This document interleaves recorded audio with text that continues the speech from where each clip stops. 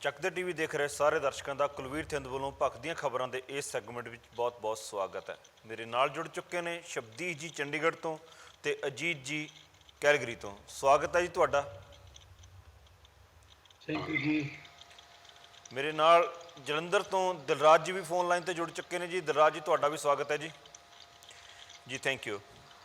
ਜਿਸ ਮੁੱਦੇ ਤੇ ਅੱਜ ਅਸੀਂ ਗੱਲ ਕਰਨ ਜਾ ਰਹੇ ਹਾਂ ਉਹ ਮੁੱਦਾ ਪੰਜਾਬ ਤੋਂ ਹੈ, ਪਰ ਮੈਂ ਆਪਣੇ ਦਰਸ਼ਕਾਂ ਨੂੰ ਦੱਸ ਦਿਆਂ ਕਿ ਅੱਜ ਅਸੀਂ ਪੰਜਾਬ ਤੋਂ ਇੱਕ ਜਾਂ ਦੋ ਮੁੱਦੇ ਨਹੀਂ, ਅਸੀਂ ਦੋ ਤਿੰਨ ਖਬਰਾਂ ਪੰਜਾਬ ਤੋਂ ਆਈਆਂ ਨੇ ਜਿਨ੍ਹਾਂ ਦੇ ਉੱਪਰ ਗੱਲਬਾਤ ਕਰਾਂਗੇ, ਜਿਹਦੇ ਵਿੱਚ ਕੁਛ ਖਬਰਾਂ ਪੰਜਾਬ ਕਾਂਗਰਸ ਦੇ ਨਾਲ ਜੁੜੀਆਂ ਹੋਈਆਂ ਨੇ, ਨਵਜੋਤ ਸਿੰਘ ਸਿੱਧੂ ਦੇ ਨਾਲ ਜੁੜੀ ਹੋਈ ਖਬਰ ਵੀ ਹੈ, ਅਤੇ ਨਾਲ ਨਾਲ ਸ਼੍ਰੋਮਣੀ ਅਕਾਲੀ ਦਲ ਬਾਦਲ ਅਤੇ ਬੀਜੇਪੀ ਦੀ ਸਰਕਾਰ ਜੋ ਪੰਜਾਬ ਦੇ ਵਿੱਚ ਇਲੈਕਸ਼ਨ ਤੋਂ ਪਹਿਲਾਂ ਚੋਣ ਜਾਬਤਾ ਲੱਗਣ ਤੋਂ ਪਹਿਲਾਂ ਜੋ ਗੱਫੇ ਦੇ ਰਹੀ ਹੈ, ਜੋ ਕੋਸ਼ਿਸ਼ ਕਰ ਰਹੀ ਹੈ ਕਿ ਲੋਕਾਂ ਨੂੰ ਜ਼ਿਆਦਾ ਤੋਂ ਜ਼ਿਆਦਾ ਵਾਅਦੇ ਅਤੇ ਵਾਅਦਿਆਂ ਦੇ ਨਾਲ ਜ਼ਿਆਦਾ ਤੋਂ ਜ਼ਿਆਦਾ ਸਰਕਾਰ ਵਿੱਚ ਰਹਿੰਦਿਆਂ ਹੋਇਆਂ ਜੋ ਬੈਨੀਫਿਟ ਉਹ ਦੇ ਸਕਦੇ ਨੇ ਇਸ ਵੇਲੇ ਉਹ ਦੇਣ ਦੀ ਕੋਸ਼ਿਸ਼ ਕਰ ਰਹੇ ਨੇ, ਜਿਹਦੇ ਸੰਦਰਭ ਦੇ ਵਿੱਚ ਅੱਜ ਉਹਨਾਂ ਨੇ ਪੰਜਾਬ ਦੇ ਜਿਹੜੇ ਅੰਪਲਾਈਜ਼ ਹੈਗੇ, ਗੌਰਮੈਂਟ ਅੰਪਲਾਈਜ਼ ਹੈਗੇ ਅਤੇ ਪੈਨਸ਼ਨਰਸ ਜੋ ਹੈਗੇ ਉਹਨਾਂ ਦੀ ਜਿਹੜੀ ਡੀਏ ਭੱਤਾ ਜਿਹੜਾ ਹੈਗਾ ਡੇਲੀ ਅਨਾਊਂਸ ਹੈ ਉਹਦੇ ਵਿੱਚ 7% ਦਾ ਵਾਧਾ ਕਰਨ ਦਾ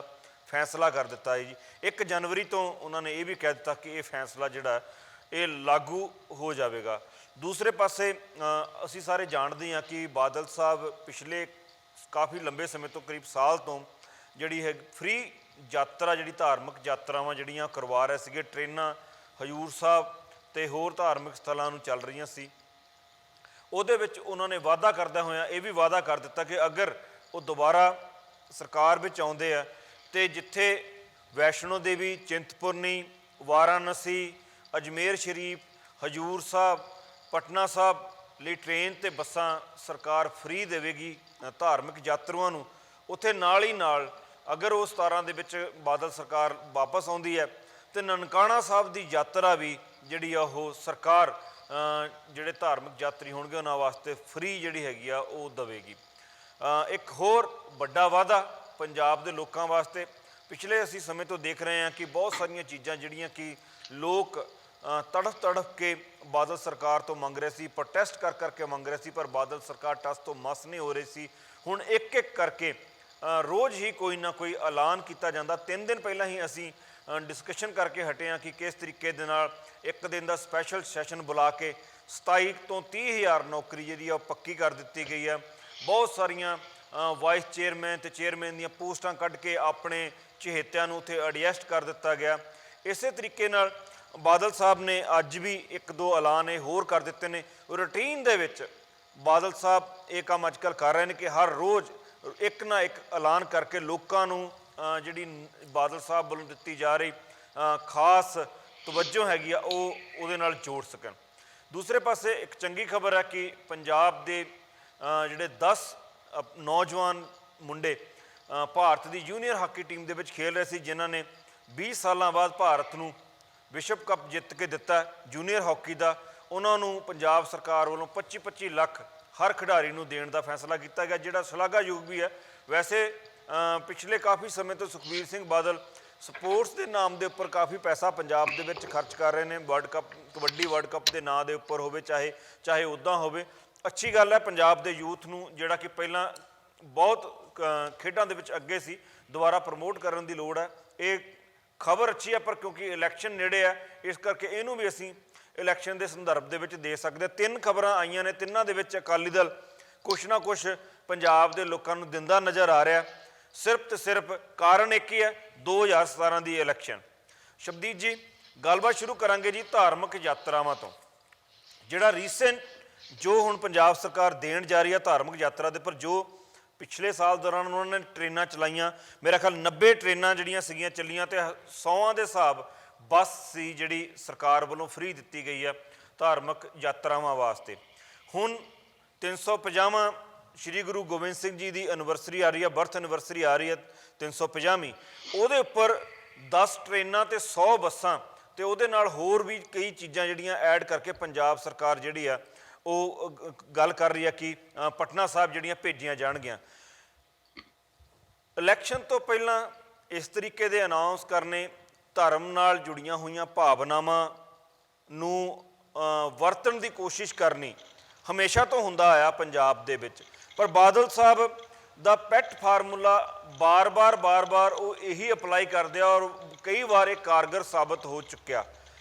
ਕੀ ਲੱਗਦਾ ਤੁਹਾਨੂੰ ਕਿ ਬਾਦਲ ਸਾਹਿਬ ਦੇ ਜਿਹੜੇ ਇਸ ਤਰੀਕੇ ਦੇ ਫੈਸਲੇ, ਖਾਸ ਕਰਕੇ ਜਿਹੜੇ ਧਾਰਮਿਕ ਮੁੱਦਿਆਂ ਨੂੰ ਲੈ ਕੇ ਉਹਨਾਂ ਨੇ ਸ਼ੁਰੂ ਕੀਤੇ ਆ, ਹਾਲਾਂਕਿ ਧਾਰਮਿਕ ਜਿਹੜੇ ਵਿਚਾਰਨਯੋਗ ਮੁੱਦੇ ਸੀ ਧਰਮ ਦੇ ਮਾਮਲੇ ਦੇ ਵਿੱਚ, ਉਹਨਾਂ ਵੱਲ ਉਹ ਖਾਸ ਧਿਆਨ ਨਹੀਂ ਦੇ ਰਹੇ, ਸਿਰਫ ਤੇ ਸਿਰਫ ਧਾਰਮਿਕ ਚਿੰਨ੍ਹਾਂ ਨੂੰ, ਧਾਰਮਿਕ ਲੋਕਾਂ ਦੀਆਂ ਭਾਵਨਾਵਾਂ ਨੂੰ ਜਿਹੜਾ ਹੈ ਉਹ ਕੈਸ਼ ਕਰਨ ਵਾਸਤੇ ਬਹੁਤ ਸਾਰੇ ਪ੍ਰੋਜੈਕਟ ਉਹਨਾਂ ਨੇ ਪੰਜਾਬ ਦੇ ਵਿੱਚ ਲਾਏ ਆ, ਚਾਹੇ ਉਹ ਸਿੱਖ ਧਰਮ ਨਾਲ ਸੰਬੰਧ ਰੱਖਦੇ ਹੋਣ, ਚਾਹੇ ਹਿੰਦੂ ਧਰਮ ਨਾਲ ਸੰਬੰਧ ਰੱਖਦੇ ਹੋਣ, ਚਾਹੇ ਕਿਸੇ ਦਲਿਤ ਭਾਈਚਾਰੇ ਜਾਂ ਵਾਲਮੀਕੀ ਭਾਈਚਾਰੇ ਦੇ ਨਾਲ ਸੰਬੰਧ ਰੱਖਦੇ ਹੋਣ। ਇਸ ਤਰੀਕੇ ਦੇ ਨਾਲ ਹੀ ਹੁਣ ਉਹਨਾਂ ਨੇ ਇਹ ਗੱਲ ਕਹਿ ਦਿੱਤੀ ਹੈ ਅਗਲੇ ਸਾਲ ਵੀ ਇੱਦਾਂ ਹੀ ਜਾਰੀ ਰੱਖਣਗੇ ਔਰ ਪਟਨਾ ਸਾਹਿਬ ਦੀ ਯਾਤਰਾ ਵਾਸਤੇ ਫਿਰ ਉਹਨਾਂ ਨੇ ਅਨਾਉਂਸ ਕਰ ਦਿੱਤਾ ਕਿ 10 ਟ੍ਰੇਨਾਂ 100 ਬੱਸਾਂ ਚਲਾਉਣਗੀਆਂ। ਬਾਦਲ ਸਾਹਿਬ ਦਾ ਕੀ ਇਹ ਪੈਂਤਰ ਆ ਜਿਹੜਾ ਇਸ ਵਾਰ ਫਿਰ ਕੰਮ ਕਰੇਗਾ? ਕੁਲਬੀਰ ਜੀ, ਪਹਿਲੀ ਗੱਲ ਤਾਂ ਮੈਂ ਇਹ ਕਹਾਂਗਾ ਕਿ ਮੈਂ ਕੋਈ ਸੰਵਿਧਾਨਕ ਵਿਵਸਥਾ ਜੋ ਚੱਲ ਰਹੀ ਹੈ ਦੇਸ਼ ਵਿੱਚ ਉਹਦਾ ਕੋਈ ਮਾਹਰ ਨਹੀਂ ਹੈ ਕਿ ਮੈਂ ਹਰ ਨੁਕਤੇ ਦੇ ਉੱਤੇ ਤੁਹਾਨੂੰ 100% ਦੀ ਜਿਹੜੀ ਸਹੀ ਰਾਏ ਦੇ ਸਕਾਂ। ਫਿਰ ਵੀ ਜਿੰਨੀ ਕੁ ਸਮਝ ਸਿਆਸੀ ਸਮਾਜੀ ਜੀਵਨ ਦੇ ਵਿੱਚ ਵਿਚਰਦੇ ਹੋਏ ਮੈਨੂੰ ਆਈ ਹੈ, ਉਹਦਾ ਅਰਥ ਇਹ ਹੈ ਕਿ ਸੈਕੂਲਰਿਜ਼ਮ ਦਾ ਅਰਥ ਇਹ ਹੁੰਦਾ ਕਿ ਸਰਕਾਰ ਨੇ ਦੇਸ਼ ਦੇ ਕਿਸੇ ਵੀ ਧਾਰਮਿਕ ਭਾਈਚਾਰੇ ਨੂੰ ਪ੍ਰਮੋਟ ਨਹੀਂ ਕਰਨਾ, ਕਿਸੇ ਵੀ ਭਾਈਚਾਰੇ ਨੂੰ ਡਿਮੋਟ ਨਹੀਂ ਕਰਨਾ। ਜੇ ਦੋ ਭਾਈਚਾਰਿਆਂ 'ਚ ਬਾਈ ਚਾਂਸ ਕਿਸੇ ਕਾਰਨ ਵਸ ਕਲੈਸ਼ ਪੈਦਾ ਹੋ ਜਾਵੇ ਤਾਂ ਉਦੋਂ ਵੀ ਕਿਸੇ ਸਰਕਾਰ ਨੇ ਇੱਕ ਜਾਂ ਦੂਜੇ ਭਾਈਚਾਰੇ ਦੀ ਸਪੋਰਟ ਨਹੀਂ ਕਰਨੀ। ਇਹ ਮੇਰੇ ਮੁਤਾਬਕ ਸੈਕੂਲਰਿਜ਼ਮ ਦੇ ਅਰਥ ਇਹ ਰਹਿੰਦੇ ਨੇ। ਪਰ ਸਾਡੇ ਦੇਸ਼ ਦੇ ਵਿੱਚ ਪ੍ਰੈਕਟਿਸ ਬਿਲਕੁਲ ਇਹਦੇ ਉਲਟ ਚੱਲਦੀ ਹੈ। ਸੈਕੂਲਰਿਜ਼ਮ ਦੇ ਨਾਂ ਤੇ ਚੱਲਦੀ ਕਾਂਗਰਸ ਪਾਰਟੀ ਵੀ ਸੈਕੂਲਰਿਜ਼ਮ ਦੀਆਂ ਜਿਹੜੀਆਂ ਧਾਰਨਾਵਾਂ ਵਾ ਉਹਨਾਂ ਦੇ ਵਿੱਚ ਸਭ ਧਰਮਾਂ ਨੂੰ ਪ੍ਰਮੋਟ ਕਰਨ ਦੀ ਜਾਂ ਸਭ ਧਰਮਾਂ ਨੂੰ ਪਲੋਸਣ ਦੀ ਕਾਰਵਾਈ ਕਰਦੀ ਆ ਰਹੀ ਆ। ਬੀਜੇਪੀ ਬਾਰੇ ਕਹਿਣ ਦੀ ਜ਼ਰੂਰਤ ਨਹੀਂ ਕਿ ਉਹ ਤਾਂ ਸ਼ਰੇਆਮ ਹੀ ਹਿੰਦੂਤਵ ਦੀ ਰਣਨੀਤੀ ਦੇ ਉੱਤੇ ਚੱਲਦੀ ਆ। ਕਿਸੇ ਵੇਲੇ ਅਕਾਲੀ ਦਲ ਪੰਥਕ ਅਪੀਲਾਂ ਕਰਿਆ ਕਰਦਾ ਸੀ, ਫਿਰ ਕੁਝ ਸਾਲਾਂ ਤੋਂ ਅਕਾਲੀ ਦਲ ਆਪਣੇ ਆਪ ਨੂੰ ਪੰਜਾਬੀ ਪਾਰਟੀ ਕਹਿਣ ਲੱਗਿਆ। ਜਿਹੜੇ ਜ਼ਿਆਦਾ ਆਪਣੇ ਆਪ ਨੂੰ ਪੰਥਕ ਸਮਝਦੇ ਨੇ ਉਹਨਾਂ ਵੱਲੋਂ ਅਕਾਲੀ ਦਲ ਦੇ ਉੱਤੇ ਇਹ ਅਟੈਕ ਵੀ ਕੀਤਾ ਗਿਆ ਕਿ ਅਕਾਲੀ ਦਲ ਨੇ ਪੰਥ ਨੂੰ ਛੱਡ ਕੇ ਹੁਣ ਪੰਜਾਬੀਅਤ ਦੇ ਨਾਂ ਦੇ ਉੱਤੇ ਪਿੱਠ ਦੇ ਦਿੱਤੀ ਆ ਪੰਥ ਨੂੰ।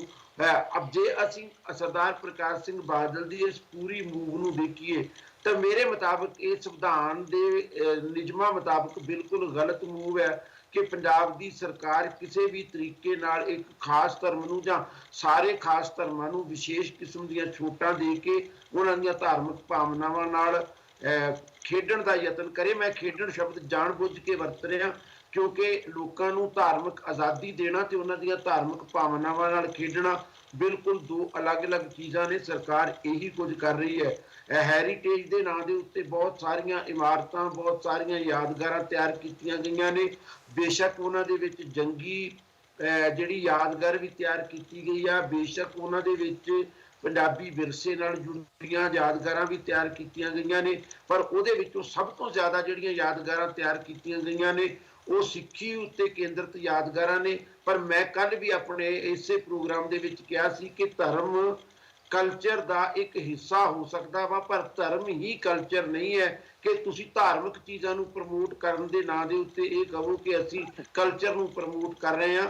ਧਰਮ ਇੱਕ ਕਲਚਰ ਦਾ ਹਿੱਸਾ ਜ਼ਰੂਰ ਆ ਔਰ ਜਿਹੜੇ ਲੋਕ ਉਸ ਧਰਮ ਨੂੰ ਮੰਨਦੇ ਆ ਉਹਨਾਂ ਲਈ ਵੱਖਰੇ ਰੂਪ ਦੇ ਵਿੱਚ ਆ। ਮੰਨ ਲਓ ਜਿਹੜੇ ਲੋਕ ਕਿਸੇ ਵੀ ਧਰਮ ਦੇ ਵਿੱਚ ਆਸਥਾ ਨਹੀਂ ਰੱਖਦੇ ਉਹ ਵੀ ਇਸ ਗੱਲ ਤੋਂ ਇਨਕਾਰ ਨਹੀਂ ਕਰ ਸਕਦੇ ਕਿ ਧਰਮ ਕਲਚਰ ਦਾ ਇੱਕ ਹਿੱਸਾ ਹੈ। ਪਰ ਧਰਮ ਨੂੰ ਕਲਚਰ ਦੇ ਤੌਰ ਦੇ ਉੱਤੇ ਪ੍ਰਮੋਟ ਕਰਨਾ ਔਰ ਧਾਰਮਿਕ ਭਾਵਨਾਵਾਂ ਨੂੰ ਇਸਤੇਮਾਲ ਕਰਨਾ ਸਿਆਸੀ ਕੰਮਾਂ ਲਈ ਇਹ ਬਿਲਕੁਲ ਹੀ ਗਲਤ ਹੈ। ਕੋਈ ਜੇ ਹੁਣ ਇਹ ਦਲੀਲ ਦੇਵੇ ਕਿ ਪਹਿਲਾਂ ਕਾਂਗਰਸ ਕਰਦੀ ਰਹੀ ਆ, ਫਿਰ ਜਿਹੜੀਆਂ ਵਾ ਇਸਲਾਮ ਦੇ ਨਾਲ ਜੁੜੀਆਂ ਹੋਈਆਂ ਪਾਰਟੀਆਂ ਕਰਦੀਆਂ ਰਹੀਆਂ ਨੇ, ਫਿਰ ਜੇ ਬੀਜੇਪੀ ਕਰ ਰਹੀ ਆ ਤੇ ਇਸ ਕਰਕੇ ਅਕਾਲੀ ਦਲ ਨੂੰ ਵੀ ਇਹ ਆਗਿਆ ਮਿਲ ਜਾਣੀ ਚਾਹੀਦੀ ਆ। ਗੱਲ ਤਾਂ ਇੱਥੋਂ ਤੱਕ ਵੀ ਚਲੀ ਜਾਏਗੀ ਕਿ ਆਮ ਆਦਮੀ ਪਾਰਟੀ ਨੂੰ ਵੀ ਆਗਿਆ ਮਿਲ ਜਾਣੀ ਚਾਹੀਦੀ ਆ।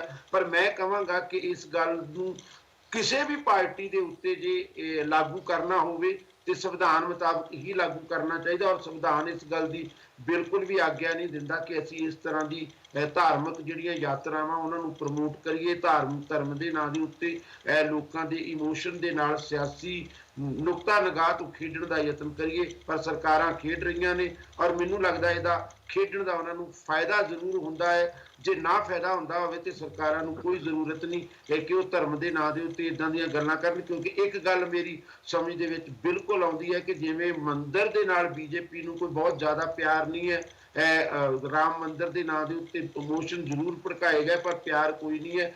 ਇਦਾਂ ਹੀ ਮੈਂ ਇਹ ਨਹੀਂ ਕਹਾਂਗਾ ਕਿ ਸਰਦਾਰ ਪ੍ਰਕਾਸ਼ ਸਿੰਘ ਬਾਦਲ ਨੂੰ ਸਿੱਖੀ ਦੀ ਬਹੁਤ ਜ਼ਿਆਦਾ ਕੋਈ ਫਿਕਰਮੰਦੀ ਆ ਤੇ ਉਹ ਇਸ ਫਿਕਰਮੰਦੀ ਦੇ ਵਿੱਚੋਂ ਸਿੱਖੀ ਨੂੰ ਪ੍ਰਮੋਟ ਕਰਨ ਦਾ ਜਾਂ ਉਹਨਾਂ ਨੂੰ ਬਾਕੀ ਧਰਮਾਂ ਦੀ ਆਸਥਾ ਦੀ ਬਹੁਤ ਚਿੰਤਾ ਹੈ, ਇਸ ਕਰਕੇ ਉਹ ਉਹਨਾਂ ਨੂੰ ਪ੍ਰਮੋਟ ਕਰਨ ਦੇ ਵਿੱਚ ਲੱਗੇ ਹੋਏ ਨੇ। ਮੇਰੇ ਮੁਤਾਬਕ ਇਹ ਪੂਰੀ ਤਰ੍ਹਾਂ ਦੀ ਸਿਆਸੀ ਮੂਵ ਹੈ ਔਰ ਸਿਆਸੀ ਮੂਵ ਦਾ ਸਿਆਸੀ ਫਾਇਦਾ ਹੀ ਉਹ ਲੈਣਾ ਚਾਹੁੰਦੇ ਨੇ। ਪਰ ਧਾਰਮਿਕ ਲੋਕ ਸ਼ਾਇਦ ਇਹਨੂੰ ਧਰਮ ਦੇ ਆਧਾਰ ਦੇ ਉੱਤੇ ਲੈਣਗੇ, ਜਿਹੜੇ ਬੱਸਾਂ ਦੇ ਵਿੱਚ ਬਹਿਣਗੇ ਕਿ ਜਾਣਗੇ, ਜਿਹੜੇ ਗੱਡੀਆਂ ਦੇ ਉੱਤੇ ਜਾਣਗੇ ਉਹ ਤਾਂ ਧਾਰਮਿਕ ਯਾਤਰਾ ਹੀ ਕਰਨਗੇ, ਪਰ ਉਹਨਾਂ ਦੀ ਧਾਰਮਿਕ ਯਾਤਰਾ ਦਾ ਇਸਤੇਮਾਲ ਸਿਆਸੀ ਹੋਏਗਾ। ਅਜੀਤ ਜੀ, ਜੇ ਆਪਾਂ ਨੰਬਰਾਂ ਦੇ ਉੱਪਰ ਝਾਤ ਮਾਰੀਏ ਤੇ ਪਿਛਲੇ ਸਾਲ ਦੌਰਾਨ ਹਜੂਰ ਸਾਹਿਬ ਦੀ ਯਾਤਰਾ ਕੀਤੀ ਹੈ ਜੀ, ਕਰੀਬ 98,240 ਪੰਜਾਬ ਤੋਂ ਯਾਤਰੀਆਂ ਨੇ ਜਿਹੜੀ ਫ੍ਰੀ ਯਾਤਰਾ ਸੀਗੀ ਪੰਜਾਬ ਸਰਕਾਰ ਵੱਲੋਂ। ਕਾਸ਼ੀ ਧਾਮ ਵਾਰਾਣਸੀ ਦੀ ਯਾਤਰਾ ਜਿਹੜੀ ਕੀਤੀ ਆ ਉਹ 22,400 ਲੋਕਾਂ ਨੇ ਕੀਤੀ ਆ। ਅਜਮੇਰ ਸ਼ਰੀਫ 3,000 ਦੇ ਕਰੀਬ ਲੋਕਾਂ ਨੇ ਜਿਹੜੀ ਫ੍ਰੀ ਸਰਵਿਸ ਸੀ ਸਰਕਾਰ ਦੀ ਉਹਦਾ ਫਾਇਦਾ ਲੈ ਕੇ ਯਾਤਰਾ ਕੀਤੀ ਆ। ਕਰੀਬ 1.5 ਲੱਖ ਲੋਕ ਬਣਦੇ ਨੇ ਜਿਨ੍ਹਾਂ ਨੇ ਪਿਛਲੇ ਸਾਲ ਪੰਜਾਬ ਸਰਕਾਰ ਦੀ ਜਿਹੜੀ ਇਹ ਸਕੀਮ ਸੀ ਧਾਰਮਿਕ ਸਥਾਨਾਂ ਦੀ ਫ੍ਰੀ ਯਾਤਰਾ ਵਾਲੀ ਉਹਦਾ ਸਿੱਧੇ ਤੌਰ ਦੇ ਉੱਪਰ ਫਾਇਦਾ ਲਿਆ। ਇਸ ਤੋਂ ਇਲਾਵਾ ਜਿਹੜੀਆਂ ਮੌਕੇ ਬੇਮੌਕੇ ਅਨੰਦਪੁਰ ਸਾਹਿਬ ਨੂੰ, ਹਰਿਮੰਦਰ ਸਾਹਿਬ ਨੂੰ ਜਾਂ ਵੈਸ਼ਨੋ ਦੇਵੀ ਨੂੰ, ਚਿੰਤਪੁਰਨੀ ਨੂੰ ਸਰਕਾਰ ਵੱਲੋਂ ਬੱਸਾਂ ਚਲਾਈਆਂ ਜਾਂਦੀਆਂ ਰਹੀਆਂ ਜਾਂ ਸੇਵਾਵਾਂ ਦਿੱਤੀਆਂ ਜਾਂਦੀਆਂ ਰਹੀਆਂ, ਉਹ ਇਸ ਤੋਂ ਵੱਖਰੀਆਂ ਜਿਹੜੀਆਂ ਮੇਲਿਆਂ ਦੇ ਉੱਪਰ ਜਾਂ ਖਾਸ ਜਿਹੜੇ ਈਵੈਂਟਸ ਹੁੰਦੇ ਉਹਨਾਂ ਦੇ ਉੱਪਰ ਸਰਕਾਰ ਵੱਲੋਂ ਫੈਸਿਲਿਟੀ ਦਿੱਤੀ ਗਈ ਸੀ। ਇਹ ਸਿਰਫ ਤੇ ਸਿਰਫ ਜਿਹੜੀ ਸਰਕਾਰ ਦੀ ਇੱਕ ਸਕੀਮ ਸੀ ਲੰਬੀਆਂ ਯਾਤਰਾਵਾਂ ਵਾਸਤੇ, ਉਹਦੇ ਵਿੱਚ 1.5 ਲੱਖ ਬੰਦਿਆਂ ਨੇ ਜਿਹੜਾ ਹੈ ਉਹ ਸਫ਼ਰ ਕੀਤਾ ਹੈ, ਪਿਛਲੀ ਵਾਰੀ ਯਾਤਰਾ ਕੀਤੀ ਹੈ। ਕਿਤੇ ਨਾ ਕਿਤੇ ਮਨੋਵਿਗਿਆਨਿਕ ਤੌਰ ਦੇ ਉੱਪਰ ਔਰ ਭਾਵਨਾਤਮਕ ਤੌਰ ਦੇ ਉੱਪਰ ਲੋਕਾਂ ਦੇ ਉੱਪਰ ਇਹ ਚੀਜ਼ ਮੈਨੂੰ ਲੱਗਦਾ ਅਸਰ ਛੱਡਦੀ ਹੋਵੇਗੀ। ਤੁਹਾਨੂੰ ਕੀ ਲੱਗਦਾ ਕਿ ਬਾਦਲ ਸਾਹਿਬ ਨੇ ਉਹੀ ਕਾਰਡ ਇੱਕ ਵਾਰ ਫਿਰ ਦੁਬਾਰਾ ਖੇਡ ਦਿੱਤਾ, 10 ਟ੍ਰੇਨਾਂ ਤੇ 100 ਬੱਸਾਂ ਪਟਨਾ ਸਾਹਿਬ ਵਾਸਤੇ ਕਹਿ ਕੇ ਤੇ ਅਗਲੇ ਸਾਲ ਤੋਂ ਨਨਕਾਣਾ ਸਾਹਿਬ ਦੀ ਯਾਤਰਾ ਫ੍ਰੀ ਕਹਿ ਕੇ? ਸਿੰਘ ਸਾਹਿਬ, ਜੋ ਤੁਸੀਂ ਗੱਲ ਕਹੀ ਹੈ ਗੱਲ ਤਾਂ ਬਿਲਕੁਲ ਇਸੇ ਤਰ੍ਹਾਂ ਹੀ ਹੈ। ਧਾਰਮਿਕ ਭਾਵਨਾਵਾਂ ਦੇ ਅਨੁਸਾਰ ਉਹ ਗੱਲਾਂ ਕਰਨੀਆਂ ਜਿਹਦੇ ਨਾਲ ਇਹ ਲੱਗੇ ਕਿ ਲੋਕਾਂ ਦੀਆਂ ਜਿਹੜੀਆਂ ਹੈਗੀਆਂ ਧਾਰਮਿਕ ਪ੍ਰਵਿਰਤੀਆਂ ਉਹਨਾਂ ਦਾ ਖਿਆਲ ਰੱਖਦੇ ਨੇ ਬਾਦਲ ਸਾਹਿਬ ਜਾਂ ਕੋਈ ਵੀ ਹੋਰ ਸਰਕਾਰ ਹੋਵੇ। ਜੇ ਤਾਂ ਤੁਸੀਂ ਇਹਨੂੰ ਸੈਕੂਲਰਿਜ਼ਮ ਦੇ ਪੱਖ ਤੋਂ ਵੇਖਿਆ ਜਾਵੇ ਜਾਂ ਨਿਰੋਲ ਇੱਕ ਵੈਲਫੇਅਰ ਸਟੇਟ ਦੇ ਪੱਖ ਤੋਂ ਵੇਖਿਆ ਜਾਵੇ ਤਾਂ ਧਾਰਮਿਕ ਪੱਖ ਦੇ ਤੌਰ ਤੇ ਕੋਈ ਵੈਲਫੇਅਰ ਕਰਨਾ ਸਰਕਾਰ ਦਾ ਕੰਮ ਨਹੀਂ ਹੁੰਦਾ ਹੈਗਾ। ਉਹ ਸੰਸਥਾਵਾਂ ਦਾ, ਉਹਨਾਂ ਦਾ ਕੰਮ ਹੁੰਦਾ ਜਿਹੜੀਆਂ ਧਾਰਮਿਕ ਕੰਮਕਾਰ ਕਰਨ ਦਾ ਜਾਂ ਧਾਰਮਿਕ ਜ਼ਿੰਮੇਵਾਰੀਆਂ ਕਿਸੇ ਵੀ ਸੰਪਰਦਾ ਜਾਂ ਕਿਸੇ ਕਮਿਊਨਿਟੀ ਦੀਆਂ ਨਿਭਾਉਣ ਦਾ ਜ਼ਿੰਮੇਵਾਰੀ ਲੈਂਦੀਆਂ ਨੇ। ਪਰ ਇੱਥੇ ਆਪਣੇ ਸਾਰੇ ਹੀ ਹਿੰਦੁਸਤਾਨ ਦੇ ਵਿੱਚ ਕਿਉਂਕਿ ਸੈਕੂਲਰਿਜ਼ਮ ਦੇ ਨਾਂ ਤੇ ਜੋ ਸੈਕੂਲਰਿਜ਼ਮ ਦਾ ਮਜ਼ਾਕ ਉੱਡਿਆ ਔਰ ਉਹਦੇ ਵਿੱਚ ਉਹ ਪਾਰਟੀ ਸਭ ਤੋਂ ਵੱਧ ਜ਼ਿੰਮੇਵਾਰ ਹੈ ਜਿਹਨੇ ਸਭ ਤੋਂ ਵੱਧ ਅੱਜ ਤੱਕ ਸੈਕੂਲਰਿਜ਼ਮ ਦਾ ਢੰਡੋਰਾ ਪਿੱਟਦੀ ਆ। ਜਿਹੜੀਆਂ ਪਾਰਟੀਆਂ ਆਪਣੇ ਆਪ ਨੂੰ ਧਾਰਮਿਕ ਆਸਥਾਵਾਂ ਦੇ ਅਨੁਸਾਰ ਜਾਂ ਐਲਾਨੀਆਂ ਕਹਿੰਦੀਆਂ ਨੇ ਕਿ ਅਸੀਂ ਧਾਰਮਿਕ ਜਿਹੜਾ ਪੱਖ ਹੈ ਆਪਣੇ ਕਹਿ ਲਓ ਇੱਥੇ ਵਸਦੇ ਲੋਕਾਂ ਦਾ ਜਾਂ ਕਿਸੇ ਖਾਸ ਕਮਿਊਨਿਟੀਜ਼ ਦਾ, ਜਿਵੇਂ ਬੀਜੇਪੀ ਦੇ ਉੱਤੇ ਹਿੰਦੂਤਵਾ ਦੇ ਬੜੇ ਦੋਸ਼ ਲੱਗਦੇ ਨੇ, ਅਕਾਲੀ ਦਲ ਦੇ ਉੱਤੇ ਧਾਰਮਿਕ ਜਿਹੜਾ ਹੈਗਾ ਉਹ ਪੱਖ ਤੋਂ ਸਿਆਸਤ ਕਰਨ ਦਾ ਦੋਸ਼ ਲੱਗਦਾ ਹੈ, ਉਹ ਤਾਂ ਇਹ ਕੰਮ ਕਰਨ। ਪਰ ਜਦੋਂ ਬਿਲਕੁਲ ਸੈਕੂਲਰ ਦਾ ਨਾਂ ਜਿਹਨੂੰ ਬਿਲਕੁਲ ਢੋਲ ਵਜਾ ਕੇ ਵਜਾਉਣ ਵਾਲੀ ਜੀ ਪਾਰਟੀ ਹੈ ਸੈਕੂਲਰਿਜ਼ਮ ਦਾ, ਉਹ ਵੀ ਇਹੋ ਕੰਮ ਕਰਦੀ ਰਹੀ ਹੈ। ਇਸ ਗੱਲ ਕਰਕੇ ਇੱਥੇ ਦੋ ਪੱਖ ਨੇ। ਜੇ ਤਾਂ ਬਿਲਕੁਲ ਤੁਸੀਂ ਸੰਵਿਧਾਨਕ ਪੱਖ ਲੈਂਦੇ ਹੋ, ਇਹ ਕਾਫੀ ਕੁਝ ਗਲਤ ਹੋ ਰਿਹਾ ਹੈ। ਪਰ ਜੇ ਜਿਵੇਂ ਹੁੰਦਾ ਰਿਹਾ ਉਹਦੇ ਪੱਖ ਤੋਂ ਲਿਆ ਤੇ ਇਹਦੇ ਵਿੱਚ ਕੁਝ ਵੀ ਪਰ ਅਜੀਤ ਜੀ ਜੇ ਤੁਹਾਨੂੰ ਹੁੰਦਾ ਰਿਹਾ ਇਹੋ ਜਿਹਾ ਨਜ਼ਰ ਨਹੀਂ ਆਏਗਾ ਉਸ ਜਿਹੜਾ ਪੱਖ ਤੋਂ ਗਲਤ ਅਸੀਂ ਹੋ ਲੈਣਾ ਰਿਹਾ। ਹੀ ਕਿਉਂ ਆ? ਜੇ ਸੰਵਿਧਾਨਕ ਪੱਖ ਤੋਂ ਗਲਤ ਆ ਤੇ ਫਿਰ ਗਲਤ ਆ। ਪਰ ਸਵਾਲ ਇਹ ਪੈਦਾ ਹੁੰਦਾ ਹੈ ਕਿ ਸਿਆਸੀ ਪਾਰਟੀਆਂ ਆਪਣੇ ਸਿਆਸੀ ਮੰਤਵਾਂ ਵਾਸਤੇ ਜਦੋਂ ਸਾਰੀਆਂ ਹੀ ਕਰ ਰਹੀਆਂ ਨੇ ਤਾਂ ਤੁਸੀਂ ਉਹਨੂੰ ਦੋਸ਼ੀ ਸਿਸਟਮ ਨੂੰ ਕਰਾਰ ਦੇ ਸਕਦੇ ਹੋ, ਇੱਕ ਪਾਰਟੀ ਨੂੰ ਦੋਸ਼ੀ ਨਹੀਂ ਦੇ ਸਕਦੇ ਹੈਗੇ। ਠੀਕ ਹੈ, ਇੱਥੇ ਮੈਂ ਅਕਾਲੀ ਦਲ ਨੂੰ ਦੋਸ਼ ਨਹੀਂ ਦਿੰਦਾ, ਸਾਰੇ ਸਿਸਟਮ ਨੂੰ ਜ਼ਰੂਰ ਦੋਸ਼ ਦਿੰਦਾ। ਮੈਂ ਤਾਂ ਕਹਿਣਾ ਕਿ ਸੰਵਿਧਾਨਕ ਪੱਖ ਤੋਂ ਸਿਸਟਮ ਵੀ ਤੇ ਇਹਨਾਂ ਤਿੰਨ ਪਾਰਟੀਆਂ ਦਾ ਹੀ ਹੈ ਜੀ। ਕਿਹੜਾ ਕੋਈ ਪਾਰਟੀ ਇਸ ਗੱਲ ਤੋਂ ਪਿੱਛੇ ਨਹੀਂ। ਹੁਣ ਅਸੀਂ ਠੀਕ ਇਸ ਕਰਾਂਗੇ ਨਹੀਂ ਕਹਿ ਸਕਦੇ ਕਿ ਸੰਵਿਧਾਨਕ ਪੱਖ ਤੋਂ ਇਹ ਠੀਕ ਨਹੀਂ ਹੈਗਾ, ਪਰ ਤੁਸੀਂ ਇੱਕ ਨੂੰ ਕਟਹਿਰੇ 'ਚ ਨਹੀਂ ਖੜਾ ਕਰ ਸਕਦੇ ਕਿ ਇੱਕ ਬੰਦਾ ਦੋਸ਼ੀ ਉਹ ਕਟਹਿਰੇ 'ਚ ਖੜਾ ਹੈ ਤੇ ਦੂਜਾ ਜਿਹੜਾ ਹੈਗਾ ਉਹ ਕਟਹਿਰੇ 'ਚ ਨਹੀਂ ਖੜਾ ਕਰਨਾ। ਸਿਸਟਮ ਕਿੱਥੇ ਇਨਵੋਲਵ ਆ ਜੀ? ਇੱਥੇ ਸਿੱਧੀ ਸਿਰਫ ਪੋਲੀਟੀਕਲ ਪਾਰਟੀਆਂ ਦੋਸ਼ੀ ਨੇ। ਆਪਾਂ ਪੂਰਾ ਸਿਸਟਮ ਇਹਦੇ 'ਚ ਦੋਸ਼ੀ ਕਿਉਂ ਕਿੱਦਾਂ ਕਹਿ ਸਕਦੇ ਆ? ਤੇ ਪੋਲੀਟੀਕਲ ਸਿਸਟਮ ਹੀ ਤਾਂ ਹੈ, ਪਾਰਟੀਆਂ ਨੇ ਸਿਸਟਮ ਕ੍ਰੀਏਟ ਕੀਤਾ। ਹੋਰ ਸਿਸਟਮ ਹੈ ਕਿਸ ਚੀਜ਼ ਦਾ? ਕਿਸ ਚੀਜ਼ ਨੂੰ ਤੁਸੀਂ ਸਿਸਟਮ ਕਹਿੰਦੇ ਹੋ? ਸਰਕਾਰ ਚਲਾਉਣ ਲਈ ਕੱਲੀ ਕਾਂਗਰਸ ਸਰਕਾਰ ਚਲਾਉਣ ਲਈ ਬਹੁਤ ਕੁਝ ਲੱਗਦਾ, ਆਪਾਂ ਸਾਰਿਆਂ ਨੂੰ ਨਹੀਂ ਕਹਿ ਸਕਦੇ। ਮੈਂ ਨਾਂ ਨਹੀਂ ਲੈਣਾ ਚਾਹੁੰਦਾ ਕਿ ਇੱਕ ਕਮਿਊਨਿਟੀ ਦੇ ਵਾਸਤੇ ਕਿੰਨੇ ਉਹਨੇ ਟਰਮੀਨਲ ਵੀ ਇੱਕ ਵੱਖਰਾ ਖੋਲਿਆ ਹੋਇਆ ਦਿੱਲੀ 에ਅਰਪੋਰਟ ਦੇ ਉੱਤੇ, ਤੇ ਬੀਜੇਪੀ ਵੀ ਕਿੰਨਾ ਕੁਝ ਕਰਦੀ ਹੈ। ਅੱਛਾ, ਫਿਰ ਅਗਰ ਤੁਸੀਂ ਉਸ ਟਰਮੀਨਲ ਦੀ ਗੱਲ ਕਰੋਗੇ ਉਹਦਾ ਇੱਕ ਕਾਰਨ ਆ, ਕਿਉਂਕਿ ਜਦੋਂ ਉਹ ਯਾਤਰਾ ਸ਼ੁਰੂ ਹੁੰਦੀ ਆ ਉਦੋਂ ਬਹੁਤ ਵੱਡੇ ਲੈਵਲ ਦੇ ਉੱਪਰ ਜਿਹੜੇ ਯਾਤਰੀ ਉੱਥੇ ਨੂੰ ਜਾਂਦੇ ਆ ਔਰ ਬੜੇ ਥੋੜੇ ਦਿਨਾਂ ਦਾ ਉਹ ਪੀਰੀਅਡ ਹੁੰਦਾ। ਉਹਨਾਂ ਦਿਨਾਂ ਦੇ ਵਿੱਚ 에ਅਰਪੋਰਟ ਨੂੰ ਮੈਨੇਜ ਕਰਨਾ ਮੁਸ਼ਕਲ ਹੋ ਜਾਂਦਾ। ਉਸੇ ਗੱਲ ਤੇ ਆ ਰਿਹਾ ਉਹ ਮੈਨੇਜਮੈਂਟ ਕਰਨ ਦਾ ਤਰੀਕਾ ਆ। ਮੈਨੇਜਮੈਂਟ ਕਰਦੇ ਨੇ, ਬਿਲਕੁਲ। ਉਹ ਮੈਨੇਜਮੈਂਟ ਇਸ ਤਰ੍ਹਾਂ ਨਹੀਂ ਹੁੰਦੀ ਹੈਗੀ ਕਿ ਮੈਨੇਜਮੈਂਟ ਪੱਖ ਤੋਂ ਹੀ ਹੋ ਰਿਹਾ। ਉੱਥੇ ਲੋਕਾਂ ਦੀਆਂ ਧਾਰਮਿਕ ਭਾਵਨਾਵਾਂ ਜਾਂ ਲੋਕਾਂ ਦੇ ਵਿੱਚ ਇਹ ਦਿਖਾਉਣਾ ਕਿ ਤੁਹਾਡੀ ਧਾਰਮਿਕ ਆਸਥਾ ਦਾ ਅਸੀਂ ਬਹੁਤ ਧਿਆਨ ਰੱਖਦੇ ਹਾਂ, ਉਹ ਚੀਜ਼ ਵਿੱਚ ਇਨਵੋਲਵ ਹੁੰਦੀ ਆ ਔਰ ਹਰ ਪਾਰਟੀ ਵੱਲੋਂ ਹੁੰਦੀ ਆ। ਇਹਦੀ ਸੋਝੀ ਜਦੋਂ ਤੱਕ ਲੋਕਾਂ 'ਚ ਨਹੀਂ ਆਉਂਦੀ ਹੈਗੀ ਕਿ ਇਹ ਕੰਮ ਜਿਹੜਾ ਹੈਗਾ ਇਹ ਸਰਕਾਰ ਦਾ ਨਹੀਂ, ਸਰਕਾਰ ਤੋਂ ਜਿੰਨੀ ਦੇਰ ਲੋਕਾਂ ਦੀ ਸੋਝੀ ਉੱਥੇ ਖੜੀ ਹੈ ਕਿ ਉਹ ਆਪਣੇ ਧਾਰਮਿਕ ਪੱਖ ਤੋਂ ਹੁੰਦੀਆਂ ਗੱਲਾਂ ਨੂੰ ਦੇਖ ਕੇ ਖੁਸ਼ ਹੁੰਦੇ ਨੇ ਔਰ ਉਹਦੇ ਬਦਲੇ ਸਰਕਾਰ ਦੇ ਉੱਤੇ ਜਿਹੜੇ ਸਰਕਾਰ ਦੇ ਅਸਲੀ ਕੰਮ ਉਹਨਾਂ ਦੇ ਸਵਾਲ ਕਰਨੋਂ ਹਟ ਜਾਂਦੇ ਨੇ, ਤਦੋਂ ਤੱਕ ਹਰ ਇੱਕ ਪਾਰਟੀ ਲੋਕਾਂ ਦੀਆਂ ਭਾਵਨਾਵਾਂ ਦਾ ਇਸ ਤਰ੍ਹਾਂ ਫਾਇਦਾ ਉਠਾਉਣ ਦੀ ਕੋਸ਼ਿਸ਼ ਕਰਦੀ ਰਹੇਗੀ। ਜੀ ਦਿਲਰਾਜ ਜੀ, ਇਸ ਤੋਂ ਪਹਿਲਾਂ ਕਿ ਮੈਂ ਤੁਹਾਡੇ ਵੱਲ ਆਵਾਂ, ਮੈਂ ਆਪਣੇ ਦਰਸ਼ਕਾਂ ਨੂੰ ਜਿਹੜੇ ਇਸ ਵੇਲੇ ਮੇਰਾ ਪ੍ਰੋਗਰਾਮ ਦੇਖ ਰਿਹਾ, ਮੈਂ ਚਾਹਾਂਗਾ ਕਿ ਉਹ ਆਪਣੀ ਇਨਪੁਟ ਜ਼ਰੂਰ ਦੇਣ ਸਾਨੂੰ ਅੱਜ ਕਾਲ ਕਰਕੇ। ਸਾਡੀ ਸਕਰੀਨ ਦੇ ਉੱਪਰ ਨੰਬਰ ਆ ਰਹੇ ਨੇ। ਮੈਂ ਚਾਹਾਂਗਾ ਕਿਉਂਕਿ ਇਹ ਮੁੱਦਾ ਐਸਾ ਹੈ, ਬਾਦਲ ਸਾਹਿਬ ਵੱਲੋਂ ਜਾਂ ਕਿਸੇ ਵੀ ਪੋਲੀਟੀਕਲ ਪਾਰਟੀ ਵੱਲੋਂ ਜਦੋਂ ਇਦਾਂ ਦੀ ਧਾਰਮਿਕ ਕਿਸੇ ਭਾਵਨਾ ਦੇ ਉੱਪਰ ਕੰਮ ਕੀਤਾ ਜਾਂਦਾ ਜਾਂ ਇਸ ਤਰੀਕੇ ਦੀ ਕੋਈ ਫੈਸਿਲਿਟੀ ਕੋਈ ਸੁਵਿਧਾ ਦਿੱਤੀ ਜਾਂਦੀ ਆ, ਵਿਰੋਧੀ ਧਿਰ ਦਾ ਵਿਰੋਧ ਵੀ ਨਹੀਂ ਕਰ ਸਕਦੀ ਹੁੰਦੀ, ਇਹਨੂੰ ਤੁਸੀਂ ਨਿੰਦ ਵੀ ਨਹੀਂ ਸਕਦੇ ਹੁੰਦੇ।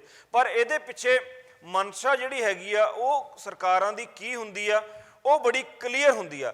ਪਰ ਆਪਾਂ ਇੱਕ ਗੱਲ ਇੱਥੇ ਕਹਿ ਸਕਦੇ ਆ ਕਿ ਅਸੀਂ ਧਾਰਮਿਕ ਯਾਤਰਾਵਾਂ ਵਾਸਤੇ ਕਰੋੜਾਂ ਰੁਪਏ ਦਾ ਫੰਡ ਕੱਢ ਲੈਂਦੇ ਆ, ਪਰ ਕਿਸਾਨਾਂ ਦੇ ਕਰਜ਼ੇ ਮਾਫ ਕਰਨ ਵਾਸਤੇ ਸਾਡੇ ਕੋਲੋਂ ਫੰਡ ਨਹੀਂ ਨਿਕਲਦਾ, ਨੌਜਵਾਨਾਂ ਨੂੰ ਨੌਕਰੀਆਂ ਦੇਣ ਵਾਸਤੇ ਸਾਡੇ ਕੋਲੋਂ ਫੰਡ ਨਹੀਂ ਨਿਕਲਦਾ, ਗਰੀਬ ਫੈਮਲੀਆਂ ਦਾ ਜਿਹੜਾ ਹੈਗਾ ਫਾਈਨੈਂਸ਼ੀਅਲ ਸਟੇਟਸ ਉੱਪਰ ਚੁੱਕਣ ਵਾਸਤੇ ਸਾਡੇ ਕੋਲੋਂ ਫੰਡ ਨਹੀਂ ਨਿਕਲਦਾ। ਪਿੰਡਾਂ ਦੇ ਵਿੱਚ ਅੱਜ ਵੀ ਇੰਨੇ 50 ਸਾਲਾਂ ਦੇ ਬਾਅਦ ਵੀ ਅਸੀਂ ਨਾਲੀਆਂ ਤੇ ਗਲੀਆਂ ਦੀ ਗੱਲ ਹੀ ਕਰਦੇ ਹਾਂ, ਪਿੰਡਾਂ ਦੇ ਵਿਕਾਸ ਦੇ ਨਾਂ ਤੇ ਇਸ ਤੋਂ ਉੱਪਰ ਕੋਈ ਗੱਲ ਨਹੀਂ ਕਰਦੇ। ਕੋਈ ਪਿੰਡ ਆ ਜਿਹਦੇ ਵਿੱਚ ਸਟਰੀਟ ਲਾਈਟ ਦੀ ਗੱਲ ਕਰ ਦਿੱਤੀ ਜਾਂਦੀ ਹੈ, ਇਸ ਤੋਂ ਵੱਧ ਅਸੀਂ ਪਿੰਡਾਂ ਦੇ ਵਿਕਾਸ ਦੀ ਗੱਲ ਨਹੀਂ ਕਰਦੇ। ਅਸੀਂ ਉੱਧਰ ਤੇ ਧਿਆਨ ਦਿੰਦੇ ਨਹੀਂ ਆ। ਅਸੀਂ ਧਾਰਮਿਕ ਯਾਤਰਾਵਾਂ ਦੇ ਉੱਪਰ ਜਿਹੜਾ ਹੈ ਉਹ ਬਹੁਤ ਸਾਰਾ ਖਰਚਾ ਕਰਕੇ ਲੋਕਾਂ ਨੂੰ ਸਿਰਫ ਇਹ ਦਿਖਾਉਣ ਦੀ ਕੋਸ਼ਿਸ਼ ਕਰਦੇ ਹਾਂ ਕਿ ਅਸੀਂ ਤੁਹਾਡੇ ਬਹੁਤ ਜ਼ਿਆਦਾ ਤੁਹਾਡੀਆਂ ਭਾਵਨਾਵਾਂ ਦੀ ਕਦਰ ਕਰਦੇ ਹਾਂ। ਦਿਲਰਾਜ ਜੀ। ਕੁਲਵੀਰ ਜੀ, ਮੈਨੂੰ ਇਹਦੇ ਵਿੱਚ ਕੁਝ ਵੀ ਗਲਤ ਨਹੀਂ ਲੱਗਦਾ। ਮੈਂ ਪਹਿਲਾਂ ਕਹਿ ਚੁੱਕਿਆ ਇਹਦੇ 'ਚ ਗਲਤ ਮੈਂ ਵੀ ਨਹੀਂ ਕਹਿ ਸਕਦਾ, ਕੋਈ ਵੀ ਨਹੀਂ ਕਹਿ ਸਕਦਾ। ਇਹ ਮੁੱਦਾ ਹੀ ਇਦਾਂ ਦਾ ਹੈ, ਇਹ ਕੰਮ ਹੀ ਇਦਾਂ ਦਾ, ਇਹਦੇ 'ਚ ਗਲਤ ਤੁਸੀਂ ਨਹੀਂ ਕਹਿ ਸਕਦੇ। ਪਰ ਜਦੋਂ ਤੁਹਾਡੇ ਕੋਲ ਲਿਮਟਿਡ ਮਨੀ ਹੋਵੇ ਜਿਹਦੇ ਨਾਲ ਕੀ ਤੁਸੀਂ ਲੋਕਾਂ ਦਾ ਜਿਹੜਾ ਵਿੱਤੀ ਮਿਆਰ ਆ ਜਿਹੜਾ ਲੋਕਾਂ ਦਾ ਜੀਵਨ ਆ ਸਰ ਇਹਦੇ ਨਾਲ ਜੀਵਨ ਮਿਆਰ ਦੇ ਵਿੱਚ ਕੀ ਫਰਕ ਪੈਂਦਾ? ਦਿਲਰਾਜ ਜੀ, ਮੈਂ ਧਾਰਮਿਕ ਯਾਤਰਾ ਦੇ ਖਿਲਾਫ ਨਹੀਂ ਹੈਗਾ, ਮੈਂ ਧਾਰਮਿਕ ਯਾਤਰਾ ਦੇ ਖਿਲਾਫ ਨਹੀਂ ਹੈਗਾ, ਪਰ ਇਹਦੇ ਨਾਲ ਬੰਦੇ ਦੇ ਜੀਵਨ ਵਿੱਚ ਕੀ ਫਰਕ ਪੈਂਦਾ? ਇਹਦੇ ਨਾਲ ਬੰਦੇ ਦੇ ਜੀਵਨ ਵਿੱਚ ਕੀ ਫਰਕ ਪੈਂਦਾ? ਮੈਂ ਦੱਸਾਂ ਕੀ ਫਰਕ ਪੈਂਦਾ ਸਰ। ਮੈਨੂੰ ਬੋਲਣ ਦਿਓ, ਮੈਂ ਦੱਸਾਂ ਕੀ ਫਰਕ ਪੈਂਦਾ। ਕੀ ਘਰ ਦੇ ਵਿੱਚ ਰੋਟੀ ਆ ਸਰ ਜਾਂਦੀ ਹੈ? ਸਾਰੇ ਲੋਕ ਤੁਹਾਡੇ ਵਰਗੇ ਅਮੀਰ ਨਹੀਂ ਹੁੰਦੇ ਜਿਹੜੇ ਪੈਸਾ ਖਰਚ ਕੇ ਤੀਰਥ ਯਾਤਰਾ ਤੇ ਜਾ ਸਕਦੇ ਹੈਗੇ ਆ। ਬਹੁਤ ਵੱਡੀ ਗਿਣਤੀ ਏਦਾਂ ਦੇ ਲੋਕਾਂ ਦੀ ਵੀ ਹੁੰਦੀ ਹੈਗੀ ਹੈ ਜਿਹੜੇ ਤੀਰਥ ਵਿੱਚ ਜਾਣ ਨੂੰ ਪੈਸੇ ਨਹੀਂ ਹੁੰਦੇ। ਜੇ ਉਹਨਾਂ ਨੂੰ ਸਰਕਾਰ ਦਰਸ਼ਨ ਕਰਵਾਉਂਦੀ ਪਈ ਆ ਤੇ ਮੈਨੂੰ 1% ਉਹਦੇ ਵਿੱਚ ਗੁਰੇਜ਼ ਨਹੀਂ। ਸੈਕੂਲਰਿਜ਼ਮ ਪੂਰੀ ਦੁਨੀਆ ਦੇ ਵਿੱਚ ਤੇ ਇੰਡੀਅਨ ਦਾ ਜਿਹੜਾ ਕਨਸਟੀਟਿਊਸ਼ਨ ਹੈ ਅਮੈਂਡਮੈਂਟ ਨੰਬਰ 42 1976 ਵਿੱਚ ਉਹਦੇ ਵਿੱਚ ਕੀ ਸੈਕੂਲਰਿਜ਼ਮ ਦਾ ਮਤਲਬ ਇਹ ਲਿਖਿਆ ਗਿਆ ਕਿ ਹਰ ਰਿਲੀਜਨ ਨੂੰ ਇੱਕ ਸਮਾਨ ਰੱਖਣਾ ਵਾ। ਇਹ ਕਿਤੇ ਵੀ ਨਹੀਂ ਲਿਖਿਆ ਗਿਆ ਕਿ ਜਿਹੜੀ ਪੋਲੀਟੀਕਲ ਪਾਰਟੀਆਂ ਜਾਂ ਸਰਕਾਰ ਹੈ ਉਹ ਕਿਸੇ ਰਿਲੀਜਨ ਨੂੰ ਦੇਖ ਰੇਖ ਨਹੀਂ ਕਰ ਸਕਦੀਆਂ। ਹਾਂ, ਜਿਹੜਾ ਫੋਰਨ ਦੇ ਹੈਗੇ ਆ ਉੱਥੇ ਸੈਕੂਲਰਿਜ਼ਮ ਨੂੰ ਕ੍ਰਿਸਚੀਅਨਿਟੀ ਨਾਲ ਦੇਖ ਕੇ ਇਹ ਲਿਖਿਆ ਗਿਆ ਕਿ ਰਿਲੀਜਨ ਤੇ ਸਟੇਟ ਨੂੰ ਅੱਡ-ਅੱਡ ਕੰਮ ਕਰਨਾ ਚਾਹੀਦਾ, ਪਰ ਇੰਡੀਅਨ ਕਨਸਟੀਟਿਊਸ਼ਨ ਵਿੱਚ ਕਿਤੇ ਨਹੀਂ ਲਿਖਿਆ ਗਿਆ। ਪਹਿਲੀ ਗੱਲ। ਦੂਜੀ ਗੱਲ, ਬਹੁਤ ਏਦਾਂ ਦੇ ਇਸ਼ੂਜ਼ ਹੈਗੇ ਆ ਜਿਹਦੇ ਵਿੱਚ ਸਰਕਾਰਾਂ ਨਹੀਂ ਕੰਮ ਕਰਦੀਆਂ ਤੇ ਇਸੇ ਕਰਕੇ ਅਸੀਂ ਉਹਨਾਂ ਨੂੰ ਭੰਡਦੇ ਆ। ਪਰ ਗੁਰੂ ਗ੍ਰੰਥ ਸਾਹਿਬ ਜੀ ਦਾ 350 ਸਾਲਾ ਪ੍ਰਕਾਸ਼ ਪੁਰਬ ਆ ਰਿਹਾ। ਜੇ ਆਪਾਂ ਹਰ ਸਟੇਟ ਦੀ ਗੱਲ ਕਰੀਏ, ਚਾਹੇ ਬਿਹਾਰ ਤੋਂ ਸ਼ੁਰੂ ਹੋਈਏ, ਬਿਹਾਰ ਸਟੇਟ ਲੱਖਾਂ ਕਰੋੜਾਂ ਰੁਪਇਆ ਖਰਚਦੀ ਪਈ ਆ, ਉੱਥੇ ਵੀ ਬਹੁਤ ਇਸ਼ੂਜ਼ ਹੋਣਗੇ।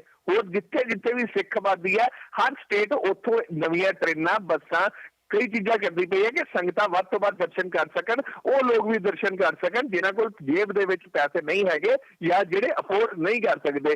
ਤੀਜੀ ਚੀਜ਼, ਨੋਟਬੰਦੀ ਦਾ ਬਹੁਤ ਵੱਡਾ ਇਫੈਕਟ ਉੱਥੇ ਪਿਆ ਵਾ ਪੂਰੇ ਇੰਡੀਆ ਦੇ ਵਿੱਚ। ਉਹਨੂੰ ਮੱਦੇਨਜ਼ਰ ਰੱਖਦੇ ਹੋਏ ਵੀ ਬਾਦਲ ਸਾਹਿਬ ਨੂੰ ਉਹਦਾ ਲਾਹਾ ਮਿਲਦਾ ਨਹੀਂ ਮਿਲਦਾ, ਸਰਕਾਰ ਨੂੰ ਉਹਦਾ ਲਾਹਾ ਮਿਲਦਾ ਨਹੀਂ ਮਿਲਦਾ, ਉਹ ਇੱਕ ਅੱਡ ਚੀਜ਼ ਹੈ। ਪਰ ਲੋਕਾਂ ਦੇ ਭਲੇ ਦਾ ਕੰਮ ਇਹ ਹੈਗਾ ਵਾ। ਮੈਨੂੰ ਇਹਦੇ ਵਿੱਚ ਕੋਈ 0.5% ਵੀ ਆਬਜੈਕਸ਼ਨ ਨਹੀਂ ਹੈਗੀ। ਮੈਂ ਸਮਝਦਾ ਬਿਲਕੁਲ ਸਹੀ ਡਿਸੀਜ਼ਨ ਹੈ ਹਰ ਸਰਕਾਰ ਨੂੰ। ਇਹ ਕੋਈ ਹੁਣ ਦਾ ਡਿਸੀਜ਼ਨ ਨਹੀਂ, ਜਦੋਂ ਰਾਜੇ ਮਹਾਰਾਜੇ ਹੁੰਦੇ ਸੀਗੇ ਉਦੋਂ ਦਾ ਇਹ ਚੀਜ਼ਾਂ ਚਲਦੀਆਂ ਆ ਰਹੀਆਂ ਵਾ। ਤੇ ਮੈਨੂੰ ਇਹਦੇ ਵਿੱਚ 1% ਵੀ ਗੁਰੇਜ਼ ਨਹੀਂ ਜੇ ਕੋਈ ਸਰਕਾਰ ਏਦਾਂ ਦਾ ਕਰਦੀ ਪਈ ਹੈ। ਨਿਤਿਸ਼ ਕੁਮਾਰ ਬਿਹਾਰ ਦੇ ਜਿਹੜੇ CM ਹੈ ਉਹਨਾਂ ਨੇ ਲੱਖਾਂ ਕਰੋੜਾਂ ਰੁਪਇਆ ਲਾਤਾ ਵਾ ਸਿਰਫ ਇਸੇ ਚੀਜ਼ ਨੂੰ ਪ੍ਰਮੋਟ ਕਰਨ ਨੂੰ ਕਿ ਗੁਰੂ ਗੋਬਿੰਦ ਸਿੰਘ ਜੀ ਦਾ 350 ਸਾਲਾ ਬਹੁਤ ਵਧੀਆ ਤਰੀਕੇ ਨਾਲ ਮਨਾਉਣਾ ਵਾ। ਹਜ਼ੂਰ ਸਾਹਿਬ ਦਾ ਜਦੋਂ ਮਨਾਇਆ ਗਿਆ ਸੀਗਾ ਉਦੋਂ ਕਾਂਗਰਸ ਸਰਕਾਰ ਸੀਗੀ ਸੈਂਟਰਲ ਵਿੱਚ, ਅਰਬਾਂ ਰੁਪਇਆ ਲਾ ਦਿੱਤਾ ਸੀਗਾ। ਔਰੰਗਾਬਾਦ ਵਿੱਚ ਇੱਕ 에ਅਰਪੋਰਟ ਵੀ ਬਣਾ ਗਿਆ ਸੀ।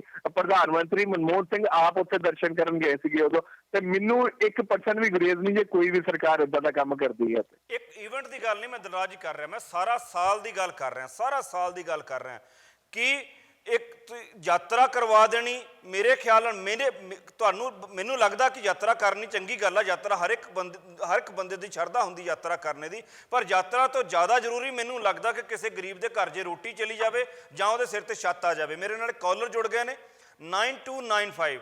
ਹੈਲੋ ਹੈਲੋ, ਹਾਂਜੀ ਸਰ। ਹਾਂਜੀ ਕੁਲਵੀਰ ਜੀ ਸਤਿ ਸ਼੍ਰੀ ਅਕਾਲ। ਮੈਂ ਹਰਪਾਲ ਬੋਲ ਰਿਹਾ ਜੀ। ਹਾਂਜੀ ਹਰਪਾਲ ਜੀ, ਕੀ ਕਹਿਣਾ ਚਾਹੋਗੇ ਜੀ ਅੱਜ ਦੇ ਸਾਡੇ ਮੁੱਦੇ ਤੇ? ਸਰ ਜੀ ਮੈਂ ਇਹ ਕਹਿਣਾ ਚਾਹੁੰਦਾ ਕਿ ਭਾਰਤ ਦੀਆਂ ਜਿੰਨੀਆਂ ਵੀ ਪ੍ਰੋਬਲਮ ਹੈਗੀਆਂ ਆ ਜੋ ਤੁਸੀਂ ਅੱਜ ਡਿਸਕਸ ਕਰ ਰਹੇ ਆ, ਉਹਨਾਂ 90% ਪ੍ਰੋਬਲਮਾਂ ਦੀ ਜੜ ਕਾਂਗਰਸ ਸਰਕਾਰ ਹੀ ਹੈ ਜੀ। ਮੇਰੇ ਰਿਲੇਟਿਵ ਏਅਰ ਇੰਡੀਆ ਦੇ ਵਿੱਚ ਕੰਮ ਕਰਦੇ ਨੇ। ਏਅਰ ਇੰਡੀਆ ਹਰ ਸਾਲ ਘਾਟੇ 'ਚ ਚੱਲਦੀ ਹੈ। 3-3 ਮਹੀਨੇ ਦਾ ਉਹਨਾਂ ਦਾ ਸੈਲਰੀ ਦਾ ਬੈਕਲੌਗ ਹੈਗਾ, ਪਰ ਫਿਰ ਵੀ ਸਾਲ 125 ਕਰੋੜ ਰੁਪਈਆ ਹਜ ਯਾਤਰੀਆਂ ਦੇ ਖਰਚ ਦੀ ਆ। ਇਹ ਅੱਜ ਤੋਂ ਨਹੀਂ ਹੋ ਰਿਹਾ, ਪਿਛਲੇ ਕਈ ਸਾਲਾਂ ਤੋਂ ਹੋ ਰਿਹਾ ਤੇ ਮੈਨੂੰ ਨਹੀਂ ਲੱਗਦਾ ਕੋਈ ਵੀ ਪੈਨਲਿਸਟ, ਕੋਈ ਵੀ ਬੰਦਾ ਇਸ ਨੂੰ ਡਿਸਕਸ ਕਰਨ ਲਈ ਵੀ ਤਿਆਰ ਹੈਗਾ ਆ, ਕਿਉਂਕਿ ਉਹ ਮੁਸਲਮਾਨਾਂ ਦਾ ਮਾਮਲਾ ਹੈ। ਜੇ ਬਾਦਲ ਸਾਹਿਬ ਕਰਦੇ ਆ ਤਾਂ ਉਹਨਾਂ ਦਾ ਇੱਕ ਕੁਝ ਅੰਸ਼ ਹੈਗਾ ਆ ਜੋ ਕਾਂਗਰਸ ਅੱਜ ਤੋਂ ਪਿਛਲੇ 30-40 ਸਾਲ ਤੋਂ 50 ਸਾਲ ਤੋਂ ਕਰ ਰਹੀ ਹੈਗੀ ਆ। ਤੋ ਇਸ ਕਰਕੇ ਕੋਈ ਵੀ ਕਿਸੇ ਵੀ ਚੀਜ਼ ਨੂੰ ਡਿਸਕਸ ਕਰਨ ਤੋਂ ਪਹਿਲਾਂ ਬਾਦਲਾਂ ਤੇ ਜਾਂ ਕਿਸੇ ਵੀ ਕਾਂਗਰਸ ਕੀ ਕਰਦੀ ਪਈ ਆ ਇਹਦੇ ਤੇ ਥੋੜੀ ਰਿਸਰਚ ਕਰੋ। ਕਾਂਗਰਸ ਹਰੇਕ ਪ੍ਰੋਬਲਮ ਦੀ ਜਨਨੀ ਹੈ, ਕਾਂਗਰਸ ਹਰੇਕ ਪ੍ਰੋਬਲਮ ਦੀ ਉਤਪਤੀ ਆ। ਇਸ ਕਰਕੇ ਕਿਸੇ ਨੂੰ ਡਿਸਕਸ, ਕਿਸੇ ਨੂੰ ਕ੍ਰਿਟੀਸਾਈਜ਼ ਕਰਨ ਦੀ ਲੋੜ ਨਹੀਂ। ਸਿਰਫ ਕਾਂਗਰਸ ਨੂੰ ਕ੍ਰਿਟੀਸਾਈਜ਼ ਕਰ ਲਓ, ਇਹਦਾ ਮਤਲਬ ਸਾਰੀਆਂ ਪ੍ਰੋਬਲਮਾਂ ਦੀ ਤੁਸੀਂ you hit the nail on the head. ਬਿਲਕੁਲ ਹਰਪਾਲ ਜੀ, ਮੈਂ ਬਿਲਕੁਲ ਤੁਹਾਡੇ ਨਾਲ ਸਹਿਮਤ ਹਾਂ ਕਿ ਹੱਜ ਦੇ ਉੱਪਰ ਪੈਸਾ ਖਰਚਿਆ ਜਾਂਦਾ ਜਾਂ ਜਦੋਂ ਵੀ ਕਿਤੇ ਉਹਨਾਂ ਨੂੰ ਲੱਗਦਾ ਕਿ ਕਿਸੇ ਵੀ ਧਰਮ ਦੀ ਕਿਸੇ ਵੀ ਭਾਵਨਾ ਉਹਦੇ ਨਾਲ ਅਸੀਂ ਜਾ ਸਕਦੇ ਹਾਂ ਜਾਂ ਸਾਨੂੰ ਬੈਨੀਫਿਟ ਹੋ ਸਕਦਾ, ਉੱਥੇ ਪੈਸਾ ਖਰਚਿਆ ਜਾਂਦਾ। ਅਸੀਂ ਇਸੇ ਕਰਕੇ ਤਾਂ ਕਹਿੰਦੇ ਹਾਂ ਅਗਰ ਜੜ ਕਾਂਗਰਸ ਨੇ ਲਾ ਦਿੱਤੀ ਆ ਤਾਂ ਵੱਢਣੀ ਕਹਿੰਦੇ ਆ ਜੀ, ਉਹਨੂੰ ਦੁਬਾਰਾ ਉਹਨੂੰ ਸੁਜੀਤ ਕਿਵੇਂ ਕਰਨਾ, ਉਹਨੇ ਨਵਾਂ ਸਿਸਟਮ ਕਿਵੇਂ ਬਣਾਉਣਾ ਹੈ। ਜੇ ਅਸੀਂ ਉਹਨੂੰ ਹੀ ਫੋਲੋ ਕਰਦੇ ਰਵਾਂਗੇ, ਅਸੀਂ ਜੇ ਨਵੇਂ ਬੰਦਿਆਂ ਨੂੰ ਜਿਹੜੀ ਸਾਡੇ ਹੁਣ ਦੇ ਲੋਕ ਹੈਗੇ, ਜੇ ਇਹ ਵੀ ਉਸੇ ਸਿਸਟਮ ਦੇ ਵਿੱਚ ਦੁਬਾਰਾ ਢਲਦੇ ਜਾਣਗੇ, ਉਸੇ ਤਰੀਕੇ ਦਾ ਹੀ ਵਰਤਾਰਾ ਕਰਦੇ ਜਾਣਗੇ ਤਾਂ ਕਿੱਦਾਂ ਅੱਗੇ ਚੱਲੂਗਾ। ਮੇਰਾ ਸਿੰਪਲ ਮੈਨੂੰ ਕੋਈ ਜਿਹੜੇ ਇਹਦੇ 'ਤੇ ਪਰੇਸ਼ਾਨੀ ਨਹੀਂ ਆ ਕਿ ਧਾਰਮਿਕ ਯਾਤਰਾ ਕਰਵਾਈ ਜਾਵੇ। ਬਿਲਕੁਲ ਕਰਵਾਉਣ ਧਾਰਮਿਕ ਯਾਤਰਾਵਾਂ, ਪਰ ਕੀ ਉਸੇ ਸੇਮ ਸਮੇਂ ਦੇ ਉੱਪਰ ਜਦੋਂ ਲੋਕ ਮਰ ਰਹੇ ਆ ਭੁੱਖ ਦੇ ਨਾਲ, ਜਦੋਂ ਤੁਸੀਂ ਲਾਠੀਆਂ ਵਰਹਾਉਂਦੇ ਹੋ, ਇੱਕ ਪਾਸੇ ਤਾਂ ਤੁਸੀਂ ਚੌਂਕਾਂ ਦੇ ਵਿੱਚ ਪਾਣੀ ਦੀਆਂ ਬਸ਼ਾਰਾਂ ਮਾਰਦੇ ਹੋ, ਲਾਠੀਆਂ ਮਾਰਦੇ ਹੋ, ਲੋਕਾਂ ਨੂੰ ਸਾਲ-ਸਾਲ ਤਨਖਾਹ ਨਹੀਂ ਦਿੰਦੇ, 6-6 ਮਹੀਨੇ ਲੋਕ ਤਾਂ ਆਪਣੀਆਂ ਤਨਖਾਹਾਂ ਵਾਸਤੇ ਸੜਕਾਂ ਤੇ ਬੈਠਦੇ ਨੇ, ਕੁੱਟ ਖਾਂਦੇ ਆ। ਉਹੋ ਜਿਹੇ ਸੰਦਰਭ ਦੇ ਵਿੱਚ ਕਿੰਨਾ ਕੁ ਇਹਨੂੰ ਆਪਾਂ ਜਿਹੜਾ ਹੈਗਾ ਉਹ ਚੰਗਾ ਮੰਨ ਸਕਦੇ ਹਾਂ ਕਿ ਆਪਾਂ ਦੂਸਰੇ ਪਾਸੇ ਲੋਕਾਂ ਨੂੰ ਧਾਰਮਿਕ ਭਾਵਨਾਵਾਂ ਦੇ ਵਿੱਚ ਜਾਂ ਧਾਰਮਿਕ ਉਹਨਾਂ ਦੀਆਂ ਲੋੜਾਂ ਨੂੰ ਪੂਰੀਆਂ ਕਰਕੇ ਆਪਾਂ ਉਹਨਾਂ ਨੂੰ ਆਪਣੇ ਨਾਲ ਜੋੜਦੇ ਹਾਂ, ਪਰ ਅਸਲ ਦੇ ਵਿੱਚ ਜਿਹੜਾ ਉਹਨਾਂ ਦੀ ਜ਼ਿੰਦਗੀ ਦਾ ਮਿਆਰ ਉੱਚਾ ਚੱਕਣ ਲਈ ਕੁਝ ਨਹੀਂ ਕਰਦੇ। ਅੱਜ ਤੱਕ ਜੋ ਇੰਡੀਅਨ ਪੋਲਿਟਿਕਸ ਹੈਗੀ ਉਹਦੇ ਵਿੱਚ ਹੁੰਦਾ ਕੀ ਆ ਰਿਹਾ? ਸਬਸਿਡੀ ਦੇ ਦਿਓ, ਲੋਨ ਦੇ ਦਿਓ, ਗ੍ਰਾਂਟ ਦੇ ਦਿਓ, ਕੁਛ ਨਾ ਕੁਛ ਫ੍ਰੀ ਦੇ ਦਿਓ। ਕਦੀ ਵੀ ਕੋਈ ਵੀ ਸਰਕਾਰ ਇਹ ਕੋਸ਼ਿਸ਼ ਨਹੀਂ ਕਰਦੀ ਕਿ ਅਸੀਂ ਆਪਣੇ ਲੋਕਾਂ ਨੂੰ ਇੰਨੇ ਕੈਪੇਬਲ ਬਣਾ ਦਈਏ, ਐਜੂਕੇਸ਼ਨ ਦੇ ਕੇ, ਅਵੇਅਰਨੈਸ ਦੇ ਕੇ, ਉਹਨਾਂ ਨੂੰ ਉਹ ਜ਼ਰੂਰੀ ਚੀਜ਼ਾਂ ਦੇ ਕੇ ਜਿਹਦੇ ਨਾਲ ਉਹ ਆਪਣੀ ਡਿਵੈਲਪਮੈਂਟ ਆਪ ਕਰ ਸਕਣ, ਸਗੋਂ ਦੇਸ਼ ਦੀ ਤਰੱਕੀ ਦੇ ਵਿੱਚ ਵੀ ਹਿੱਸਾ ਪਾ ਸਕਣ। ਕੋਸ਼ਿਸ਼ ਹਰ ਸਰਕਾਰ ਦੀ ਇਹੀ ਰਹੀ ਹੈ ਕਿ ਲੋਕਾਂ ਨੂੰ ਨਿਹੱਥੇ ਕੀਤਾ ਜਾਵੇ, ਲੋਕਾਂ ਨੂੰ ਨਕਾਰਾ ਕੀਤਾ ਜਾਵੇ, ਉਹਨਾਂ ਨੂੰ ਸਹੂਲਤਾਂ ਦਿੱਤੀਆਂ ਜਾਣ ਬਾਰ-ਬਾਰ, ਤਾਂ ਕਿ ਉਹਨਾਂ ਨੂੰ ਆਦਤ ਪੈ ਜਾਏ ਫ੍ਰੀ ਦੇ ਵਿੱਚ ਸਹੂਲਤ ਲੈਣ ਦੀ, ਕਿਉਂਕਿ ਉਹਨਾਂ ਨੂੰ ਪਹਿਲਾਂ ਫਾਈਨੈਂਸ਼ੀਅਲੀ ਤੋੜਿਆ ਜਾਂਦਾ। ਜਦੋਂ ਫਾਈਨੈਂਸ਼ੀਅਲੀ ਟੁੱਟ ਜਾਂਦੇ ਨੇ, ਉਹਨਾਂ ਨੂੰ ਸਹੂਲਤਾਂ ਦੇ ਕੇ ਆਪਣੇ ਨਾਲ ਜੋੜਿਆ ਜਾਂਦਾ। ਇੱਕ ਬੜਾ ਹੀ ਸਿੰਪਲ ਫਾਰਮੂਲਾ ਹੈ, ਭਾਵੇਂ ਕਾਂਗਰਸ ਹੋਵੇ, ਬੀਜੇਪੀ ਹੋਵੇ, ਅਕਾਲੀ ਹੋਣ, ਹਰ ਸਰਕਾਰ ਭਾਰਤ ਦੇ ਵਿੱਚ ਅਪਣਾਉਂਦੀ ਹੈ ਕਿ ਲੋਕਾਂ ਨੂੰ ਪਹਿਲਾਂ ਫਾਈਨੈਂਸ਼ੀਅਲ ਤੌਰ ਤੇ ਤੋੜ ਦਿਓ, ਫਿਰ ਉਹਨਾਂ ਨੂੰ ਸਹੂਲਤਾਂ ਦੇ ਕੇ, ਉਹਨਾਂ ਦੇ ਹੀ ਪੈਸੇ ਦੀਆਂ ਉਹਨਾਂ ਨੂੰ ਸਹੂਲਤਾਂ ਦੇ ਕੇ ਉਹਨਾਂ ਨੂੰ ਆਪਣੇ ਨਾਲ ਜੋੜ ਲਓ। ਬੜਾ ਹੀ ਸਿੰਪਲ ਫਾਰਮੂਲਾ ਆ। ਕੋਈ ਵੀ ਇਹ ਕੋਸ਼ਿਸ਼ ਨਹੀਂ ਕਰਦਾ ਕਿ ਇਹਨਾਂ ਨੂੰ ਇੰਡੀਪੈਂਡੈਂਟ ਬਣਾ ਦਿੱਤਾ ਜਾਵੇ, ਇਹਨਾਂ ਨੂੰ ਸੁਤੰਤਰ ਬਣਾ ਦਿੱਤਾ ਜਾਵੇ ਕਿ ਆਪਣਾ ਗੁਜ਼ਾਰਾ ਵੀ ਆਪ ਕਰਨ, ਆਪਣੀ ਫੈਮਿਲੀ ਦਾ ਗੁਜ਼ਾਰਾ ਵੀ ਆਪ ਕਰਨ, ਪਲੱਸ ਦੇਸ਼ ਦੀ ਤਰੱਕੀ ਦੇ ਵਿੱਚ ਵੀ ਹਿੱਸਾ ਪਾਉਣ। ਅਜੀਤ ਜੀ, ਮੈਂ ਇਸ ਗੱਲ ਦੇ ਉੱਪਰ ਹੀ ਤੁਹਾਡੇ ਤੋਂ ਚਾਹਾਂਗਾ, ਧਾਰਮਿਕ ਯਾਤਰਾਵਾਂ ਬਹੁਤ ਚੰਗੀ ਗੱਲ ਆ, ਪਰ ਕੀ ਲੋਕਾਂ ਦਾ ਮਿਆਰ ਚੁੱਕਣਾ, ਲੋਕਾਂ ਦਾ ਫਾਈਨੈਂਸ਼ੀਅਲ ਆਰਥਿਕ ਮਿਆਰ ਚੁੱਕਣਾ ਜ਼ਰੂਰੀ ਨਹੀਂ? ਬਿਲਕੁਲ ਜ਼ਰੂਰੀ ਹੈ ਜੀ, ਪਰ ਜੇ ਤੁਸੀਂ ਕਹੋ ਨਾ ਇੱਕ ਬੰਦੇ ਨੂੰ ਭਜਾਉਣਾ ਵਾਹਣ ਦੇ ਵਿੱਚ, ਇੱਕ ਬੰਦੇ ਨੂੰ ਭਜਾਉਣਾ ਸਾਫ਼ ਸੁਥਰੇ ਟਰੈਕ ਦੇ ਉੱਤੇ, ਇਹ ਜੀ ਆਪਾਂ ਅੱਜ ਇਸ ਚੀਜ਼ ਨੂੰ ਡਿਸਕਸ਼ਨ ਕਰਕੇ ਕੱਲਾ ਅਕਾਲੀ ਦਲ ਦੇ ਉੱਤੇ ਤੁਸੀਂ ਕਹਿੰਦੇ ਹੋ, ਮੈਂ ਅਕਾਲੀ ਦਲ ਦੀ ਸਾਰੀਆਂ ਪਾਰਟੀਆਂ ਦੀ ਗੱਲ ਕਰ ਲਓ। ਅਕਾਲੀ ਦਲ ਦੀ ਗੱਲ ਤਾਂ ਕਰਦੇ ਪਏ ਕਿ ਅੱਜ ਦੀ ਡੇਟ 'ਚ ਅਕਾਲੀ ਦਲ ਕਰਦਾ ਪਿਆ, ਅਸੀਂ ਤਾਂ ਉਹਦੇ ਤੇ ਗੱਲ ਕਰਦੇ ਹਾਂ। ਅਸੀਂ ਪੰਜਾਬ ਦੀ ਗੱਲ ਕਰਦੇ ਹਾਂ, 2017 ਦੀ ਇਲੈਕਸ਼ਨ ਦੀ ਗੱਲ ਕਰਦੇ, ਤਾਂ ਅਕਾਲੀ ਦਲ ਦੀ ਗੱਲ ਕਰਦੇ ਹਾਂ। ਮੈਂ ਪੂਰੇ ਸਿਸਟਮ ਦੀ ਗੱਲ ਕੀਤੀ ਹੈ। ਯੂਪੀ 'ਚ ਵੀ ਬੜੇ ਵਾਅਦੇ ਹੋ ਰਹੇ ਨੇ। ਅੱਜ ਦੀ ਡੇਟ ਦੇ ਵਿੱਚ ਲੋਕਾਂ ਨੂੰ ਫੋਨ ਦੇਣ ਦੇ 30 ਲੱਖ ਫੋਨ ਦੇਣ ਦੇ ਵਾਅਦੇ ਹੋ ਰਹੇ ਨੇ। ਉਹ ਕਿਸ ਚੀਜ਼ ਦੀ? ਇਹ 300 ਕਰੋੜ ਰੁਪਏ ਦੇ ਫੋਨ ਬਣਦੇ ਜੇ ਇੱਕ 10,000 ਦਾ ਫੋਨ ਵੀ ਹੋਵੇ। ਕਿਆ ਉਹ ਫੋਨ 1 ਸਾਲ ਤੋਂ ਵੱਧ ਕਿਸੇ ਦੇ ਹੱਥ ਦੇ ਵਿੱਚ ਉਹ ਡਿਊਰੇਬਲ ਹੋ ਸਕਦੇ ਨੇ? 1 ਸਾਲ ਵੱਧ ਤੋਂ ਵੱਧ ਉਹਨੂੰ ਯੂਜ਼ ਕਰਨਗੇ। 1 ਸਾਲ ਦੀ ਉਹਨਾਂ ਨੂੰ ਡਾਟਾ ਦੇ ਰਹੇ ਨੇ ਉਹ, ਤੇ 1 ਸਾਲ ਤੋਂ ਵੱਧ ਫੋਨ ਵੀ ਕੋਈ ਨਹੀਂ ਰੱਖਦਾ ਅੱਜ ਕੱਲ ਦੇ ਜਿਹੜੇ ਨਵੇਂ ਚੀਜ਼ ਪਨੀਰੀ ਹੈ। ਤੇ ਕਿਆ ਉਹਨਾਂ ਨੂੰ ਵੋਟਾਂ ਲੈਣ ਵਾਸਤੇ 30 ਲੱਖ ਬੰਦੇ ਆਪਣੇ ਨਾਲ ਰਜਿਸਟ੍ਰੇਸ਼ਨ ਕਰਾਉਣ ਵਾਸਤੇ ਅਜੇ ਇਹ ਵੀ ਨਹੀਂ ਪਤਾ ਉਹ ਦੇਣੇ ਆ ਕਿ ਨਹੀਂ ਦੇਣੇ। ਉਸ ਤੋਂ ਬਾਅਦ ਇਹ ਕੰਮ ਕਰਨਾ, ਕਿਆ ਇਹ ਵੇਸਟੇਜ ਆਫ ਮਨੀ ਨਹੀਂ ਹੈਗੀ? ਜੇ ਆਪਾਂ ਇਹਨਾਂ ਸਾਰੀਆਂ ਗੱਲਾਂ ਨੂੰ ਕਰਨਾ, ਇਹਨਾਂ ਨੂੰ ਵਿੱਚ ਸਾਰੀਆਂ ਗੱਲਾਂ ਨੂੰ ਰੱਖ ਕੇ ਗੱਲ ਕੀਤੀ ਜਾਵੇ ਕਿ ਕੋਈ ਵੀ ਸਿਸਟਮ ਤੋਂ ਬਾਹਰ ਜਾ ਕੇ ਲੋਕਾਂ ਨੂੰ ਬਲੂਪ੍ਰਿੰਟ ਦਿੱਤਾ ਜਾਵੇ ਕਿ ਅਸੀਂ ਇਸ ਤਰ੍ਹਾਂ ਤਰੱਕੀ ਕਰਾਂਗੇ, ਇਹ ਸਕੂਲ ਖੋਲਾਂਗੇ, ਇੰਨੇ ਰੋਜ਼ਗਾਰ ਬਣਾਵਾਂਗੇ, ਔਰ ਉਹਦਾ ਬਲੂਪ੍ਰਿੰਟ ਹੋਵੇ। ਜਿਹੜਾ ਕੈਪਟਨ ਸਾਹਿਬ ਨੇ ਨੌਕਰੀਆਂ ਬਾਦਲ ਸਾਹਿਬ ਨੇ ਮੈਂ ਅਜੀਤ ਜੀ ਇੱਕ ਮਿੰਟ ਰੁਕੂਗਾ। ਬਾਦਲ ਸਾਹਿਬ ਨੇ 2012 ਵਿੱਚ 10 ਲੱਖ ਨੌਕਰੀ ਦਾ ਵਾਅਦਾ ਕੀਤਾ ਸੀ, 2015 ਤੱਕ ਸਿਰਫ 36,000 ਨੌਕਰੀ ਦਿੱਤੀ ਹੈ। ਪਰ ਤੁਸੀਂ ਕਹਿੰਦੇ ਉਹਨੂੰ 36,000 ਦਿੱਤੀ, ਉਹ ਤਾਂ 5 ਲੱਖ ਆਖੀ ਜਾਂਦੇ ਨੇ ਦਿੱਤੀ ਹੈ। 36,000 ਨੌਕਰੀ ਹੈ ਜੀ, ਸਰਕਾਰੀ ਅੰਕੜੇ ਦੱਸਦੇ ਨੇ 36,000 ਨੌਕਰੀ ਆ, ਸਰਕਾਰੀ ਅੰਕੜੇ ਦੱਸਦੇ ਨੇ। ਜਿਨ੍ਹਾਂ ਨੇ 12,000 ਦੀ ਰਜਿਸਟ੍ਰੇਸ਼ਨ ਕਰਾਈ ਹੈ ਨਾ, ਉਹਨਾਂ ਨੇ ਵੀ 25,000 ਦੇ ਕੇ 5 ਸਾਲ ਜੇ ਉਹਨਾਂ ਨੂੰ ਸਰਕਾਰ ਬਣ ਜਾਂਦੀ ਹੈ ਨਾ, ਉਹਨਾਂ ਨੇ ਵੀ 5 ਲੱਖ ਹੀ ਕਹਿਣੀ ਆ। ਇਹ ਸਿਸਟਮ ਇਹ ਹੈ ਕਿ ਕੋਈ ਪਾਰਦਰਸ਼ਤਾ ਤੇ ਹੈ ਹੀ ਨਹੀਂ। ਹੁਣ ਤੁਸੀਂ ਉਹਦੇ ਵਿੱਚ ਇੱਕ ਪਾਰਟੀ ਨੂੰ ਨਹੀਂ ਕਹਿ ਸਕਦੇ, ਸਿਸਟਮ ਨੂੰ ਤੁਸੀਂ ਉਹ ਕਰ ਸਕਦੇ ਹੋ। ਜੇ ਕਾਂਗਰਸ ਪਾਰਟੀ ਨੇ ਜਦੋਂ ਲੋਕਾਂ ਕੋਲ ਖਾਣ ਜੋਗੇ ਪੈਸੇ ਨਹੀਂ ਸੀ, ਉਦੋਂ ਵੀ ਜਿਹੜਾ ਹੈਗਾ ਹੱਜ ਵਾਸਤੇ ਜਾਣ ਵਾਸਤੇ ਉਹਨਾਂ ਮੁਸਲਿਮ ਕਮਿਊਨਿਟੀ ਨੂੰ ਇੱਕ ਜੁਦਾ ਟਰਮੀਨਲ ਖੋਲਿਆ ਹੋਇਆ ਸੀ, ਤੇ ਉਹਨੂੰ ਤੁਸੀਂ ਉਹਨਾਂ ਜੀ ਉਸ ਤਰ੍ਹਾਂ ਦੀ ਹਾਲਾਤ ਵਿੱਚ ਉਹੀ ਜੀ ਰਾਜਨੀਤੀ ਦੇ ਵਿੱਚ ਤੁਸੀਂ ਕਿਸੇ ਪਾਰਟੀ ਨੂੰ ਸਿੰਗਲ ਆਊਟ ਨਹੀਂ ਕਰ ਸਕਦੇ। ਮੈਂ ਵੀ ਇਸੇ ਗੱਲ ਕਰਕੇ ਕਹਿ ਰਿਹਾ ਕਿ ਚੋਣਾਂ ਦਾ ਸਮਾਂ ਉਹ ਵੀ ਲੈ ਰਹੇ ਨੇ ਫਾਇਦਾ। ਦੂਸਰੇ ਪਾਸੇ ਕਪਤਾਨ ਸਾਹਿਬ ਜਿਹੜੇ ਹੈਗੇ ਉਹ ਵੀ 12 ਲੱਖ ਔਰ 30 ਲੱਖ ਦੀ ਆਪਾਂ ਪੱਲਾ ਹੀ ਝਾੜ ਦਿੰਦੇ ਆ ਜੀ। ਮੈਂ ਬਹੁਤ ਵਾਰ ਦੇਖਿਆ ਡਿਸਕਸ਼ਨ ਦੇ ਦੌਰਾਨ ਸਾਡੇ ਸਾਰੇ ਸਾਥੀ ਪੈਨਲਿਸਟ ਇਹ ਕਹਿ ਕੇ ਪੱਲਾ ਝਾੜ ਲੈਂਦੇ ਕਿ ਸਾਰੇ ਕਰਦੇ ਆ ਇਸ ਕਰਕੇ ਇਹ ਵੀ ਕਰਦੇ ਆ। ਹਾਂ ਬਿਲਕੁਲ, ਬੜਾ ਸੌਖਾ ਜਵਾਬ ਆ। ਇਹੋ ਮਾਹੌਲ ਹੈ ਬਿਲਕੁਲ। ਹਾਂ ਇਕੱਠੇ ਲੋਕ ਹੋ ਕੇ ਸਾਰਿਆਂ ਨੂੰ ਚੈਲੰਜ ਕਰਨ, ਸੁਧਰ ਜਾਣਗੇ। ਤੁਸੀਂ ਇਕੱਲੇ ਨੂੰ ਆਈਸੋਲੇਟ ਕਰਕੇ ਨਹੀਂ ਸੁਧਾਰ ਸਕਦੇ ਹੈਗੇ। ਆਪਣਾ ਤਰੀਕਾ ਲੋਕਾਂ ਨੂੰ ਮੂਰਖ ਬਣਾਉਣ ਦਾ, ਇਹਨਾਂ ਦਾ ਆਪਣਾ ਧਾਰਮਿਕ ਭਾਵਨਾਵਾਂ ਨੂੰ ਭੁਲਾਉਣ ਦਾ ਤੇ ਕੋਈ ਦੂਜਾ ਜਿਹੜਾ ਹੈਗਾ ਉਹ ਕਹਿੰਦਾ ਵੀ 117 ਵਾਸਤੇ 117 ਹੀ ਸਾਡੇ ਉਹ ਹੋਣਗੇ ਚੋਣ ਮਨੋਰਥ ਪੱਤਰ। ਉਹਨਾਂ ਦਾ ਆਪਣਾ ਤਰੀਕਾ ਲੋਕਾਂ ਨੂੰ ਭਰਮਾਉਣ ਦਾ। ਇਹ ਭਰਮਾਉਣ ਦੀਆਂ ਗੱਲਾਂ ਨੇ, ਇਹਦਾ ਘੱਟੋ ਘੱਟ ਕਰ ਰਹੇ ਨੇ ਉਹ ਦੂਜੇ ਬੰਦੇ। ਹੁਣ ਤੁਸੀਂ ਕੈਪਟਨ ਸਾਹਿਬ ਦੀ ਗੱਲ ਲੈ ਲਓ, ਇੱਕ ਮੈਨੂੰ ਗੱਲ ਕਰਨ ਦਿਓ। ਮੇਰੇ ਨਾਲ ਕਾਲਰ ਜੁੜੇ ਨੇ, ਮੈਂ ਪਹਿਲਾਂ ਕਾਲਰ ਜੀ ਮੈਂ ਕਾਲਰ ਲੈਣੇ ਚਾਹਾਂਗਾ। 0714 ਨੰਬਰ ਆ ਜੀ। ਅਜੀਤ ਜੀ, 5 ਸਾਲਾਂ ਦੇ ਰਾਜ ਵਿੱਚ ਇੱਕ ਅਜੀਤ ਜੀ ਮੇਰੇ ਨਾਲ ਕਾਲਰ ਜੁੜ ਚੁੱਕੇ ਨੇ। ਹਰ ਬੰਦਾ ਹੀ ਕੁਲਵੀਰ ਜੀ, ਹਰ ਬੰਦਾ ਹੀ ਮੇਰੇ ਨਾਲ ਕਾਲਰ ਜੁੜ ਚੁੱਕੇ ਨੇ। ਮੇਰਾ ਖਿਆਲ ਹੈ ਤੁਹਾਨੂੰ ਦੋਨਾਂ ਨੂੰ ਮੈਨੂੰ ਸੁਣਨਾ ਚਾਹੀਦਾ ਜੀ। ਜੀ 0714 ਨੰਬਰ ਹੈ ਜੀ, ਕਾਲਰ ਜਿਹੜੇ ਮੇਰੇ ਨਾਲ ਜੁੜ ਚੁੱਕੇ ਨੇ। ਹੈਲੋ ਹਾਂਜੀ ਸਰ। ਹੈਲੋ ਹਾਂਜੀ, ਥੋੜਾ ਲਾਊਡ ਬੋਲੇ ਸਰ। ਹਾਂਜੀ ਹਾਂਜੀ 714 ਨੰਬਰ ਤੋਂ ਬੋਲ ਰਹੇ ਹਾਂ ਜੀ। ਹਾਂਜੀ ਸਰ, ਕੀ ਕਹਿਣਾ ਚਾਹੋਗੇ ਜੀ? ਹਾਂਜੀ ਵੀਰ ਜੀ, ਸਤਿ ਸ੍ਰੀ ਅਕਾਲ ਕੁਲਵੀਰ ਜੀ। ਸਤਿ ਸ਼੍ਰੀ ਅਕਾਲ ਜੀ, ਤੁਸੀਂ ਆਨ 에ਅਰ ਹੋ ਜੀ? ਤੁਹਾਡੀ ਆਵਾਜ਼ ਆ ਰਹੀ ਹੈ ਜੀ, ਤੁਸੀਂ ਆਨ 에ਅਰ ਹੋ। ਟੀਵੀ ਹੌਲੀ ਕਰ ਲਓ, ਤੁਸੀਂ ਮੈਨੂੰ ਫੋਨ ਤੇ ਸੁਣ ਸਕਦੇ ਹੋ। ਹਾਂਜੀ ਵੀਰ ਜੀ, ਕੁਲਵੀਰ ਜੀ ਸਤਿ ਸ੍ਰੀ ਅਕਾਲ। ਸਤਿ ਸ਼੍ਰੀ ਅਕਾਲ ਜੀ, ਤੁਸੀਂ ਆਨ 에ਅਰ ਹੋ, ਗੱਲ ਸ਼ੁਰੂ ਕਰੋ ਜੀ ਆਪਣੀ। ਹਾਂਜੀ ਵੀਰ ਜੀ, ਮੈਂ ਇੱਕ ਸਵਾਲ ਕਰਨਾ ਚਾਹੁੰਦਾ ਵੀ ਜਿਹੜੇ ਬੱਸਾਂ ਤੇ ਜਾਂਦੇ ਆ ਯਾਤਰਾ ਤੇ, ਇਹ ਸਿਰਫ ਉਹਨਾਂ ਦੇ ਰਿਸ਼ਤੇਦਾਰ ਜਾਂ ਦੂਜੇ ਲੋਕ ਹੀ ਜਾਂਦੇ, ਗਰੀਬ ਤੌਰ ਤੇ ਜਾਂਦੇ ਨਹੀਂਗੇ? ਬਿਲਕੁਲ, ਇਹ ਦੇਖਣ ਚ ਆਇਆ, ਨੋਟਿਸ ਵੀ ਹੋਇਆ ਪਿੱਛੇ ਜੇ ਅਸੀਂ ਇਹਦੇ ਉੱਤੇ ਗੱਲਬਾਤ ਵੀ ਕੀਤੀ ਸੀ। ਇਹਦੇ ਚ ਇਹੀ ਆਇਆ ਸੀਗਾ ਕਿ ਜਿਹੜੇ ਜ਼ਿਆਦਾ ਉਹਨਾਂ ਦੇ ਕਰੀਬੀ ਲੋਕ ਸੀ, ਜਿਹੜੇ ਆਪ ਵੀ ਜਾ ਸਕਦੇ ਸੀ, ਉਹੋ ਜਿਹੇ ਲੋਕ ਜ਼ਿਆਦਾ ਸਫ਼ਰ ਕਰਦੇ ਰਹੇ ਨੇ ਜਿਹੜੇ ਬੇਸਿਕਲੀ ਪੋਲੀਟੀਕਲ ਤੌਰ ਤੇ ਉਹਨਾਂ ਨਾਲ ਜੁੜੇ ਹੋਏ ਸੀਗੇ। ਹਾਂਜੀ ਹਾਂਜੀ, ਗਰੀਬ ਜਨਤਾ ਦਾ ਕੋਈ ਫਾਇਦਾ ਨਹੀਂ ਹੋਇਆ ਜੀ। ਜੀ ਬਿਲਕੁਲ, ਪੂਰਾ ਫਾਇਦਾ ਤਾਂ ਗਰੀਬਾਂ ਨੂੰ ਕਦੀ ਵੀ ਨਹੀਂ ਹੁੰਦਾ ਜੀ।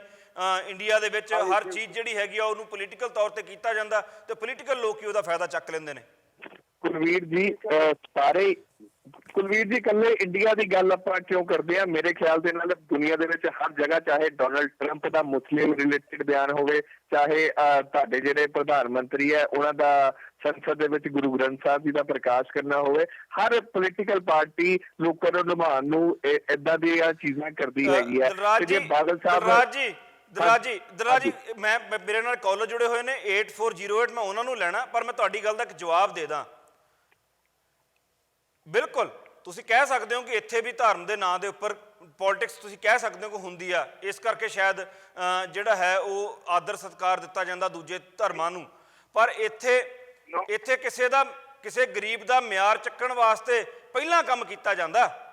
ਬਿਲਕੁਲ ਕੀਤਾ ਜਾਂਦਾ ਸਰ, ਮੈਂ ਤਾਂ ਕਹਿੰਦਾ ਕੀਤਾ ਜਾਂਦਾ। ਇੱਥੇ ਪਹਿਲਾਂ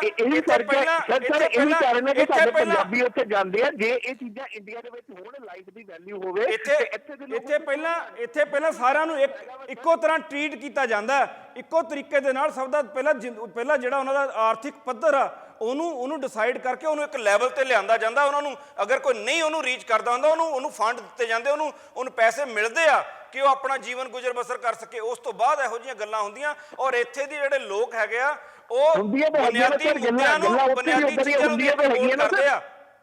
ਸਰ ਗੱਲਾਂ ਉੱਥੇ ਏਦਾਂ ਦੀਆਂ ਹੁੰਦੀਆਂ ਕਿ ਨਹੀਂ? ਪੋਲੀਟੀਕਲ ਪਾਰਟੀਆਂ ਏਦਾਂ ਬੰਦਿਆਂ ਨੂੰ ਯੂਜ਼ ਕਰਦੀਆਂ ਕਿ ਨਹੀਂ ਕਰਦੀਆਂ? ਇਹ ਪੂਰੀ ਦੁਨੀਆ ਦੇ ਵਿੱਚ ਰਵਾਇਤ ਬਣ ਚੁੱਕੀ ਹੈਗੀ ਹੈ। ਇਹ ਪੂਰੀ ਦੁਨੀਆ 'ਚ ਰਵਾਇਤ ਬਣ ਗਈ ਹੈ। ਜੇ ਕੋਈ ਗਲਤ ਰਵਾਇਤ ਬਣ ਜੂਗੀ ਤਾਂ ਰਵਾਇਤ ਬਣੀ ਰਹੇਗੀ। ਕੁਲਵੀਰ ਸਿੰਘ ਜੀ, ਜੇ ਕੋਈ ਗਲਤ ਰਵਾਇਤ ਬਣ ਜੂਗੀ ਤਾਂ ਅਸੀਂ ਉਹਨੂੰ ਗਲਤ ਰਵਾਇਤ ਨੂੰ ਪ੍ਰਮੋਟ ਕਰਦੇ ਰਵਾਂਗੇ, ਕਦੀ ਉਹਦੇ ਉੱਪਰ ਵਿਚਾਰ ਨਹੀਂ ਕਰਾਂਗੇ। ਮੈਨੂੰ ਇਹ ਗਲਤ ਰਵਾਇਤ ਕਿਸੇ ਵੀ ਐਂਗਲ ਤੋਂ ਕਿਸੇ ਵੀ ਤਰ੍ਹਾਂ ਨਾਲ ਲੱਗਦੀ। ਹਰ ਬੰਦੇ ਦੀ ਆਪਣੀ ਆਪਣੀ ਸੋਚ ਹੈਗੀ ਆ। ਮੈਨੂੰ ਇਹ ਗਲਤ ਰਵਾਇਤ ਕਿਸੇ ਵੀ ਤਰ੍ਹਾਂ ਨਾਲ ਨਹੀਂ ਲੱਗਦੀ।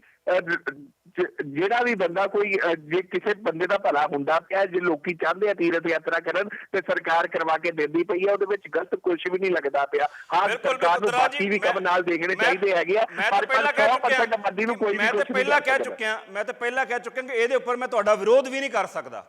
ਮੈਂ ਇਹਦੇ ਵਿੱਚ ਤੁਹਾਡਾ ਵਿਰੋਧ ਵੀ ਨਹੀਂ ਕਰ ਸਕਦਾ, ਕਿਉਂਕਿ ਇਹ ਮੁੱਦਾ ਹੀ ਇਸ ਤਰੀਕੇ ਦਾ ਹੈਗਾ ਔਰ ਇਹਨੂੰ ਬੜੇ ਵਧੀਆ ਤਰੀਕੇ ਦੇ ਨਾਲ ਪੋਲੀਟੀਕਲ ਪਾਰਟੀਆਂ ਵਰਤਦੀਆਂ ਔਰ ਵਰਤ ਰਹੀਆਂ। ਮੇਰੇ ਨਾਲ ਕਾਲਰ ਨੇ ਜੀ 8408, ਮੈਂ ਉਹਨਾਂ ਨੂੰ ਨਾਲ ਲੈਣਾ ਚਾਹਾਂਗਾ। ਹੈਲੋ ਹੈਲੋ ਹਾਂਜੀ ਸਰ, ਆਪਣਾ ਸ਼ੁਭ ਨਾਮ ਜੀ?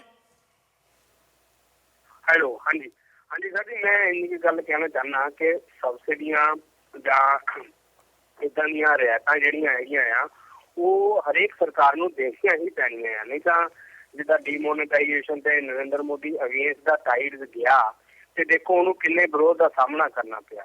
ਸੋ ਇਸ ਕਰਕੇ ਵਿਦ ਦਾ ਟਾਈਡ ਜਾਣਾ ਹੀ ਪੈਂਦਾ। ਨਹੀਂ ਤਾਂ ਲਾਈਵ ਉਦਾਹਰਨ ਤੁਹਾਡੇ ਸਾਹਮਣੇ ਆ ਕਿ ਅਗੇਂਸਟ ਦਾ ਟਾਈਡ ਜਾਓਗੇ, ਜਦੋਂ ਤੁਸੀਂ ਥੋੜ੍ਹਾ ਜਿਹਾ ਸਖਤਾਈ ਵਰਤੋਗੇ ਜਾਂ ਸਬਸਿਡੀਆਂ ਖੋਓਗੇ ਤਾਂ ਉਦੋਂ ਲੋਕਾਂ ਦਾ ਰੋਹ ਵੀ ਸਹਿਣਾ ਪੈਂਦਾ ਆ। ਲੋਕੀ ਨਾਰਾਜ਼ ਵੀ ਹੋ ਜਾਂਦੇ ਤੁਹਾਡੇ। ਆਹੀ ਇੱਕ ਆਪਣੇ ਕਮੇਡੀ ਤੋਂ ਆਇਆ, ਇੱਕ ਪਹਿਲਾਂ ਪੀਪਲ ਪਾਰਟੀ 'ਚ ਸੀਗਾ ਬੰਦਾ ਇੱਕ ਭਗਵੰਤ ਮਾਨ ਕਰਕੇ, ਉਹ ਪਹਿਲਾਂ ਸਬਸਿਡੀਆਂ ਦਾ ਕਿੰਨਾ ਵਿਰੋਧ ਕਰਦਾ ਸੀ। ਜਦੋਂ PPCC ਆਪਣੇ ਮਨਪ੍ਰੀਤ ਬਾਦਲ ਵੀ ਸਬਸਿਡੀਆਂ ਨਹੀਂ ਦੇਣੀਆਂ ਚਾਹੀਦੀਆਂ, ਸਬਸਿਡੀਆਂ ਨੇ ਲੁੱਟ ਲਿਆ ਪੰਜਾਬ ਨੂੰ, ਖਾ ਲਿਆ।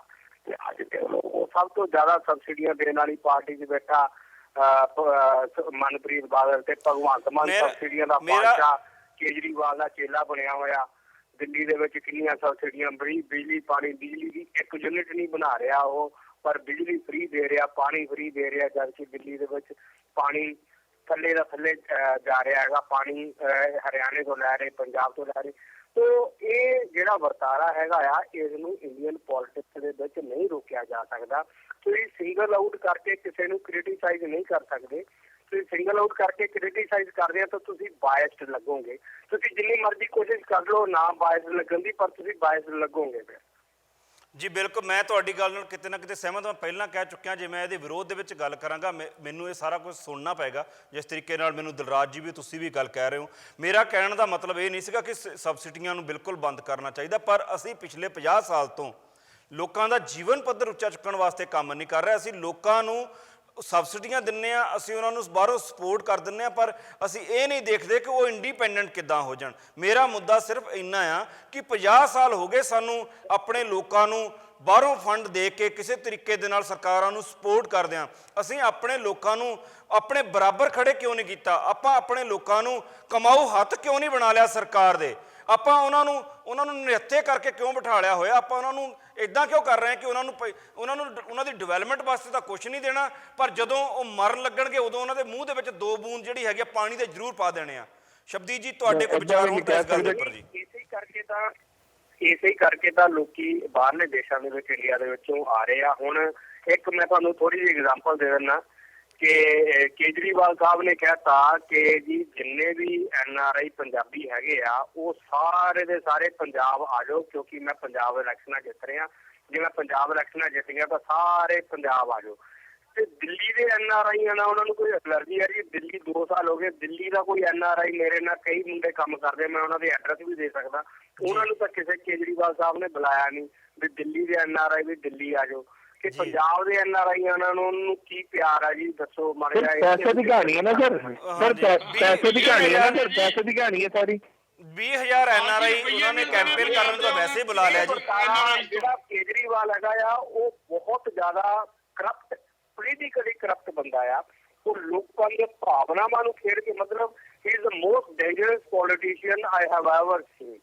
ਉਹਨੂੰ ਪਹਿਲਾਂ ਬਹੁਤ ਸਪੋਰਟ ਕੀਤਾ, ਅਸੀਂ ਵੀ ਸਪੋਰਟ ਕੀਤਾ ਜਦੋਂ ਉਹਦੀ ਚੱਲਦੀ ਸੀਗੀ ਮੁਹਿੰਮ, ਚੱਲਦੀ ਸੀ ਐਂਟੀ ਕਰਪਸ਼ਨ ਮੁਹਿੰਮ ਚੱਲਦੀ ਸੀ। ਅੰਨਾ ਹਜ਼ਾਰੇ ਦਾ ਚੇਲਾ ਬਣਿਆ ਹੋਇਆ ਸੀ ਜਦੋਂ ਉਦੋਂ ਮੈਂ ਇੰਡੀਆ ਹੀ ਸੀਗਾ। ਅਸੀਂ ਉਹਨੂੰ ਬਹੁਤ ਸਪੋਰਟ ਕੀਤਾ। ਮਕੈਨੀਕਲ ਇੰਜੀਨੀਅਰ ਆ ਉਹ IIT ਤੋਂ, ਅਸੀਂ ਵੀ ਮਕੈਨੀਕਲ ਇੰਜੀਨੀਅਰ ਹੈਗੇ ਆ। ਅਸੀਂ ਕਿਹਾ ਵੀ ਇੱਕ ਬੰਦਾ IRS ਛੱਡ ਕੇ ਆਇਆ, ਅਸੀਂ ਬਹੁਤ ਸਪੋਰਟ ਕੀਤਾ। But the way he is going now totally insane. ਉਹ ਮਤਲਬ ਇੱਕ ਥੋੜੀ ਜਿਹੀ ਸੋਚ ਸਮਝ ਰੱਖਣ ਵਾਲੇ ਬੰਦੇ ਦੀ ਥਿੰਕਿੰਗ ਤੋਂ ਅੱਗੇ ਜਾ ਚੁੱਕਾ। ਹੁਣ ਉਹ ਦਲਿਤ ਡਿਪਟੀ ਚੀਫ ਮਿਨਿਸਟਰ ਬਣਾਉਣ ਦੀ ਵੀ ਗੱਲ ਕਰ ਰਿਹਾ, ਪਰ ਜੇ ਉਹਨੂੰ ਕੋਈ ਪੁੱਛੇ ਦਿੱਲੀ ਦੇ ਵਿੱਚ ਦਲਿਤ ਡਿਪਟੀ ਚੀਫ ਮਿਨਿਸਟਰ ਬਣਾ ਰਹੇ ਹੋ, ਉੱਥੇ ਉਹ ਚੁੱਪ ਹੋ ਜਾਂਦਾ। ਔਰ ਉਹਦੇ ਸਪੋਰਟਰ ਉਹਨੂੰ ਕੁਐਸਚਨ ਵੀ ਨਹੀਂ ਕਰ ਰਹੇ। ਸਭ ਤੋਂ ਵੱਡੀ ਗੱਲ ਹੈ, ਕੁਐਸਚਨ ਵੀ ਨਹੀਂ ਕਰ ਰਹੇ ਉਹਦੇ ਸਪੋਰਟਰ, ਐਂਡ ਦੇ ਸਟਿਲ ਸਪੋਰਟਿੰਗ ਹਿਮ।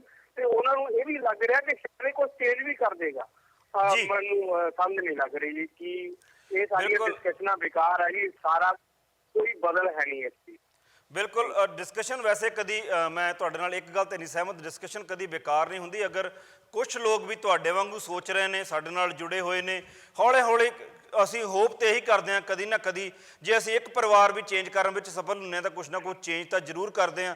ਦੂਸਰੀ ਜਿਹੜੀ ਤੁਸੀਂ ਗੱਲ ਕੀਤੀ ਹੈ ਕਿ ਸਾਰੀਆਂ ਪਾਰਟੀਆਂ, ਅਰਵਿੰਦ ਕੇਜਰੀਵਾਲ ਦੇ ਬਾਰੇ ਤੁਸੀਂ ਗੱਲ ਕੀਤੀ ਹੈ, ਬਿਲਕੁਲ ਹਰ ਇੱਕ ਬੰਦਾ ਇਸ ਵੇਲੇ ਪੰਜਾਬ ਦੀ ਇਲੈਕਸ਼ਨ ਦੇ ਉੱਪਰ ਉਹਨਾਂ ਦਾ ਮੁੱਖ ਕੇਂਦਰ ਹੈਗਾ।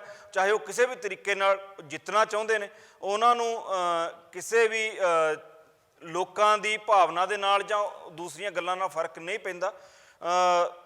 ਮੈਂ ਤਾਂ ਇੰਨਾ ਹੀ ਗੱਲ ਕਹਾਂਗਾ ਕਿ ਆਪਾਂ ਇਦਾਂ ਕਰਕੇ ਪੱਲਾ ਨਾ ਝਾੜਿਆ ਕਰੀਏ ਕਿ ਸਾਰੀਆਂ ਸਰਕਾਰਾਂ ਕਰਦੀਆਂ, ਸਾਰੀਆਂ ਕੰਟਰੀਆਂ ਕਰਦੀਆਂ। ਹਾਂਜੀ, ਮੈਂ ਸੌਰੀ ਇੰਟਰਪਟ ਕਰਦਾ, ਮੈਂ ਥੋੜਾ ਜਿਹਾ ਚਲੋ ਤੁਹਾਨੂੰ ਲੱਗਦਾ ਹੋਊਗਾ ਰੋਜ਼ ਫੋਨ ਕਰ ਦਿੰਦਾ ਬੰਦਾ, ਨਹੀਂ ਤੁਸੀਂ ਇੰਨਾ ਅਗੇਂਸਟ ਕਿਉਂ ਆ? ਕਿਉਂਕਿ ਕੇਜਰੀਵਾਲ ਤੋਂ ਹੋਪ ਸੀਗੀ। ਮੈਂ ਸਰ ਮੈਂ ਆਪਣਾ ਥੋੜਾ ਜਿਹਾ ਹਿਸਟਰੀ ਦੱਸ ਦਵਾਂ। ਮੈਂ ਆਪਾਂ ਮਕੈਨੀਕਲ ਇੰਜੀਨੀਅਰ ਹੈਗੇ ਆ, ਥੋੜਾ ਫਗਵਾੜੇ ਤੋਂ ਹੈਗਾ, ਥੋੜੀ GNA ਕੰਪਨੀ ਹੈਗੀ, ਉੱਥੇ ਜੋਬ ਕਰਦੇ ਸੀ।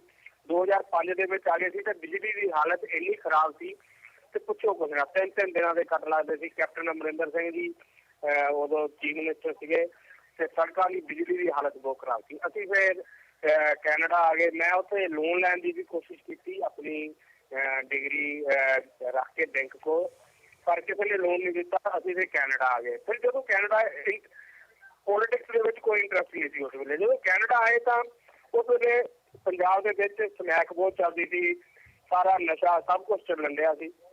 ਜਦੋਂ ਮੈਂ ਇੱਥੇ ਆਇਆ, ਕੈਨੇਡਾ ਆਇਆ, ਆਫਟਰ ਫਿਊ ਈਅਰ, ਪਹਿਲੇ ਕੁਛ ਸਾਲ ਦਾ ਪੋਲੀਟਿਕਸ ਨਾਲ ਕੋਈ ਲੈਣਾ ਦੇਣਾ ਨਹੀਂ, ਰੇਡੀਓ ਨਾਈਟਾਂ ਕਰਨੀਆਂ, ਰੇਡੀਓ ਵੀ ਨਹੀਂ ਸੁਣਨਾ, ਕੁਛ ਵੀ ਨਹੀਂ। अब पिछले कुछ चेर तो मैं देख रहा पीपल आर वेरी लाउड कि नशा बहुत हो गया, नशा बहुत हो गया। मैं पता नहीं कितना नशा हो गया। क्या मैं मैनू पिछले कुछ साल बाद जान का 2012-13 के 11-12 जान का मौका मिले। मैं देखा उही बंदे नशा बेचते थे ਜਿਹੜੇ 2005 ਚ बेचते थे। ਪਹਿਲਾਂ ਉਹ ਕਾਂਗਰਸੀਆਂ ਦੇ ਨਾਲ ਸੀ, ਹੁਣ ਅਕਾਲੀਆਂ ਦੇ ਨਾਲ ਹੋ ਗਏ ਹੋਣਗੇ, ਪਰ ਉਹ ਉਹਨਾਂ ਦੀ ਇਨਕਲੀਨੇਸ਼ਨ ਹਮੇਸ਼ਾ ਭਾਰੇ ਪਾਸੇ ਲਈ ਆ। ਜਿਹੜਾ ਪਾਵਰ ਹੈਗਾ ਉਹਦੇ ਨਾਲ ਜੁੜ ਜਾਂਦੇ ਆ। ਉਹੀ ਬੰਦੇ ਹਾਂ ਨਸ਼ਾ ਖਾਣ ਵਾਲੇ ਬੰਦੇ ਜ਼ਰੂਰ ਵੱਧ ਗਏ ਸੀ ਕਿਉਂਕਿ ਨਵੀਂ ਜਨਰੇਸ਼ਨ ਆ ਗਈ ਸੀ, ਬਟ ਨਸ਼ਾ ਵੇਚਣ ਵਾਲੇ ਆਲਮੋਸਟ ਉਹੀ ਬੰਦੇ ਸੀ ਤੇ ਉਹਨਾਂ ਦੀਆਂ ਅੱਗੇ ਕੇਸ ਬਣ ਗਈਆਂ ਸੀ। ਇਹ ਮੈਨੂੰ ਜੋ ਲੱਗ ਰਿਹਾ ਹੈ ਕਿ ਇਹ ਜੋ ਨਸ਼ੇ ਵਾਲਾ ਕੰਮ ਵੀ ਹੈਗਾ, ਇਹ ਸਾਡਾ ਸਮਾਜਿਕ ਵਰਤਾਰਾ ਏਦਾਂ ਦਾ ਹੈਗਾ ਆ ਕਿ ਅਸੀਂ ਵਿਆਹਾਂ ਦੇ ਵਿੱਚ ਵੀ ਦੇਖੋ, ਤੁਸੀਂ ਬੱਚੇ ਨੂੰ ਆਪਣੇ ਛੋਟੇ ਮੁੰਡੇ ਨੂੰ ਬੁਲਾਉਂਦੇ ਹੋ ਰਿਹਾ ਬਈ ਉਹਨੂੰ ਥੋੜੀ ਜਿਹੀ ਘੁੱਟ ਪਿਲਾ ਦਿੰਦੇ ਆ, ਫਿਰ ਕਹਿੰਦੇ ਉਹਨੂੰ ਬਰਕ ਮਾਰ, ਠੀਕ ਆ, ਫਿਰ ਉਹ ਫਿਰ ਨਾਲ ਦੇ ਦੋਸਤਾਂ ਨੂੰ ਦਿਖਾਣੇ, ਦੇਖ ਵੀ ਮੇਰੇ ਮੁੰਡੇ ਨੇ ਪੀਤੀ ਆ। ਬਿਲਕੁਲ, ਅਸੀਂ ਬਹੁਤ ਵਾਰ ਮੇਰੇ ਨਾਲ ਸਬਦੀਸ਼ ਜੀ ਜੁੜੇ ਹੋਏ ਨੇ ਜੀ। ਬਹੁਤ ਵਾਰ ਸਬਦੀਸ਼ ਜੀ ਇੱਕ ਲਫ਼ਜ਼ ਵਰਤਦੇ ਹੁੰਦੇ ਆ ਕਿ ਸਾਡੀ ਕਬਾਇਲੀ ਮਾਨਸਿਕਤਾ ਮੈਨੂੰ ਬਹੁਤ ਪਸੰਦ ਆ ਸਾਡੇ ਪੰਜਾਬੀਆਂ ਵਾਸਤੇ। ਸ਼ੁਰੂ 'ਚ ਮੈਨੂੰ ਬੁਰਾ ਵੀ ਲੱਗਦਾ ਸੀ, ਮੈਂ ਸ਼ਾਇਦ ਬਹਿਸ ਵੀ ਕੀਤੀ ਹੋਵੇ ਇਸ ਕਰਕੇ ਸ਼ਬਦੀਸ਼ ਜੀ ਨਾਲ, ਪਰ ਹੌਲੀ ਹੌਲੀ ਮੈਂ ਰੀਅਲਾਈਜ਼ ਕੀਤਾ ਕਿ ਜਿਸ ਤਰੀਕੇ ਦਾ ਵਰਤਾਰਾ ਅਸੀਂ ਪੰਜਾਬ ਦੇ ਵਿੱਚ ਰਹਿੰਦੇ ਹਾਂ, ਬੰਦੂਕਾਂ ਦਾ ਪ੍ਰਦਰਸ਼ਨ ਕਰਕੇ, ਆਪਣੀ ਪਾਵਰ ਦਾ ਪ੍ਰਦਰਸ਼ਨ ਕਰਕੇ, ਸ਼ਰਾਬ ਪੀਣ ਦਾ ਪ੍ਰਦਰਸ਼ਨ ਕਰਕੇ ਕਰਦੇ ਹਾਂ, ਵਾਕਿਆ ਹੀ ਸਾਡੀ ਮਾਨਸਿਕਤਾ ਕਿਤੇ ਨਾ ਕਿਤੇ ਅਜੇ ਵੀ ਕਬਾਇਲੀ ਰੁਕੀ ਹੋਈ ਆ। ਮੈਂ ਮਾਫੀ ਚਾਹਾਂਗਾ ਸਰ। ਇੱਕ ਹੋਰ ਕੁਲਵੀਰ ਜੀ, ਮੈਂ ਇੱਕ ਹੋਰ ਗੱਲ ਦੱਸ ਦਿੰਦਾ, ਇਹਦੇ ਵਿੱਚ ਕੋਈ ਪੋਲੀਟੀਕਲ ਪਾਰਟੀ ਦਾ ਕੋਈ ਕਿਸੇ ਦਾ ਕੋਈ ਰੋਲ ਨਹੀਂ ਹੈ। ਸਾਡਾ ਮਾਨਸਿਕਤਾ ਹੀ ਹੈ। ਔਰ ਇੱਥੇ ਦੇ ਵੀ ਬੰਦੇ ਮੈਂ ਦੱਸ ਦਿੰਦਾ, ਕੈਨੇਡਾ ਦੇ ਸਵੇਰੇ ਸ਼ਾਮ ਮਜੀਠੀਏ ਨੂੰ, ਬਾਦਲ ਨੂੰ ਗਾਲਾਂ ਕੱਢਣਗੇ, ਰਾਤ ਨੂੰ ਉਹਨਾਂ ਦੀਆਂ ਪੱਗਾਂ ਉਹਨਾਂ ਦੇ ਗਲਾਂ 'ਚ ਬੈਠੀਆਂ ਹੋਣਗੀਆਂ, ਬੈਂਕ ਡਾਲ ਦੇ ਸਾਹਮਣੇ ਸ਼ਰਾਬਾਂ ਪੀ ਕੇ ਬੈਠੇ ਹੋਣਗੇ, ਸਵੇਰੇ ਫਿਰ ਉਹ ਨਸ਼ਾ ਕਰਦੇ ਰਹਿਣਗੇ। ਜੀ ਬਿਲਕੁਲ ਸਰ, ਥੈਂਕ ਯੂ ਜੀ, ਥੈਂਕ ਯੂ ਤੁਹਾਡਾ ਬਹੁਤ ਬਹੁਤ। ਮੈਂ ਚਾਹਾਂਗਾ ਸ਼ਬਦੀਸ਼ ਜੀ ਨਾਲ ਜ਼ਰੂਰ ਹੁਣ ਆਪਾਂ ਰਾਬਤਾ ਕਰੀਏ। ਸ਼ਬਦੀਸ਼ ਜੀ, ਸ਼ਬਦੀਸ਼ ਜੀ। 2 ਮਿੰਟ ਹੋ ਗਏ ਆਪਣੇ ਪ੍ਰੋਗਰਾਮ ਚੱਲਦੇ ਨੂੰ ਤੇ ਮੇਰਾ ਖਿਆਲ ਮੈਂ 2.5 ਮਿੰਟ ਦਾ ਸਮਾਂ ਲਿਆ। ਬਿਲਕੁਲ, ਮੇਰੇ ਨਾਲ ਐਕਚੁਅਲੀ ਮੈਂ ਤਾਂ ਹੀ ਕਿਹਾ ਵੀ ਮੇਰੇ ਨਾਲ ਕਾਲਰ ਹੁਣ ਵੀ ਹੈਗੇ ਨੇ, ਪਰ ਮੈਂ ਚਾਹਾਂਗਾ ਕਿ ਤੁਸੀਂ ਪਹਿਲਾਂ ਆਪਣੀ ਗੱਲ ਪੂਰੀ ਕਰ ਲਓ, ਉਸ ਤੋਂ ਬਾਅਦ ਮੈਂ ਅਗਲੇ ਕਾਲਰ ਲਵਾਂਗਾ। ਮੌਕਾ ਦੇਣਗੇ, ਵਿੱਚੋਂ ਰੋਕਣ ਦਾ ਯਤਨ ਨਹੀਂ ਕਰਨਗੇ। ਜੀ, ਮੈਂ ਸ਼ੁਰੂ ਦੇ ਵਿੱਚ ਇੱਕ ਗੱਲ ਬਹੁਤ ਕਲੀਅਰਲੀ ਕਹੀ ਸੀ ਕਿ ਮੇਰੇ ਮੁਤਾਬਕ ਮੈਂ ਸੰਵਿਧਾਨ ਦਾ ਮਾਹਰ ਨਾ ਵੀ ਹੋਵਾਂ, ਮੇਰੇ ਮੁਤਾਬਕ ਸਰਵ ਧਰਮ ਸਮਭਾਵ ਦੇ ਨਾਂ ਦੇ ਉੱਤੇ ਜਿਹੜੀ ਸੈਕੂਲਰਿਜ਼ਮ ਦੀ ਵਿਆਖਿਆ ਕੀਤੀ ਗਈ ਆ, ਉਹਦੇ ਮੁਤਾਬਕ ਵੀ ਜੇ ਮੈਂ ਗੱਲ ਕਰਾਂ ਤਾਂ ਅਰਥ ਇੱਕੋ ਹੀ ਨਿਕਲਦਾ ਕਿ ਧਰਮ ਨੂੰ ਸਰਕਾਰਾਂ ਨੇ ਪ੍ਰਮੋਟ ਨਹੀਂ ਕਰਨਾ, ਧਰਮ ਨੂੰ ਸਰਕਾਰਾਂ ਨੇ ਡਿਮੋਟ ਨਹੀਂ ਕਰਨਾ।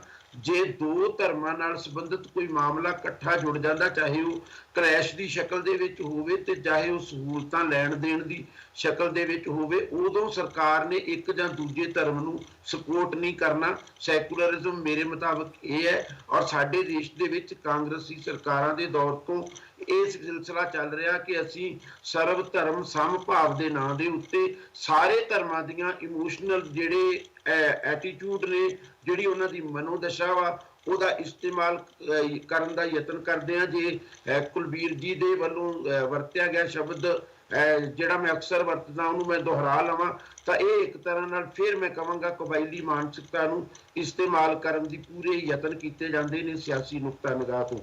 ਇੱਕ ਗੱਲ ਬਹੁਤ ਕਲੀਅਰ ਹੈ ਜਿਹੜੀ ਸਮਝੇ ਜਾਣ ਦੀ ਜ਼ਰੂਰਤ ਹੈ। ਮੈਨੂੰ ਨਹੀਂ ਸਮਝ ਆਉਂਦੀ ਕਿ ਅਸੀਂ ਉਹਨੂੰ ਜਾਣ ਕੇ ਇਗਨੋਰ ਕਰਦੇ ਹਾਂ, ਅਸੀਂ ਉਹਦਾ ਇਸਤੇਮਾਲ ਸਿਆਸੀ ਰੰਗ ਦੇ ਵਿੱਚ ਕਰਨਾ ਚਾਹੁੰਦੇ ਹਾਂ, ਜਾਂ ਅਸੀਂ ਇੱਕ ਪਾਰਟੀ ਨੂੰ ਬਚਾ ਕੇ ਦੂਜੀ ਨੂੰ ਕਟਹਿਰੇ ਦੇ ਵਿੱਚ ਖੜਾ ਕਰਨਾ ਚਾਹੁੰਦੇ ਹਾਂ। ਬਿਲਕੁਲ ਜਦੋਂ ਮੈਂ ਇਹ ਗੱਲ ਕਹਿ ਰਿਹਾ ਕਿ ਸਾਡੇ ਦੇਸ਼ ਦੇ ਵਿੱਚ ਕਾਂਗਰਸੀ ਸਰਕਾਰਾਂ ਦੌਰਾਨ ਸੈਕੂਲਰਿਜ਼ਮ ਦੀ ਗਲਤ ਵਿਆਖਿਆ ਹੋਈ ਆ, ਪਰ ਇੱਕ ਗੱਲ ਫਿਰ ਵੀ ਫਰਕ ਰਹਿ ਜਾਏਗੀ। ਕਾਂਗਰਸ ਪਾਰਟੀ ਸਾਰੇ ਕੁਝ ਦੇ ਬਾਵਜੂਦ RSS ਦੀ ਹਿੰਦੂਤਵ ਦੀ ਰਾਜਨੀਤੀ ਦੇ ਹਮੇਸ਼ਾ ਖਿਲਾਫ ਰਹੀ ਹੈ। ਕਦੇ ਕਦੇ ਉਹਨੇ ਨਰਮ ਹਿੰਦੂਤਵ ਅਪਣਾਉਣ ਦਾ ਯਤਨ ਕੀਤਾ ਤੇ ਉਹਦੀ ਇਸ ਗੱਲ ਲਈ ਉਹਦੇ ਸਿਆਸੀ ਵਿਰੋਧੀਆਂ ਵੱਲੋਂ ਬਹੁਤ ਤਿੱਖੀ ਆਲੋਚਨਾ ਵੀ ਕੀਤੀ ਜਾਂਦੀ ਰਹੀ ਹੈ ਕਿ ਨਰਮ ਹਿੰਦੂਤਵ ਹੋਵੇ ਚਾਹੇ ਗਰਮ ਹਿੰਦੂਤਵ, ਜਿਹੜਾ ਵੀ ਇਹਨੂੰ ਇਸਤੇਮਾਲ ਕਰੇਗਾ ਉਹ ਗਲਤ ਹੋਏਗਾ। ਔਰ ਕਾਂਗਰਸ ਪਾਰਟੀ ਨੇ ਜਦੋਂ ਕਦੇ ਵੀ ਇਸ ਤਰੀਕੇ ਦਾ ਯਤਨ ਕੀਤਾ ਉਹਨੇ ਬੀਜੇਪੀ ਹੱਥੋਂ ਮਾਤ ਹੀ ਖਾਧੀ ਆ, ਉਸ ਤੋਂ ਉਹਨੂੰ ਸਫਲ ਨਹੀਂ ਹੋ ਸਕੀ। ਪਰ ਬੀਜੇਪੀ ਨੇ ਸ਼ਰੇਆਮ ਭਾਰਤੀ ਜਨਤਾ ਪਾਰਟੀ ਉਹਦਾ ਨਾਮ ਆ, ਉਹ ਕੋਈ ਹਿੰਦੂ ਮਹਾਸਭਾ ਨਹੀਂ ਹੈ ਕਿ ਉਹ ਮੰਦਰ ਦਾ ਅੰਦੋਲਨ ਕਰੇ, ਉਹ ਕੋਈ ਰਾਸ਼ਟਰੀ ਵਿਸ਼ਵ ਹਿੰਦੂ ਪ੍ਰੀਸ਼ਦ ਨਹੀਂ ਹੈ ਕਿ ਉਹ ਮੰਦਰ ਦਾ ਅੰਦੋਲਨ ਕਰੇ। ਇਹਦੇ ਬਾਵਜੂਦ ਅਡਵਾਨੀ ਸਾਹਿਬ ਦੀ ਅਗਵਾਈ ਵਿੱਚ ਉਦੋਂ ਬਹੁਤ ਵੱਡਾ ਅੰਦੋਲਨ ਕੀਤਾ ਗਿਆ ਭਾਰਤੀ ਜਨਤਾ ਪਾਰਟੀ ਵੱਲੋਂ। ਇਹ ਸੈਕੂਲਰਿਜ਼ਮ ਦੀ ਸ਼ਰੇਆਮ ਤੋਹੀਨ ਹੈ। ਇਦਾਂ ਦੀ ਤੋਹੀਨ ਹੋਰ ਵੀ ਲੋਕ ਕਰਦੇ ਨੇ ਪੰਥ ਦੇ ਨਾਂ ਦੇ ਉੱਤੇ, ਸ਼੍ਰੋਮਣੀ ਅਕਾਲੀ ਦਲ ਵੀ ਇਸੇ ਤਰ੍ਹਾਂ ਕਰਦਾ। ਪਰ ਜਿੱਥੋਂ ਤੱਕ ਸਾਰੇ ਧਰਮਾਂ ਦੀ ਦੇਸ਼ ਦੇ ਵਿੱਚ ਬਨਸਵੰਤਾ ਦੇ ਆਧਾਰ ਦੇ ਉੱਤੇ ਗੱਲ ਕਰਨੀ ਹੋਵੇ ਤਾਂ ਮੈਂ ਇਹ ਨਹੀਂ ਕਹਾਂਗਾ ਕਿ ਸਾਰੇ ਧਰਮਾਂ ਦੀ ਆਸਥਾ ਦੇ ਨਾਲ ਜੁੜੇ ਹੋਏ ਮਾਮਲੇ ਨੇ ਜਿਹੜੇ ਸਰਕਾਰ ਨੇ ਉਹਨਾਂ ਦੇ ਵਿੱਚ ਉਹਨਾਂ ਦੀ ਮਦਦ ਨਹੀਂ ਕਰਨੀ ਕਿਸੇ ਨਾ ਕਿਸੇ ਤਰੀਕੇ ਦੇ ਨਾਲ। ਜੇ ਇਸਲਾਮ ਨਾਲ ਜੁੜੇ ਲੋਕ ਹੱਜ ਲਈ ਜਾਣਾ ਚਾਹੁੰਦੇ ਨੇ ਤੇ ਹੱਜ ਦੇ ਉੱਤੇ ਜਾਣ ਲਈ ਸਪੈਸ਼ਲ ਜੇ ਉਡਾਨਾਂ ਕੀਤੀਆਂ ਜਾਂਦੀਆਂ ਨੇ ਤਿਆਰ ਉਹਨਾਂ ਦਿਨਾਂ ਦੇ ਵਿੱਚ, ਮੈਂ ਇਹਨੂੰ ਕੋਈ ਗਲਤ ਨਹੀਂ ਸਮਝਦਾ, ਨਾ ਇਹਨੂੰ ਮੈਂ ਸੈਕੂਲਰਿਜ਼ਮ ਦੇ ਖਿਲਾਫ ਸਮਝਦਾ। ਜੇ ਜੋੜ ਮੇਲਾ ਹੋਵੇ ਚਮਕੌਰ ਸਾਹਿਬ ਦਾ, ਜੇ ਜੋੜ ਮੇਲਾ ਹੋਵੇ ਫਤਿਹਗੜ੍ਹ ਸਾਹਿਬ ਸਰਹੰਦ ਦਾ, ਉੱਥੇ ਦੇ ਦੋਨਾਂ ਡਿਸਟ੍ਰਿਕਟਾਂ ਦੇ ਜੇ DC ਉੱਥੋਂ ਦੇ ਲੋਕਾਂ ਨੂੰ ਸਹੂਲਤ ਦੇਣ ਲਈ, ਬਾਹਰੋਂ ਆਏ ਲੋਕਾਂ ਨੂੰ ਸਹੂਲਤ ਦੇਣ ਲਈ, ਪਾਰਕਿੰਗ ਕਰਨ ਲਈ, ਉੱਥੋਂ ਦੇ ਰੂਟ ਸੈੱਟ ਕਰਨ ਲਈ ਜੇ ਪ੍ਰਸ਼ਾਸਨ DC ਦੀ ਪੱਧਰ ਤੇ ਪੁਲਿਸ ਦੀ ਪੱਧਰ ਦੇ ਉੱਤੇ ਲੋਕਾਂ ਦੀ ਹੈਲਪ ਕਰਦੇ ਆ ਤਾਂ ਇਹ ਕੋਈ ਸੈਕੂਲਰਿਜ਼ਮ ਦੇ ਖਿਲਾਫ ਨਹੀਂ ਆ। ਇਹ ਲੋਕਾਂ ਦੀ ਆਸਥਾ ਨਾਲ ਜੁੜੇ ਹੋਏ ਮਾਮਲੇ ਨੂੰ ਪ੍ਰਸ਼ਾਸਨਿਕ ਤੌਰ ਤੇ ਨਜਿੱਠੇ ਜਾਣ ਦੀ ਜ਼ਰੂਰਤ ਆ ਤੇ ਔਰ ਇਹਦੇ 'ਚ ਕੋਈ ਸੈਕੂਲਰਿਜ਼ਮ ਭੰਗ ਨਹੀਂ ਹੁੰਦਾ। ਸਵਾਲ ਸਿਰਫ ਉਦੋਂ ਪੈਦਾ ਹੁੰਦਾ ਜਦੋਂ ਧਰਮ ਦੇ ਨਾਂ ਦੇ ਉੱਤੇ ਸਰਕਾਰਾਂ ਆਪਣੇ ਖਜ਼ਾਨੇ ਦੇ ਵਿੱਚੋਂ ਇਸਤੇਮਾਲ ਕਰਦੀਆਂ ਹੋਏ ਲੋਕਾਂ ਨੂੰ ਧਰਮ ਦੇ ਨਾਂ ਦੇ ਉੱਤੇ ਸਪੋਰਟ ਕਰਦੀਆਂ ਨੇ। ਸਵਾਲ ਇਹ ਨਹੀਂ ਹੈ ਕਿ ਲੋਕਾਂ ਨੂੰ ਧਾਰਮਿਕ ਯਾਤਰਾ ਦੇ ਉੱਤੇ ਜਾਣ ਦਾ ਹੱਕ ਨਾ ਦਿੱਤਾ ਜਾਵੇ, ਪਰ ਸਵਾਲ ਇਹ ਹੈ ਕਿ ਪੰਜਾਬ ਦੀ ਸਰਕਾਰ 250 ਤੋਂ ਵਧਾ ਕੇ 500 ਰੁਪਏ ਪੈਨਸ਼ਨ ਕਰ ਦਿੰਦੀ ਹੈ ਤੇ ਨਾਲ ਦੀ ਨਾਲ ਇਹ ਕਹਿ ਦਿੰਦੀ ਹੈ ਕਿ ਅਸੀਂ ਧਾਰਮਿਕ ਯਾਤਰਾ ਦੇ ਉੱਤੇ ਬਜ਼ੁਰਗਾਂ ਨੂੰ ਲੈ ਕੇ ਜਾਵਾਂਗੇ। ਕੀ ਸਰਕਾਰ ਉਹਨਾਂ ਦੀ ਪੈਨਸ਼ਨ ਦੇ ਵਿੱਚ ਇੰਨਾ ਵਾਧਾ ਨਹੀਂ ਕਰ ਸਕਦੀ ਕਿ ਇੱਕ ਬੰਦਾ 1 ਸਾਲ ਦੀ ਆਪਣੀ ਪੈਨਸ਼ਨ ਜੋੜ ਕੇ ਉਹਦੇ ਚੋਂ ਕੁਝ ਪੈਸੇ ਖਰਚ ਕੇ ਉਹ ਆਪਣੇ ਪੈਸੇ ਦੇ ਨਾਲ ਧਾਰਮਿਕ ਯਾਤਰਾ ਕਰਨ ਚਲਾ ਜਾਵੇ? ਦੂਜੀ ਗੱਲ, ਜਿਹੜੇ ਬੰਦੇ ਦੀ ਧਾਰਮਿਕ ਆਸਥਾ ਨਹੀਂ ਹੈ ਪਰ ਉਹ ਬਜ਼ੁਰਗ ਆ, ਕੀ ਫਿਰ ਉਸ ਬਜ਼ੁਰਗ ਨੂੰ ਕੋਈ ਹੱਕ ਨਹੀਂ ਹੈ ਕਿ ਉਹ ਜੀਵਨ ਜਾਪਣ ਦੇ ਲਈ ਉਹ ਆਪਣੇ ਉਹਨੂੰ ਪੈਸੇ ਸਰਕਾਰ ਵੱਲੋਂ ਮੁਹੱਈਆ ਕੀਤੇ ਜਾਣ ਜਿਹਦੇ ਨਾਲ ਉਹਦਾ ਜੀਵਨ ਸੁਖਾਲਾ ਹੋ ਜਾਵੇ? ਕੀ ਸਰਕਾਰਾਂ ਉਹਨਾਂ ਲੋਕਾਂ ਲਈ ਹੀ ਕੰਮ ਕਰਨਗੀਆਂ ਜਿਨ੍ਹਾਂ ਲੋਕਾਂ ਦਾ ਧਰਮ ਦੇ ਨਾਲ ਨਾਤਾ ਵਾ ਜਾਂ ਫਿਰ ਖਾਸ ਧਰਮ ਦੇ ਨਾਲ ਨਾਤਾ ਵਾ? ਇਹ ਮੈਨੂੰ ਨਹੀਂ ਲੱਗਦਾ ਕਿ ਅਸੀਂ ਚੀਜ਼ਾਂ ਨੂੰ ਸਹੀ ਤਰੀਕੇ ਦੇ ਨਾਲ ਵੇਖਣ ਦਾ ਯਤਨ ਕਰੀਏ। ਮੇਰੇ ਮੁਤਾਬਕ ਸਰਕਾਰਾਂ ਨੂੰ ਇਹ ਕਰਨਾ ਚਾਹੀਦਾ ਕਿ ਪੈਨਸ਼ਨ ਦੇ ਵਿੱਚ ਕਾਫੀ ਜ਼ਿਆਦਾ ਵਾਧਾ ਕੀਤਾ ਜਾਵੇ। ਜਿਹੜੀ ਹੁਣ 500 ਦੇ ਕਰੀਬ ਪੈਨਸ਼ਨ ਆ, ਮੈਂ ਚਾਹਾਂਗਾ ਕਿ ਸਰਕਾਰ ਜੇ 2000 ਵੀ ਪੈਨਸ਼ਨ ਦੇਵੇ ਅੱਜ ਦੇ ਮਹਿੰਗਾਈ ਦੇ ਜ਼ਮਾਨੇ ਦੇ ਵਿੱਚ ਤਾਂ ਸ਼ਾਇਦ ਉਹ ਬਹੁਤ ਜ਼ਿਆਦਾ ਨਹੀਂ ਆ, ਪਰ ਜੇ ਬਜ਼ੁਰਗਾਂ ਦੇ ਬਾਕੀ ਪਰਿਵਾਰਕ ਜੀਵਨ ਦੇ ਵਿੱਚ ਉਸ 2000 ਤੋਂ ਬਿਨਾਂ ਉਹਨਾਂ ਦਾ ਗੁਜ਼ਾਰਾ ਚੱਲਦਾ ਹੋਵੇ ਤਾਂ ਬਜ਼ੁਰਗ ਆਪਣੀ ਇੱਛਾ ਦੇ ਨਾਲ, ਆਪਣੀ ਮਰਜ਼ੀ ਦੇ ਨਾਲ, ਆਪਣੀ ਮਰਜ਼ੀ ਦੇ ਚੁਣੇ ਹੋਏ ਦਿਨਾਂ ਦੇ ਵਿੱਚ ਉਹ ਧਾਰਮਿਕ ਯਾਤਰਾ ਦੇ ਉੱਤੇ ਜਾ ਸਕਦੇ ਨੇ। ਜੇ ਉਹਨਾਂ ਨੂੰ ਸਰਦੀ ਦੇ ਵਿੱਚ ਨਹੀਂ ਜਾਣਾ ਪਸੰਦ, ਉਹ ਗਰਮੀ 'ਚ ਜਾ ਸਕਦੇ ਨੇ, ਉਹ ਮੌਸਮ ਵੀ ਆਪਣੀ ਮਰਜ਼ੀ ਦਾ ਚੁਣ ਸਕਦੇ ਨੇ। ਪਰ ਸਰਕਾਰਾਂ ਨੇ ਇੱਕ ਤੈਅ ਕੀਤਾ ਹੋਇਆ ਕਿ ਅਸੀਂ ਧਾਰਮਿਕ ਯਾਤਰਾ ਆਪਣੀ ਮਰਜ਼ੀ ਦੇ ਦਿਨਾਂ ਦੇ ਵਿੱਚ ਕਰਵਾਵਾਂਗੇ, ਕਿਉਂਕਿ ਆਪਣੀ ਮਰਜ਼ੀ ਦੇ ਦਿਨਾਂ ਦੇ ਵਿੱਚ ਅਸੀਂ ਕਿਸੇ ਖਾਸ ਈਵੈਂਟ ਦੇ ਆਧਾਰ ਦੇ ਉੱਤੇ ਸਰਕਾਰ ਦੀ ਪ੍ਰਮੋਸ਼ਨ ਕਰ ਲਵਾਂਗੇ ਨਾਲ ਦੀ ਨਾਲ। ਇਹ ਆ ਸੈਕੂਲਰਿਜ਼ਮ ਦੀ ਤੋਹੀਨ, ਇਹਦੇ ਖਿਲਾਫ ਹੋਣਾ ਚਾਹੀਦਾ। ਤੁਸੀਂ ਇਹ ਕਹਿ ਕੇ ਕਿ ਕਾਂਗਰਸ ਕਰਦੀ ਹੈ ਇਸ ਕਰਕੇ ਅਕਾਲੀ ਵੀ ਕਰ ਸਕਦੇ ਨੇ, ਇਸ ਕਰਕੇ ਆਮ ਆਦਮੀ ਵੀ ਪਾਰਟੀ ਕਰ ਸਕਦੀ ਹੈ, ਐਸਪੀ ਜੇ ਕਰਦੀ ਹੈ ਤੇ ਬਸਪਾ ਨੂੰ ਵੀ ਯੂਪੀ ਦੇ ਵਿੱਚ ਹੱਕ ਮਿਲਣਾ ਚਾਹੀਦਾ। ਜੇ ਅਸੀਂ ਇਸ ਤਰੀਕੇ ਦੇ ਨਾਲ ਕੰਮ ਕਰਾਂਗੇ ਤੇ ਮੇਰਾ ਖਿਆਲ ਅਸੀਂ ਸੈਕੂਲਰਿਜ਼ਮ ਦੀ ਤੋਹੀਨ ਤਾਂ ਸਿਆਸੀ ਪਾਰਟੀਆਂ ਕਰ ਰਹੀਆਂ ਵਾ, ਅਸੀਂ ਸਦਾਚਾਰਕ ਤੌਰ ਤੇ ਸਿਆਸੀ ਪਾਰਟੀਆਂ ਦੀ ਮਦਦ ਕਰਨ ਦੇ ਗੁਨਾਹਗਾਰ ਬਣਾਂਗੇ, ਜਿਸ ਤਰੀਕੇ ਦੇ ਨਾਲ ਸਾਡੇ ਬਹੁਤ ਸਾਰੇ ਲੋਕ ਬਣ ਜਾਂਦੇ ਨੇ ਅਕਸਰ। ਔਰ ਘੱਟੋ ਘੱਟ ਮੈਂ ਸਿਆਸੀ ਪਾਰਟੀਆਂ ਦੀ ਇਸ ਕਿਸਮ ਦੀ ਮਾਨਤਾ ਦੇ ਖਿਲਾਫ ਆਪਣੇ ਆਪ ਨੂੰ ਗੁਨਾਹਗਾਰ ਹੋਣ ਦੇ ਕਟਹਿਰੇ 'ਚ ਖੜਾ ਨਹੀਂ ਕਰਨਾ ਚਾਹਾਂਗਾ, ਖਾਸ ਕਰਕੇ ਜੇ ਸੰਵਿਧਾਨ ਵੀ ਸਾਡਾ ਆਗਿਆ ਨਹੀਂ ਦਿੰਦਾ। ਆਪਣੇ ਆਪ ਨੂੰ ਕੋਈ ਵੀ ਗੁਨਾਹਗਾਰ ਨਹੀਂ ਸਮਝਦਾ ਸਰ। ਆਪਣੇ ਆਪ ਨੂੰ ਕਦੀ ਵੀ ਕੋਈ ਗੁਨਾਹਗਾਰ ਨਹੀਂ ਸਮਝਦਾ। ਕੁਲਰਾਜ ਜੀ ਇਹਨਾਂ ਨੂੰ ਆਪਣੀ ਗੱਲ ਖਤਮ ਕਰਨ ਦਿਓ, ਮੇਰੇ ਨਾਲ ਕਾਲਰ ਜੁੜੇ ਨੇ, ਮੈਂ ਵੇਟ ਕਰ ਰਿਹਾ। ਕੋਈ ਗੱਲ ਨਹੀਂ ਕੁਲਬੀਰ ਜੀ, ਮੇਰੀ ਗੱਲ ਖਤਮ ਹੀ ਸਮਝੋ, ਦਲਰਾਜ ਜੀ ਨੂੰ ਕਰਨ ਦਿਓ। ਅਜੀਤ ਜੀ, ਸੰਦੀਪ ਜੀ ਨੂੰ ਗੱਲ ਖਤਮ ਕਰਨ ਦਿਓ, ਮੇਰੇ ਨਾਲ ਕਾਲਰ ਜੁੜੇ ਹੋਏ ਨੇ, ਵੇਟ ਤੇ ਉੱਪਰ ਨੇ ਜੀ। ਅੱਗੇ ਸਮਾਂ ਮੈਂ ਆਪਣੀ ਗੱਲ ਖਤਮ ਹੀ ਸਮਝਦਾ, ਤੁਸੀਂ ਕਾਲਰ ਨੂੰ ਲਓ ਤੇ ਉਸ ਤੋਂ ਬਾਅਦ ਦਲਜੀਤ ਦੋਨਾਂ ਨੂੰ ਬੋਲਣ ਦਿਓ, ਮੈਨੂੰ ਕੋਈ ਪ੍ਰੋਬਲਮ ਨਹੀਂ।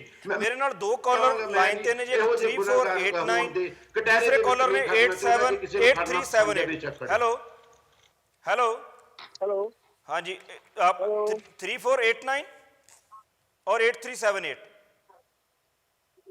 ਹੈਲੋ ਹੈਲੋ 8378 ਮੇਰੇ ਨਾਲ ਕਾਲਰ ਨੇ ਜੀ, ਤੁਸੀਂ ਔਨ 에ਅਰ ਹੋ ਜੀ? हाँ जी हाँ जी हाँ जी हाँ जी सर, अपना शुभ नाम जी? मेरा नाम सुदीप मान है जी। जी सर, ਕਿਹੜੇ ਸ਼ਹਿਰ ਤੋਂ ਬੋਲ ਰਹੇ? हाँ जी, मैं विस्कॉन्सिन अमेरिका तो बोल रहे हैं जी। जी सर, ਕੀ ਕਹਿਣਾ ਚਾਹੋਗੇ ਜੀ? हाँ जी, मेरा नाम सुदीप मान है जी, मैं जी। विस्कॉन्सिन तो बोल रहे हैं अमेरिका तो जी। हाँ जी सर, ਤੁਸੀਂ ਔਨ 에ਅਰ ਹੋ ਜੀ, ਆਪਣੀ ਗੱਲ ਕਰ ਸਕਦੇ ਹੋ। हाँ जी, मेरा कहना, हाँ जी, मैं ये कहना चाहना है कि देखो पंजाब ਦੇ ਵਿੱਚ ਸਭ ਤੋਂ ਪਹਿਲਾਂ ਤਾਂ ਸਾਡੇ ਇੰਡੀਆ ਦੇ ਵਿੱਚ ਕੋਈ ਬੰਦਾ, हाँ जी मैं बोल रही जी, आवाज आ रही मेरी? ਤੁਸੀਂ ਔਨ 에ਅਰ ਹੋ ਜੀ, ਤੁਸੀਂ ਟੀਵੀ ਦੀ ਆਵਾਜ਼ ਬੰਦ ਕਰ ਦਿਓ, ਮੈਨੂੰ ਫੋਨ ਤੇ ਸੁਣੋ ਜੀ ਤੁਸੀਂ। अच्छा जी ठीक है। हाँ जी, तो ਗੱਲ ਕਰੋ ਜੀ, ਤੁਹਾਡੀ ਆਵਾਜ਼ ਜਾ ਰਹੀ ਹੈ ਜੀ ਟੀਵੀ ਤੇ। हाँ जी ठीक है जी। मैं ये कहना चाहना जी, देखो ਸਾਡੇ ਪੰਜਾਬ ਦੇ ਵਿੱਚ, ਇੰਡੀਆ ਦੇ ਵਿੱਚ ਕੋਈ ਪਹਿਲਾਂ ਤਾਂ ਬੰਦਾ ਆਪ ਨੂੰ ਇਹ ਨਹੀਂ ਕਹਿੰਦਾ ਕਿ ਮੈਂ ਇੰਡੀਅਨ ਹਾਂ। ਮੈਂ ਅਮਰੀਕਾ 'ਚ ਆਪਾਂ ਰਹਿੰਦੇ ਹਾਂ, ਆਪਾਂ ਪਹਿਲਾਂ ਇਹ ਕਹਿੰਦੇ ਹਾਂ ਕਿ ਅਸੀਂ ਹਿੰਦੂ ਜੀ ਅਮਰੀਕਨਸ ਹਾਂ ਜੀ। ਅਸੀਂ ਸਟੇਟਾਂ ਬਣਾ ਰੱਖੀਆਂ ਨੇ, ਕੋਈ ਕਹਿੰਦਾ ਮੈਂ ਪੰਜਾਬੀ ਹਾਂ, ਕੋਈ ਕਹਿੰਦਾ ਮੈਂ ਜੈ ਮਹਾਰਾਸ਼ਟਰੀ ਹਾਂ, ਕੋਈ ਕਹਿੰਦਾ ਜੀ ਮੈਂ ਯੂਪੀ ਦਾ। ਸਾਨੂੰ ਸਭ ਤੋਂ ਪਹਿਲਾਂ ਆਪਣੇ ਆਪ ਨੂੰ ਐਡਾ ਸਟਰੋਂਗ ਬਣਾਉਣਾ ਚਾਹੀਦਾ ਜਿਸ ਅਸੀਂ ਇਹ ਕਹੀਏ ਕਿ ਅਸੀਂ ਹਿੰਦੁਸਤਾਨੀ ਹਾਂ, ਅਸੀਂ ਇੰਡੀਅਨਸ ਹਾਂ। ਸਾਡਾ ਪਹਿਲਾ ਨਾਰਾ ਇੰਡੀਅਨਸ ਹੋਣਾ ਚਾਹੀਦਾ, ਨਾ ਕਿ ਅਸੀਂ ਸਟੇਟ ਵਾਈਜ਼ ਨਾਰੇ ਲਾਈਏ। ਐਦਾਂ ਤਾਂ ਸਟੇਟਾਂ ਡਿਵਾਈਡ ਹੋ ਜਾਣਗੀਆਂ। ਨੰਬਰ ਦੂਸਰੀ ਗੱਲ, ਹੁਣ ਸਾਡੇ ਕੋਲੇ ਇਲੈਕਸ਼ਨ ਆ ਗਈ ਪੰਜਾਬ ਦੀ, ਚਲੋ ਥਰਡ ਪਾਰਟੀ ਹੈ, ਆਮ ਆਦਮੀ ਪਾਰਟੀ ਹੈ, ਲੋਕ ਬੜੇ ਕ੍ਰਿਟਿਸਿਜ਼ਮ ਚੱਲ ਰਿਹਾ, ਕੁਛ ਕਰਨਗੇ ਨਹੀਂ ਕਰਨਗੇ, ਸੈਪਰੇਟ ਇਸ਼ੂ ਹੈ। ਸਾਡਾ ਇਸ ਵੇਲੇ ਮੰਤਵ ਇਹ ਹੈ, ਅਸੀਂ ਕਾਂਗਰਸ ਤੇ ਅਕਾਲੀਆਂ ਦਾ ਕਨੈਕਸ਼ਨ ਤੋੜਨਾ, ਦੋਨਾਂ ਦਾ। ਜਿੰਨੀ ਦੇਰ ਇਹ ਨਹੀਂ ਟੁੱਟੂਗਾ, ਤੀਜੀ ਪਾਰਟੀ ਦੀ ਲੁੱਟ ਕੇ ਖਾ ਜਾਵੇ, ਕੋਈ ਸਾਨੂੰ ਸਮੱਸਿਆ ਨਹੀਂ, ਪਰ ਅਸੀਂ ਪਹਿਲਾਂ ਉਹਨਾਂ ਦੋਨਾਂ ਨੂੰ ਵਿੱਚੋਂ ਵੱਖ ਕਰ ਦੇਣਾ। ਤੁਹਾਨੂੰ ਕਿਉਂ ਸਮੱਸਿਆ ਨਹੀਂ ਜੀ? ਅਸੀਂ ਤੀਜੀ ਪਾਰਟੀ ਨੂੰ ਕਿਉਂ ਲੁੱਟਣ ਦਈਏ? ਜੇ ਦੋਵਾਂ ਨੂੰ ਅਸੀਂ ਖਤਮ ਕਰਨਾ, ਅਸੀਂ ਤੀਜੀ ਪਾਰਟੀ ਨੂੰ ਕਿਉਂ ਲੁੱਟਣ ਦਈਏ? ਉਹ ਤਾਂ ਪਹਿਲੇ ਲੁੱਟ ਕੇ ਸਾਨੂੰ ਦੋ ਪਾਰਟੀਆਂ ਤਾਂ ਪਹਿਲੇ ਲੁੱਟ ਚੁੱਕੀਆਂ ਨੇ। ਮੈਂ ਉਹੀ ਕਹਿਣਾ ਵੀ ਜੇ ਅਸੀਂ ਤੀਜੀ ਪਾਰਟੀ ਨੂੰ ਕਿਉਂ ਲੁੱਟਣ ਦਈਏ? ਤੀਜੀ ਪਾਰਟੀ ਨੂੰ ਕਿਉਂ ਨਹੀਂ ਸ਼ੁਰੂ ਤੋਂ ਵਾਰਨ ਕਰਕੇ ਰੱਖੀਏ ਵੀ ਉਹ ਲੁੱਟ ਨਹੀਂ ਸਕਦੇ ਸਾਨੂੰ? ਅਸੀਂ ਲੁੱਟਣ ਤਾਂ ਨਹੀਂ ਦਿੰਦੇ, ਪਰ ਕਹਿੰਦੇ ਹੋਪ ਸਸਟੇਨਸ ਲਾਈਫ, ਉਮੀਦ ਦੀ ਜ਼ਿੰਦਗੀ ਚੱਲਦੀ ਹੈ। ਅਸੀਂ ਇਸ ਚੀਜ਼ ਦੇ ਉੱਤੇ ਸਾਡਾ ਇਹ ਹੈ ਕਿ ਅਸੀਂ ਉਹਨਾਂ ਦਾ ਹੀ ਸਮਰਥਨ ਕਰਾਂਗੇ ਤੇ ਉਹਨਾਂ ਨੂੰ ਵਾਚ ਵੀ ਕਰਾਂਗੇ, ਦੇਖਾਂਗੇ ਵੀ, ਠੀਕ ਹੈ ਜੀ। ਹਾਂ, ਸਾਡੀ ਹੁਣ ਇਸ ਵੇਲੇ ਜਿਹੜੀ ਸੋਚ ਆ ਉਹਨਾਂ ਦੇ ਨਾਲ ਸਾਡੇ ਕੋਲ ਹੁਣ ਬਚਣ ਦਾ ਹੋਰ ਕੋਈ ਚਾਰਾ ਨਹੀਂ ਹੈਗਾ। ਬਾਦਲ ਸਾਹਿਬ ਦਾ ਹੁਣ ਮੋਦੀ ਸਾਹਿਬ ਨੇ ਨੋਟਾਂ ਦਾ ਕੰਮ ਕਰ ਲਿਆ, ਬਾਦਲ ਸਾਹਿਬ ਦੇ ਘਰੋਂ ਇੱਕ ਨਵਾਂ ਪੈਸਾ ਨਹੀਂ ਫੜਿਆ ਗਿਆ। ਕਿੱਥੇ ਗਏ ਪੈਸੇ ਉਹਨਾਂ ਦੇ? ਬਾਦਲ ਸਾਹਿਬ ਦੇ ਪੈਸੇ ਕਿੱਥੇ ਚਲੇ ਗਏ? ਉਹ ਕਿੱਥੋਂ ਲੈ ਗਏ? ਅੱਜ ਤੱਕ ATM ਦੀ ਲਾਈਨਾਂ 'ਚ ਵਾਸ ਕਰੀਦਾ, ਕਦੇ ਕੋਈ ਅਮੀਰ ਬੰਦਾ ਨਹੀਂ ਖੜਾ ਵੇਖਿਆ, ਇੱਕ ਗਰੀਬ ਬੰਦੇ ਖੜੇ ਆ ਸਾਰੇ ਲੈਣ, ਜਿਨ੍ਹਾਂ ਦੀ ਵਿਚਾਰਿਆਂ ਦੀ ਮਿਹਨਤ ਦੀ ਕਮਾਈ ਹੈ। ਸੋ ਇਹ ਚੀਜ਼ਾਂ ਵੇਖ ਕੇ ਪਤਾ ਲੱਗਦਾ ਕਿ ਇਹ ਜਿਹੜੀ ਮੋਦੀ ਸਾਹਿਬ ਨੇ ਪੈਸੇ ਫਿਰ 1000 ਦਾ ਬੰਦ ਕਰਕੇ 2 ਤੁਸੀਂ- ਲੱਖ ਚਲਾਤਾ। ਮਾਨ ਸਾਹਿਬ ਤੁਸੀਂ ਆਮ ਆਦਮੀ ਪਾਰਟੀ ਦੇ ਸਪੋਰਟਰ ਹੋ ਜੀ? ਮੈਂ ਕਿਸੇ ਪਾਰਟੀ ਦਾ ਸਪੋਰਟਰ ਨਹੀਂ ਜੀ। ਮੈਂ ਤਾਂ ਇਹ ਸੋਚਦਾ ਕਿ ਜੇ ਉਹ ਆਊਗੀ, ਉਮੀਦ ਹੈ ਉਹਨਾਂ ਦੀ ਤਾਂ ਉਮੀਦ ਹੈ ਕਿ ਹੋ ਸਕਦਾ ਕੁਝ ਚੰਗਾ ਕਰਨ।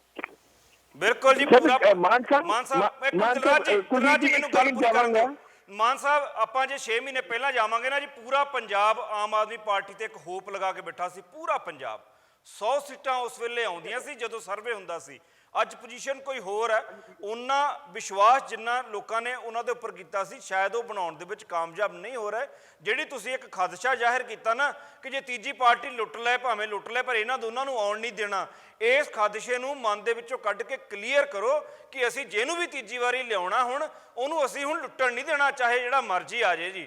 ਕਿਰਪਾ ਕਰਕੇ ਇੰਨਾ ਜ਼ਰੂਰ ਧਿਆਨ ਰੱਖੋ ਜੀ। ਇਸ ਗੱਲ ਨਾਲ ਮੈਂ ਤੁਹਾਡਾ ਸਹਿਮਤ ਹਾਂ। ਇਸ ਗੱਲ ਨਾਲ ਮੈਂ ਸਹਿਮਤ ਹਾਂ। ਹਾਂਜੀ, ਕਿ ਅਸੀਂ ਕੋਈ ਵੀ ਆਵੇ ਪਰ ਅਸੀਂ ਉਹਨੂੰ ਪੰਜਾਬ ਨੂੰ ਹੁਣ ਲੁੱਟਣ ਨਹੀਂ ਦੇਣਾ। ਲੁੱਟਣ ਨਹੀਂ ਦੇਣਾ, ਬਿਲਕੁਲ ਜੀ, ਦਰੁਸਤ ਜੀ। Thank you very much sir. ਮੈਂ ਬਿਲਕੁਲ ਸਹਿਮਤ ਹਾਂ ਤੁਹਾਡੇ ਨਾਲ ਜੀ thank you sir, thank you ਜੀ। ਮੇਰੇ ਨਾਲ ਇੱਕ ਹੋਰ ਕਾਲਰ ਜੁੜ ਗਏ ਨੇ ਜੀ 3489। ਹੈਲੋ, ਠੀਕ ਹੈ ਸਰ, ਠੀਕ ਹੈ। ਥੈਂਕ ਯੂ ਸਰ ਜੀ, ਥੈਂਕ ਯੂ ਜੀ। ਮਾਨ ਸਾਹਿਬ ਥੈਂਕ ਯੂ। ਹਾਂਜੀ 3489।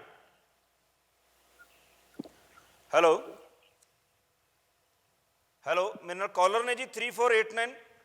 ਉਹ ਔਨ 에ਅਰ ਨੇ ਜੀ, ਇਸ ਵੇਲੇ ਗੱਲ ਕਰ ਸਕਦੇ ਆ। ਮੇਰਾ ਖਿਆਲ ਆ ਉਹਨਾਂ ਦੀ ਕਾਲ ਜਿਹੜੀ ਹੈਗੀ ਆ ਡਿਸਕਨੈਕਟ ਹੋ ਗਈ ਹੈ, ਜਾਂ ਉਹ ਮੈਨੂੰ ਸੁਣ ਨਹੀਂ ਪਾ ਰਹੇ। ਅਜੀਤ ਜੀ ਤੇ ਦਿਲਰਾਜ ਜੀ ਤੁਸੀਂ ਦੇਖੋ ਹਾਂ, ਹੁਣੇ ਜੀ, ਗੱਲ ਜੀ। ਹੋਈ ਸੀ ਔਰ ਜੀ। ਸ਼ਬਦੀਸ਼ ਜੀ ਵੱਲੋਂ ਗੱਲ ਹੋਈ ਸੀ। ਬੜੇ ਇਹਨਾਂ ਨੇ ਬਹੁਤ ਹੀ ਸੋਹਣੇ ਲਫ਼ਜ਼ਾਂ ਦੇ ਵਿੱਚ ਇੱਕ ਗੱਲ ਛੇੜੀ ਸੀ ਸਦਾਚਾਰ ਦੀ, ਜੀ ਕਿ ਕੁਝ ਲੋਕੀ ਗੱਲ ਕਰਦੇ ਜਾਂ ਕੁਝ ਪਾਰਟੀਆਂ ਜਿਹੜੀਆਂ ਹੈਗੀਆਂ ਜਾਂ ਕੋਈ ਟਿੱਪਣੀਕਾਰ ਜਿਹੜਾ ਹੈਗਾ ਉਹ ਸਦਾਚਾਰ ਨੂੰ ਭੁੱਲ ਜਾਂਦਾ ਹੈ। ਕਈ ਗੱਲਾਂ ਜਿਹੜੀਆਂ ਹੈਗੀਆਂ ਉਹ ਸੱਚੀਆਂ ਨੂੰ ਝੂਠੀਆਂ ਜਾਂ ਕੁਝ ਤੋੜ ਮਰੋੜ ਕੇ ਕਰਦਾ, ਜਾਂ ਕਿਸੇ ਪਾਰਟੀ ਨੂੰ ਲਫ਼ਜ਼ਾਂ ਦੇ ਨਾਲ ਸਪੋਰਟ ਕਰਨ ਦੀ ਕੋਸ਼ਿਸ਼ ਕਰਦਾ ਹੈ, ਕਿਸੇ ਪਾਰਟੀ ਦੇ ਔਗਣਾਂ ਨੂੰ ਲੁਕਾਉਣ ਦੀ ਕੋਸ਼ਿਸ਼ ਕਰਦਾ। ਵਾਕਿਆ ਜੇ ਇਦਾਂ ਕੀਤਾ ਜਾਵੇ ਉਹ ਵਾਕਿਆ ਇੱਕ ਗੈਰ ਸਦਾਚਾਰਕ ਚੀਜ਼ ਹੈ। ਪਰ ਜਦੋਂ ਸ਼ਬਦੀਸ਼ ਜੀ ਆਪ ਗੱਲ ਕਰਦੇ ਹੋਏ ਉਡਾਣਾਂ ਦੀ ਗੱਲ ਕਰਦੇ ਨੇ, ਪਰ ਜਿਹੜੀ ਹਜ ਯਾਤਰੀਆਂ ਨੂੰ ਸ਼ੁਰੂ ਤੋਂ 1947 ਤੋਂ ਲੈ ਕੇ ਸਬਸਿਡੀ ਦਿੱਤੀ ਜਾਂਦੀ ਹੈ ਉਹਦੀ ਗੱਲ ਨਹੀਂ ਕਰਦੇ। ਮੇਰਾ ਖਿਆਲ ਹੈ ਇਹ ਗੱਲ ਵੀ ਸਦਾਚਾਰ ਦੇ ਦਾਇਰੇ ਵਿੱਚ ਨਹੀਂ ਆਉਂਦੀ ਹੈਗੀ। ਠੀਕ ਹੈ, ਪ੍ਰਬੰਧ ਕਰਨਾ ਵੱਖਰੀ ਚੀਜ਼ ਹੈ, ਪਰ ਸਰਕਾਰ ਵੱਲੋਂ ਪੈਸੇ ਦੇ ਕੇ ਸਬਸਿਡੀ ਯਾਤਰਾ ਵਾਸਤੇ ਦੇਣੀ, ਔਰ ਮੇਰੇ ਖਿਆਲ ਹੈ ਜੇ ਹੁਣ ਤੱਕ ਸਬ ਟੋਟਲ ਕੀਤਾ ਜਾਵੇ ਕਿਸੇ ਹੋਰ ਫਿਰਕੇ ਦੇ ਲੋਕਾਂ ਨੂੰ ਏਡੀ ਵੱਡੀ ਧਾਰਮਿਕ ਯਾਤਰਾ ਦੀ ਸਬਸਿਡੀ ਨਹੀਂ ਦਿੱਤੀ ਗਈ ਹੋਊਗੀ ਜਿੰਨੀ ਮੁਸਲਮਾਨ ਤਬਕੇ ਦੀ ਦਿੱਤੀ ਹੋਈ। ਮੈਂ ਮੁਸਲਮਾਨ ਤਬਕੇ ਤੋਂ ਵਿਰੁੱਧ ਨਹੀਂ, ਆਪਣੀ ਗੱਲ ਸ਼ਾਮਲ ਕਰ ਲਓ। ਮੈਂ ਕਿਸੇ ਨੂੰ ਵੀ ਸਬਸਿਡੀਆਂ ਦੇਣ ਦੇ ਖਿਲਾਫ ਹਾਂ। ਔਰ ਦੂਸਰੀ ਗੱਲ, ਜਦੋਂ ਕਹਿੰਦੇ ਨੇ ਮੰਦਰ ਦੀ ਗੱਲ, ਜਾਂ ਕਾਂਗਰਸ ਪਾਰਟੀ ਨੇ ਆਪਣੇ ਆਪ ਨੂੰ ਨਹੀਂ ਲਪੇਟਿਆ ਸੰਪਰਦਾਇਕ ਦੰਗੇ ਜਿਹੜੇ ਝਗੜੇ ਨੇ ਇਹਨਾਂ ਦੇ ਵਿੱਚ। ਆ ਪਿੱਛੇ ਜਿਹੀ ਮੋਦੀ ਸਾਹਿਬ ਦੀ ਸਰਕਾਰ ਆਉਣ ਤੋਂ ਬਾਅਦ ਜਿਸ ਮੁਸਲਮਾਨ ਭਾਈ ਨੇ ਉੱਥੇ ਉਸ ਧਰਤੀ ਦੇ ਉੱਤੇ ਜਿੱਥੇ ਮੰਦਰ ਬਣਾਉਣ ਦੀ ਗੱਲ ਕੀਤੀ ਹੈ, ਮੁਕੱਦਮਾ ਪਾਇਆ ਹੈ, ਉਹਦੇ ਨਾਲ ਕੁਝ ਜਥੇਬੰਦੀਆਂ ਨੇ ਇੱਕ ਆਊਟ ਆਫ ਕੋਰਟ ਫੈਸਲਾ ਕਰ ਲਿਆ ਸੀ। ਉਹ ਬੰਦਾ ਸਹਿਮਤ ਹੋ ਗਿਆ ਸੀ। ਉਦੋਂ ਟੈਲੀਵਿਜ਼ਨ ਚੈਨਲਾਂ ਦੇ ਉੱਤੇ ਇੰਡੀਆ ਦੇ ਵਿੱਚ ਕਾਂਗਰਸ ਪਾਰਟੀ ਦੇ ਨੁਮਾਇੰਦੇ ਆ ਸਮਾਜ ਪਾਰਟੀ ਦੇ ਨੁਮਾਇੰਦੇ ਲਲਕਾਰ ਕੇ ਕਹਿ ਰਹੇ ਸੀ ਕਿ ਕੈਸੇ ਸਮਝੌਤਾ ਹੋ ਜਾਏਗਾ, ਕਿਉਂਕਿ ਪਤਾ ਸੀ ਸਮਝੌਤੇ ਤੋਂ ਬਾਅਦ ਉਹ ਇਸ ਪੱਧਰ ਮੰਦਰ ਮੁੱਦੇ ਦੇ ਉੱਤੇ ਮੁਸਲਮਾਨ ਵੋਟ ਨੂੰ ਪੋਲਰਾਈਜ਼ ਨਹੀਂ ਕਰ ਸਕਦੇ। ਕਿਵੇਂ ਕਹਿੰਦੇ ਹੋ? ਇੱਕ ਸਿਰਫ ਇਹੀ ਹੈ ਨਾ ਕਿ ਉਹਨਾਂ ਨੇ ਇੱਕ ਬੁਰਕਾ ਪਾਇਆ ਹੋਇਆ ਸੈਕੂਲਰਿਜ਼ਮ ਦਾ। ਅਦਰਵਾਈਜ਼ ਜਿੰਨੀ ਕਮਿਊਨਲ ਪਾਰਟੀ ਹੈਗੀ ਔਰ ਜਿੰਨੀ ਕਮਿਊਨਲ ਚਾਲਾਂ ਕਾਂਗਰਸ ਪਾਰਟੀ ਨੇ ਚੱਲੀਆਂ ਨੇ ਔਰ ਲੋਕਾਂ ਨੂੰ ਅਠੀਖੰਡ ਕੀਤਾ ਔਰ ਦੁਸ਼ਮਣ ਬਣਾਇਆ ਇੱਕ ਦੂਜੇ ਦੇ, ਔਰ 1984 ਦੇ ਵਿੱਚ ਟੋਟਲ ਉਹਨਾਂ ਨੇ ਹਰਮੰਦਰ ਸਾਹਿਬ ਤੇ ਹਮਲਾ ਕਰਕੇ 404 ਸੀਟ ਲਈ ਹੈ।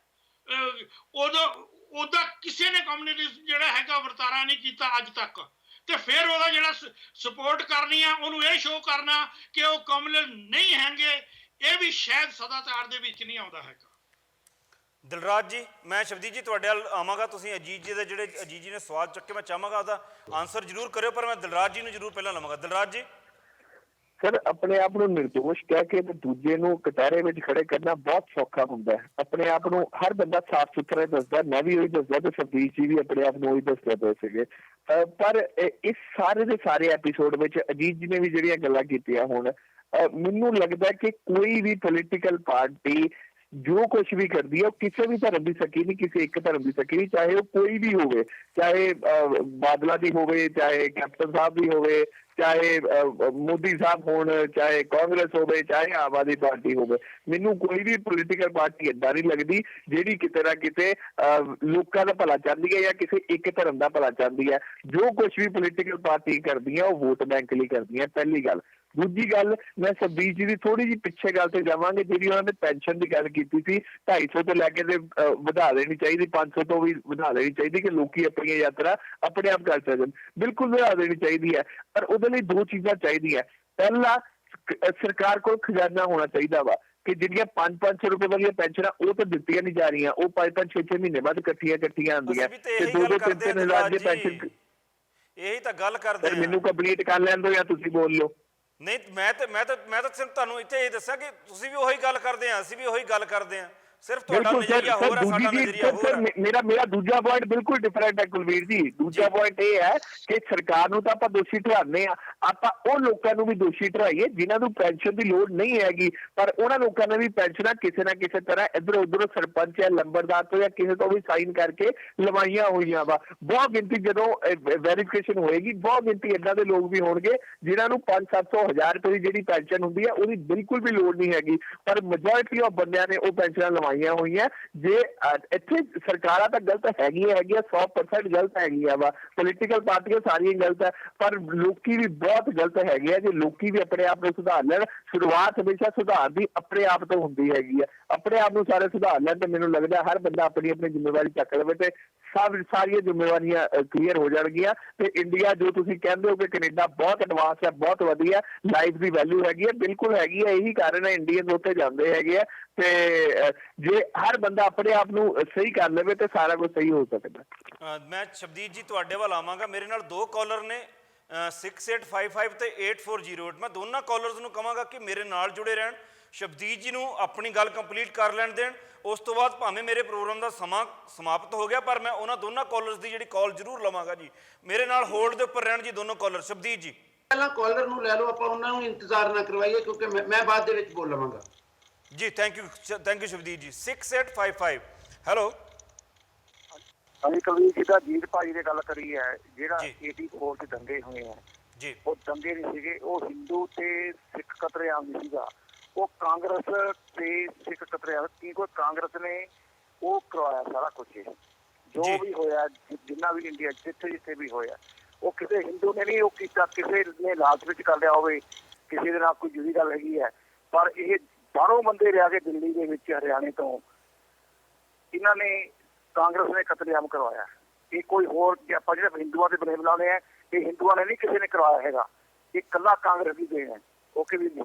ਓਕੇ ਜੀ, thank you sir, thank you ਜੀ। ਬਿਲਕੁਲ, ਜੇ ਆਪਾਂ ਹਾਲਾਤਾਂ ਦੇ ਉੱਪਰ ਨਿਗਾਹ ਮਾਰੀਏ ਉਸ ਵੇਲੇ ਜੀ ਅਜੀਤ ਜੀ, ਕਾਂਗਰਸ ਨੇ ਵੋਟ ਪੋਲਰਾਈਜੇਸ਼ਨ ਕੀਤੀ ਹੈ ਔਰ ਆਪਣੇ ਆਪ ਨੂੰ ਹਿੰਦੂਆਂ ਦੇ ਰਾਖੇ ਪੇਸ਼ ਕੀਤਾ ਹੈ। ਇਸ ਚੀਜ਼ ਨੂੰ ਤੁਸੀਂ ਨਹੀਂ ਝੁਟਲਾ ਸਕਦੇ। ਬਿਲਕੁਲ, ਇਹਨੂੰ ਵੀ ਮੈਂ ਉਸੇ ਸੰਦਰਭ ਦੇ ਵਿੱਚ ਇਸੇ ਕਰਕੇ ਉਹਨਾਂ ਚੋਣਾਂ ਦੇ ਵਿੱਚ ਸਿਰਫ 4 ਪਤਾ ਨਹੀਂ 2 ਸੀਟਾਂ ਆਈਆਂ ਸੀ ਬੀਜੇਪੀ ਦੀਆਂ, ਕਿਉਂਕਿ ਟੋਟਲ ਹਿੰਦੂ ਵੋਟ ਪੋਲਰਾਈਜੇਸ਼ਨ ਕਰ ਲਈ ਸੀ ਉਹਨਾਂ ਨੇ। ਬਿਲਕੁਲ, ਇਹ ਉਸੇ ਤਰੀਕੇ ਦੇ ਨਾਲ ਆ ਕਿ ਵੱਖ-ਵੱਖ ਤਰੀਕੇ, ਜਿੱਦਾਂ ਆਪਾਂ ਪਹਿਲਾਂ ਵੀ ਗੱਲ ਕਰ ਚੁੱਕੇ ਹਾਂ ਕਿ ਕਈ ਤਰੀਕਿਆਂ ਦੇ ਨਾਲ ਜਿਹੜੀਆਂ ਧਾਰਮਿਕ ਭਾਵਨਾਵਾਂ ਜਿਹੜੀਆਂ ਹੈਗੀਆਂ ਵੋਟ ਕਨਵਰਜਨ ਦੇ ਵਿੱਚ ਵਰਤੀਆਂ ਜਾਂਦੀਆਂ, ਔਰ ਚਾਹੇ ਉਹ ਪਿਆਰ ਨਾਲ ਵਰਤ ਲਓ, ਚਾਹੇ ਲੜਾ ਕੇ, ਚਾਹੇ ਕਿਸੇ ਮੁੱਦੇ ਦੇ ਉੱਤੇ, ਧਾਰਮਿਕ ਭਾਵਨਾਵਾਂ ਨੂੰ ਵਰਤ ਕੇ ਹੀ ਇੰਡੀਆ ਦੇ ਵਿੱਚ ਸਿਆਸਤ ਜਿਹੜੀ ਬੜੇ ਸਾਲਾਂ ਤੋਂ ਖੇਡੀ ਜਾ ਰਹੀ ਹੈ। ਮੇਰੇ ਨਾਲ ਕਾਲਰ ਨੇ ਜੀ 8408। ਹੈਲੋ। ਹਾਂਜੀ ਸਰ ਜੀ, ਮੈਂ ਇੱਕ ਛੋਟਾ ਜਿਹਾ ਇਨਪੁਟ ਪਾਣੀ ਚਾਹੁੰਦਾ ਕਿ ਸੁਖਬੀਰ ਜੀ ਨੂੰ ਮਰਿਆ ਇੱਕ ਕੁਐਸਚਨ ਕਰਿਓ ਕਿ BJP as a RSS the political wing ਹੈ, ਉਹ ਐਗਜ਼ਿਸਟੈਂਸ ਦੇ ਵਿੱਚ 1984 ਦੇ ਲਾਗੇ ਛਾਗੇ ਆਈ। ਪਹਿਲੀ ਵਾਰ ਉਹਨਾਂ ਨੇ 2 ਲੋਕ ਸਭਾ ਦੀਆਂ ਸੀਟਾਂ ਲੜੀਆਂ। ਉਸ ਤੋਂ ਪਹਿਲਾਂ ਆਰਐਸਐਸ ਹਮੇਸ਼ਾ ਕਾਂਗਰਸ ਨੂੰ ਹੀ ਸਪੋਰਟ ਕਰਦੀ ਰਹੀ। ਇੰਦਰਾ ਗਾਂਧੀ ਕਾਂਗਰਸ ਨੇ ਆਰਐਸਐਸ ਨੂੰ ਹਮੇਸ਼ਾ ਯੂਜ਼ ਕੀਤਾ। ਸ਼ਾਇਦ ਜੇ ਸ਼ਬਦੀਪ ਜੀ ਨੂੰ ਮਾੜੀਆ ਯਾਦ ਹੋਵੇ ਜਾਂ ਹਿਸਟਰੀ ਬੁੱਕਸ ਦੇ ਵਿੱਚ ਜਾ ਕੇ ਧਰਿੰਦਰ ਬ੍ਰਹਮਚਾਰੀ ਬਾਰੇ ਦੇਖ ਲੈਣ ਤਾਂ ਉਹਨਾਂ ਨੂੰ ਸ਼ਾਇਦ ਸਾਰੇ ਸਵਾਲਾਂ ਦੇ ਆਨਸਰ ਮਿਲ ਜੂਗੇ ਕਿ ਕਾਂਗਰਸ ਸੈਕੂਲਰਿਜ਼ਮ ਦੀ ਕਿੱਡੀ ਵੱਡੀ ਖਿਲਾਫਤ ਕਰਦੀ ਸੀ, ਕਹਿੰਦੀ ਕੁਛ ਹੋਰ ਸੀ ਤੇ ਕਰਦੀ ਕੁਛ ਹੋਰ ਸੀ। ਹਿਸਟਰੀ ਥੋੜੀ ਧਿਰਿੰਦਰ ਬ੍ਰਹਮਚਾਰੀ ਬਾਰੇ ਪਾਲਣ ਤੇ RSS ਦੀ ਸਪੋਰਟ ਇੰਦਰਾ ਗਾਂਧੀ ਨੂੰ ਕਿੱਦਾਂ ਮਿਲੀ, ਉਹ ਵੀ ਥੋੜਾ ਜਿਹਾ ਪਾਲਣ ਤਾਂ ਚੰਗਾ ਰਹੇਗਾ ਜੀ। ਜੀ ਮੈਂ ਸ਼ਬਦੀਪ ਜੀ ਵੱਲ ਹੀ ਜਾਵਾਂਗਾ, ਕਿਉਂਕਿ ਸ਼ਬਦੀਪ ਜੀ ਦਿਲਰਾਜ ਜੀ ਵੱਲੋਂ, ਅਜੀਤ ਜੀ ਵੱਲੋਂ ਔਰ ਸਾਡੇ ਕਾਲਰ ਜਿਹੜੇ ਸਾਡੇ ਨਾਲ ਹੁਣ ਜੁੜੇ ਸੀ ਉਹਨਾਂ ਵੱਲੋਂ ਵੀ ਸਵਾਲ ਤੁਹਾਡੇ ਲਈ ਆ। ਪ੍ਰੋਗਰਾਮ ਦਾ ਸਮਾਂ ਅਸੀਂ ਥੋੜ੍ਹਾ ਜਿਹਾ ਐਕਸਟੈਂਡ ਕਰ ਲੈਂਦੇ ਹਾਂ, ਪਰ ਮੈਂ ਚਾਹਾਂਗਾ ਕਿ ਤੁਸੀਂ ਆਨਸਰ ਜ਼ਰੂਰ ਕਰੋ ਜੀ ਤਿੰਨਾਂ ਸਵਾਲਾਂ ਦੇ। ਕੁਲਬੀਰ ਜੀ, ਪਹਿਲੀ ਗੱਲ ਤਾਂ ਇਹ ਹੈ ਕਿ ਮੈਂ ਆਪਣੀ ਸਾਰੀ ਗੱਲਬਾਤ ਦੇ ਵਿੱਚ ਕਿਤੇ ਨਹੀਂ ਕਿਹਾ ਕਿ ਕਾਂਗਰਸ ਠੀਕ ਕਰਦੀ ਰਹੀ ਹੈ। ਮੈਂ ਸਾਰੀ ਗੱਲਬਾਤ ਦੇ ਵਿੱਚ ਇਹੀ ਕਿਹਾ ਕਿ ਕਾਂਗਰਸ ਸੈਕੂਲਰਿਜ਼ਮ ਦੇ ਨਾਂ ਤੇ, ਸਰਵ ਧਰਮ ਸਮਭਾਵ ਦੇ ਨਾਂ ਦੇ ਉੱਤੇ ਦੇਸ਼ ਦੇ ਵਿੱਚ ਸੈਕੂਲਰਿਜ਼ਮ ਦੀ ਗਲਤ ਵਿਆਖਿਆ ਕਰਕੇ ਗਲਤ ਤਰੀਕੇ ਦੇ ਨਾਲ ਧਰਮ ਦੇ ਇਮੋਸ਼ਨ ਦਾ ਇਸਤੇਮਾਲ ਕਰਦੀ ਰਹੀ ਹੈ। ਮੈਂ 1984 ਦੇ ਨਵੰਬਰ ਦੇ ਕਤਲੇਆਮ ਦੀ ਗੱਲ ਜਾਣਬੁੱਝ ਕੇ ਨਹੀਂ ਸੀ ਕੀਤੀ, ਕਿਉਂਕਿ ਉਹਦੇ ਨਾਲ ਫਿਰ ਜੋੜ ਕੇ ਉੱਤੇ ਮੈਨੂੰ ਗੁਜਰਾਤ ਦੇ ਐਂਟੀ ਮੁਸਲਿਮ ਕਤਲੇਆਮ ਦੀ ਵੀ ਗੱਲ ਕਰਨੀ ਪੈਣੀ ਸੀ। ਔਰ ਮੈਂ ਸਿਰਫ ਉਹਨਾਂ ਮੂਵਸ ਦੀ ਗੱਲ ਕੀਤੀ ਸੀ ਜਿਹੜੀਆਂ ਧਰਮ ਦੇ ਨਾਂ ਦੇ ਉੱਤੇ ਸਰਕਾਰਾਂ ਜਾਂ BJP ਜਾਂ ਅਕਾਲੀ ਦਲ ਜਾਣਬੁੱਝ ਕੇ ਕਰਦੇ ਨੇ। ਕਤਲੇਆਮ ਜਦੋਂ ਹੁੰਦਾ ਉਦੋਂ ਇਹ ਓਪਨਲੀ ਕਦੇ ਵੀ ਨਹੀਂ ਮੰਨਦੇ ਕਿ ਅਸੀਂ ਉਹਦੇ ਵਿੱਚ ਸ਼ਾਮਲ ਹਾਂ। ਮੰਦਰ ਦੇ ਉੱਤੇ ਉਹ ਮੁਨਕਰ ਨਹੀਂ ਹੋ ਸਕਦੇ, ਪੰਥਕ ਅਪੀਲ ਤੇ ਮੁਨਕਰ ਨਹੀਂ ਹੋ ਸਕਦੇ। ਮੈਂ ਇਸੇ ਕਰਕੇ ਇਹਨਾਂ ਦੋ ਗੱਲਾਂ ਦੀ ਹੀ ਚਰਚਾ ਕੀਤੀ ਸੀ। ਜਿਹੜਾ ਐਂਟੀ ਮੁਸਲਿਮ BJP ਦਾ ਰੁਖ ਰਹਿੰਦਾ, ਮੈਂ ਉਹਦੀ ਜਾਣਬੁੱਝ ਕੇ ਗੱਲ ਨਹੀਂ ਸੀ ਕੀਤੀ। ਕਾਂਗਰਸ ਨੇ ਜਿਹੜਾ ਸਿੱਖ ਵਿਰੋਧੀ ਕਤਲੇਆਮ ਦੇ ਵਿੱਚ ਹੈਲਪ ਕੀਤੀ, ਉਹਦੀ ਗੱਲ ਨਹੀਂ ਸੀ ਕੀਤੀ।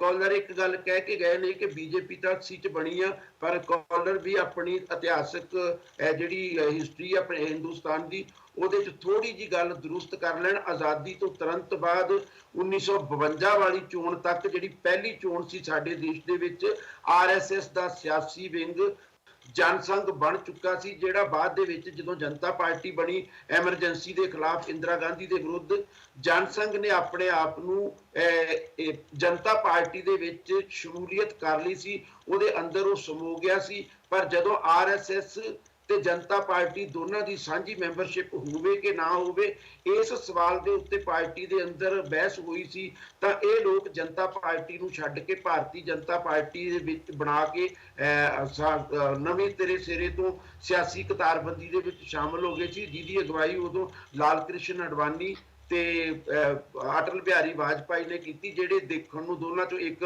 ਥੋੜਾ ਕੱਟੜ ਤੇ ਇੱਕ ਥੋੜਾ ਆਧਾਰ ਲੱਗਦਾ, ਪਰ ਦੋਨਾਂ ਨੇ ਇਸ ਨੁਕਤੇ ਦੇ ਉੱਤੇ ਹੀ ਜਨਤਾ ਪਾਰਟੀ ਦਾ ਸਾਥ ਛੱਡਿਆ ਸੀ ਕਿ ਅਸੀਂ RSS ਦੀ ਮੈਂਬਰਸ਼ਿਪ ਵੀ ਲਵਾਂਗੇ ਤੇ ਅਸੀਂ ਜਨਤਾ ਪਾਰਟੀ ਦੀ ਮੈਂਬਰਸ਼ਿਪ ਵੀ ਲਵਾਂਗੇ। ਜਨਤਾ ਪਾਰਟੀ ਦੇ ਵਿੱਚ ਜਿਹੜੇ ਸੈਕੂਲਰ ਲੋਕ ਸੀ, ਮਧੂ ਲਿਮੇ ਵਰਗੇ ਜਾਂ ਹੋਰ ਲੋਕ, ਉਹਨਾਂ ਨੇ ਇਹ ਕਿਹਾ ਸੀ ਕਿ ਫਿਰ ਅਸੀਂ ਤੁਹਾਡੇ ਨਾਲ ਨਹੀਂ ਚੱਲ ਸਕਦੇ, ਅਸੀਂ ਤੁਹਾਨੂੰ ਆਪਣੇ ਨਾਲ ਨਹੀਂ ਰੱਖ ਸਕਦੇ। ਇਸ ਕਰਕੇ ਅਸੀਂ ਇਹ ਨਹੀਂ ਕਹਿ ਸਕਦੇ ਕਿ ਪਹਿਲਾਂ ਸਿਰਫ ਉਹ ਕਾਂਗਰਸ ਨੂੰ ਹੀ ਸਪੋਰਟ ਕਰਦੇ ਰਹੇ, ਉਹ ਉਦੋਂ ਵੀ ਜਨਸੰਘ ਨੂੰ ਹੀ RSS ਸਪੋਰਟ ਕਰਦਾ ਰਿਹਾ। ਵਕਤ ਬਾ ਵਕਤ ਜਦੋਂ ਉਹਨਾਂ ਨੂੰ ਕੋਈ ਗੱਲ ਠੀਕ ਲੱਗਦੀ ਰਹੀ, ਉਹਨਾਂ ਨੇ ਕਾਂਗਰਸ ਨੂੰ ਵੀ ਸਪੋਰਟ ਕੀਤੀ। 1971 ਦੇ ਵਿੱਚ ਜਦੋਂ ਬੰਗਲਾਦੇਸ਼ ਦੀ ਵੰਡ ਹੋਈ, ਭਾਰਤ ਨੇ ਉਹਨੂੰ ਸਪੋਰਟ ਕੀਤਾ ਭਾਸ਼ਾ ਦੇ ਆਧਾਰ ਦੇ ਉੱਤੇ ਚੱਲਦੇ ਅੰਦੋਲਨ ਨੂੰ। ਜਿਹੜਾ ਭਾਸ਼ਾ ਦੇ ਆਧਾਰ ਦੇ ਉੱਤੇ ਜੇ ਮੈਂ ਕਹਾਂ ਤਾਂ ਜਸਟੀਫਾਈਡ ਅੰਦੋਲਨ ਸੀ, ਔਰ ਉਹਦੇ ਵਿੱਚ ਕਿਉਂਕਿ ਇੱਕ ਇਸਲਾਮ ਦੇ ਨਾਂ ਤੇ ਬਣੇ ਹੋਏ ਮੁਲਕ ਦੇ ਟੁੱਟਣ ਦਾ ਮਾਮਲਾ ਸੀ, ਇਸ ਕਰਕੇ ਦੁਰਗਾ ਵੀ ਕਹਿ ਦਿੱਤਾ ਸੀ ਇੰਦਰਾ ਗਾਂਧੀ ਨੂੰ, ਔਰ ਕਿਹਾ ਵੀ ਵਾਜਪਾਈ ਸਾਹਿਬ ਨਹੀਂ ਸੀ ਉਦੋਂ, ਔਰ ਉਦੋਂ ਵਾਜਪਾਈ ਸਾਹਿਬ ਜਨਸੰਘ ਦੇ ਲੀਡਰ ਸਨ, RSS ਦੇ ਲੀਡਰ ਉਹ ਉਦੋਂ ਵੀ ਨਹੀਂ ਸਨ। ਇਸ ਕਰਕੇ ਇਦਾਂ ਨਹੀਂ। ਦੂਸਰੀ ਗੱਲ, ਜਦੋਂ ਕਦੇ ਵੀ ਦੇਸ਼ ਦੇ ਵਿੱਚ ਕਾਂਗਰਸ ਦੀਆਂ ਨੀਤੀਆਂ ਕਰਕੇ ਜਦੋਂ ਕਦੇ ਵੀ RSS ਨੂੰ ਨਜ਼ਰ ਆਇਆ ਕਿ ਇਹਦੇ ਨਾਲ ਹਿੰਦੂ ਕਮਿਊਨਿਟੀ ਇਕਮੁੱਠ ਹੋ ਸਕਦੀ ਆ, ਹਰ ਵਾਰ ਉਸ ਮੁੱਦੇ ਦੇ ਉੱਤੇ RSS ਨੇ ਕਾਂਗਰਸ ਦੀ ਸੁਚੇਤ ਜਾਂ ਅਚੇਤ ਬੋਲ ਕੇ ਜਾਂ ਚੁੱਪ ਰਹਿ ਕੇ ਸਪੋਰਟ ਕੀਤੀ ਆ, ਔਰ ਉਸ ਮੁੱਦੇ ਨੂੰ ਹੋਰ ਹਵਾ ਦੇਣ ਦਾ ਯਤਨ ਕੀਤਾ। 1984 ਦੇ ਸਿੱਖ ਵਿਰੋਧੀ ਕਤਲੇਆਮ ਦੇ ਵਿੱਚ ਕਾਂਗਰਸ ਨੇ ਪੂਰੀ ਤਰ੍ਹਾਂ ਸਿੱਖ ਵਿਰੋਧੀ ਨਜ਼ਰੀਆ ਅਖਤਿਆਰ ਕੀਤਾ, ਔਰ ਪੂਰੀ ਤਰ੍ਹਾਂ ਸਾਰੇ ਦੇ ਸਾਰੇ ਸਿੱਖਾਂ ਨੂੰ ਬਦਨਾਮ ਕੀਤਾ ਗਿਆ। ਕੁਝ ਲੋਕ ਹਰਮੰਦਰ ਸਾਹਿਬ ਦੇ ਵਿੱਚ ਟੈਰਰਿਸਟ ਬਣ ਕੇ ਬੈਠੇ ਹੋਏ ਸਨ, ਪਰ ਇੰਜ ਸ਼ੋਅ ਕੀਤਾ ਗਿਆ ਸਾਰੇ ਮੁਲਕ ਦੇ ਵਿੱਚ ਜਿਵੇਂ ਸਾਰੇ ਦਾ ਸਾਰਾ ਸਿੱਖ ਭਾਈਚਾਰਾ ਖਾਲਿਸਤਾਨ ਮੰਗਦਾ। ਹਾਲਾਂਕਿ ਬਹੁਤ ਸਾਰੇ ਸਿੱਖ ਭਾਈਚਾਰੇ ਦੇ ਲੋਕ, ਈਵਨ ਅੰਮ੍ਰਿਤਧਾਰੀ ਲੋਕ, ਉਹਨਾਂ ਦਹਿਸ਼ਤਗਰਦਾਂ ਹੱਥੋਂ ਮਾਰੇ ਜਾ ਰਹੇ ਸੀ ਜਿਹੜੇ ਖਾਲਿਸਤਾਨ ਦੀ ਮੰਗ ਕਰ ਰਹੇ ਸੀ। ਪਰ ਕਾਂਗਰਸ ਦਾ ਪ੍ਰਚਾਰ ਫਿਰ ਵੀ ਇੰਜ ਹੀ ਹੁੰਦਾ ਰਿਹਾ ਜਿਵੇਂ ਸਾਰਾ ਸਿੱਖ ਭਾਈਚਾਰਾ ਪੰਜਾਬ ਦੇ ਵਿੱਚ ਖਾਲਿਸਤਾਨ ਦੀ ਮੰਗ ਕਰ ਰਿਹਾ।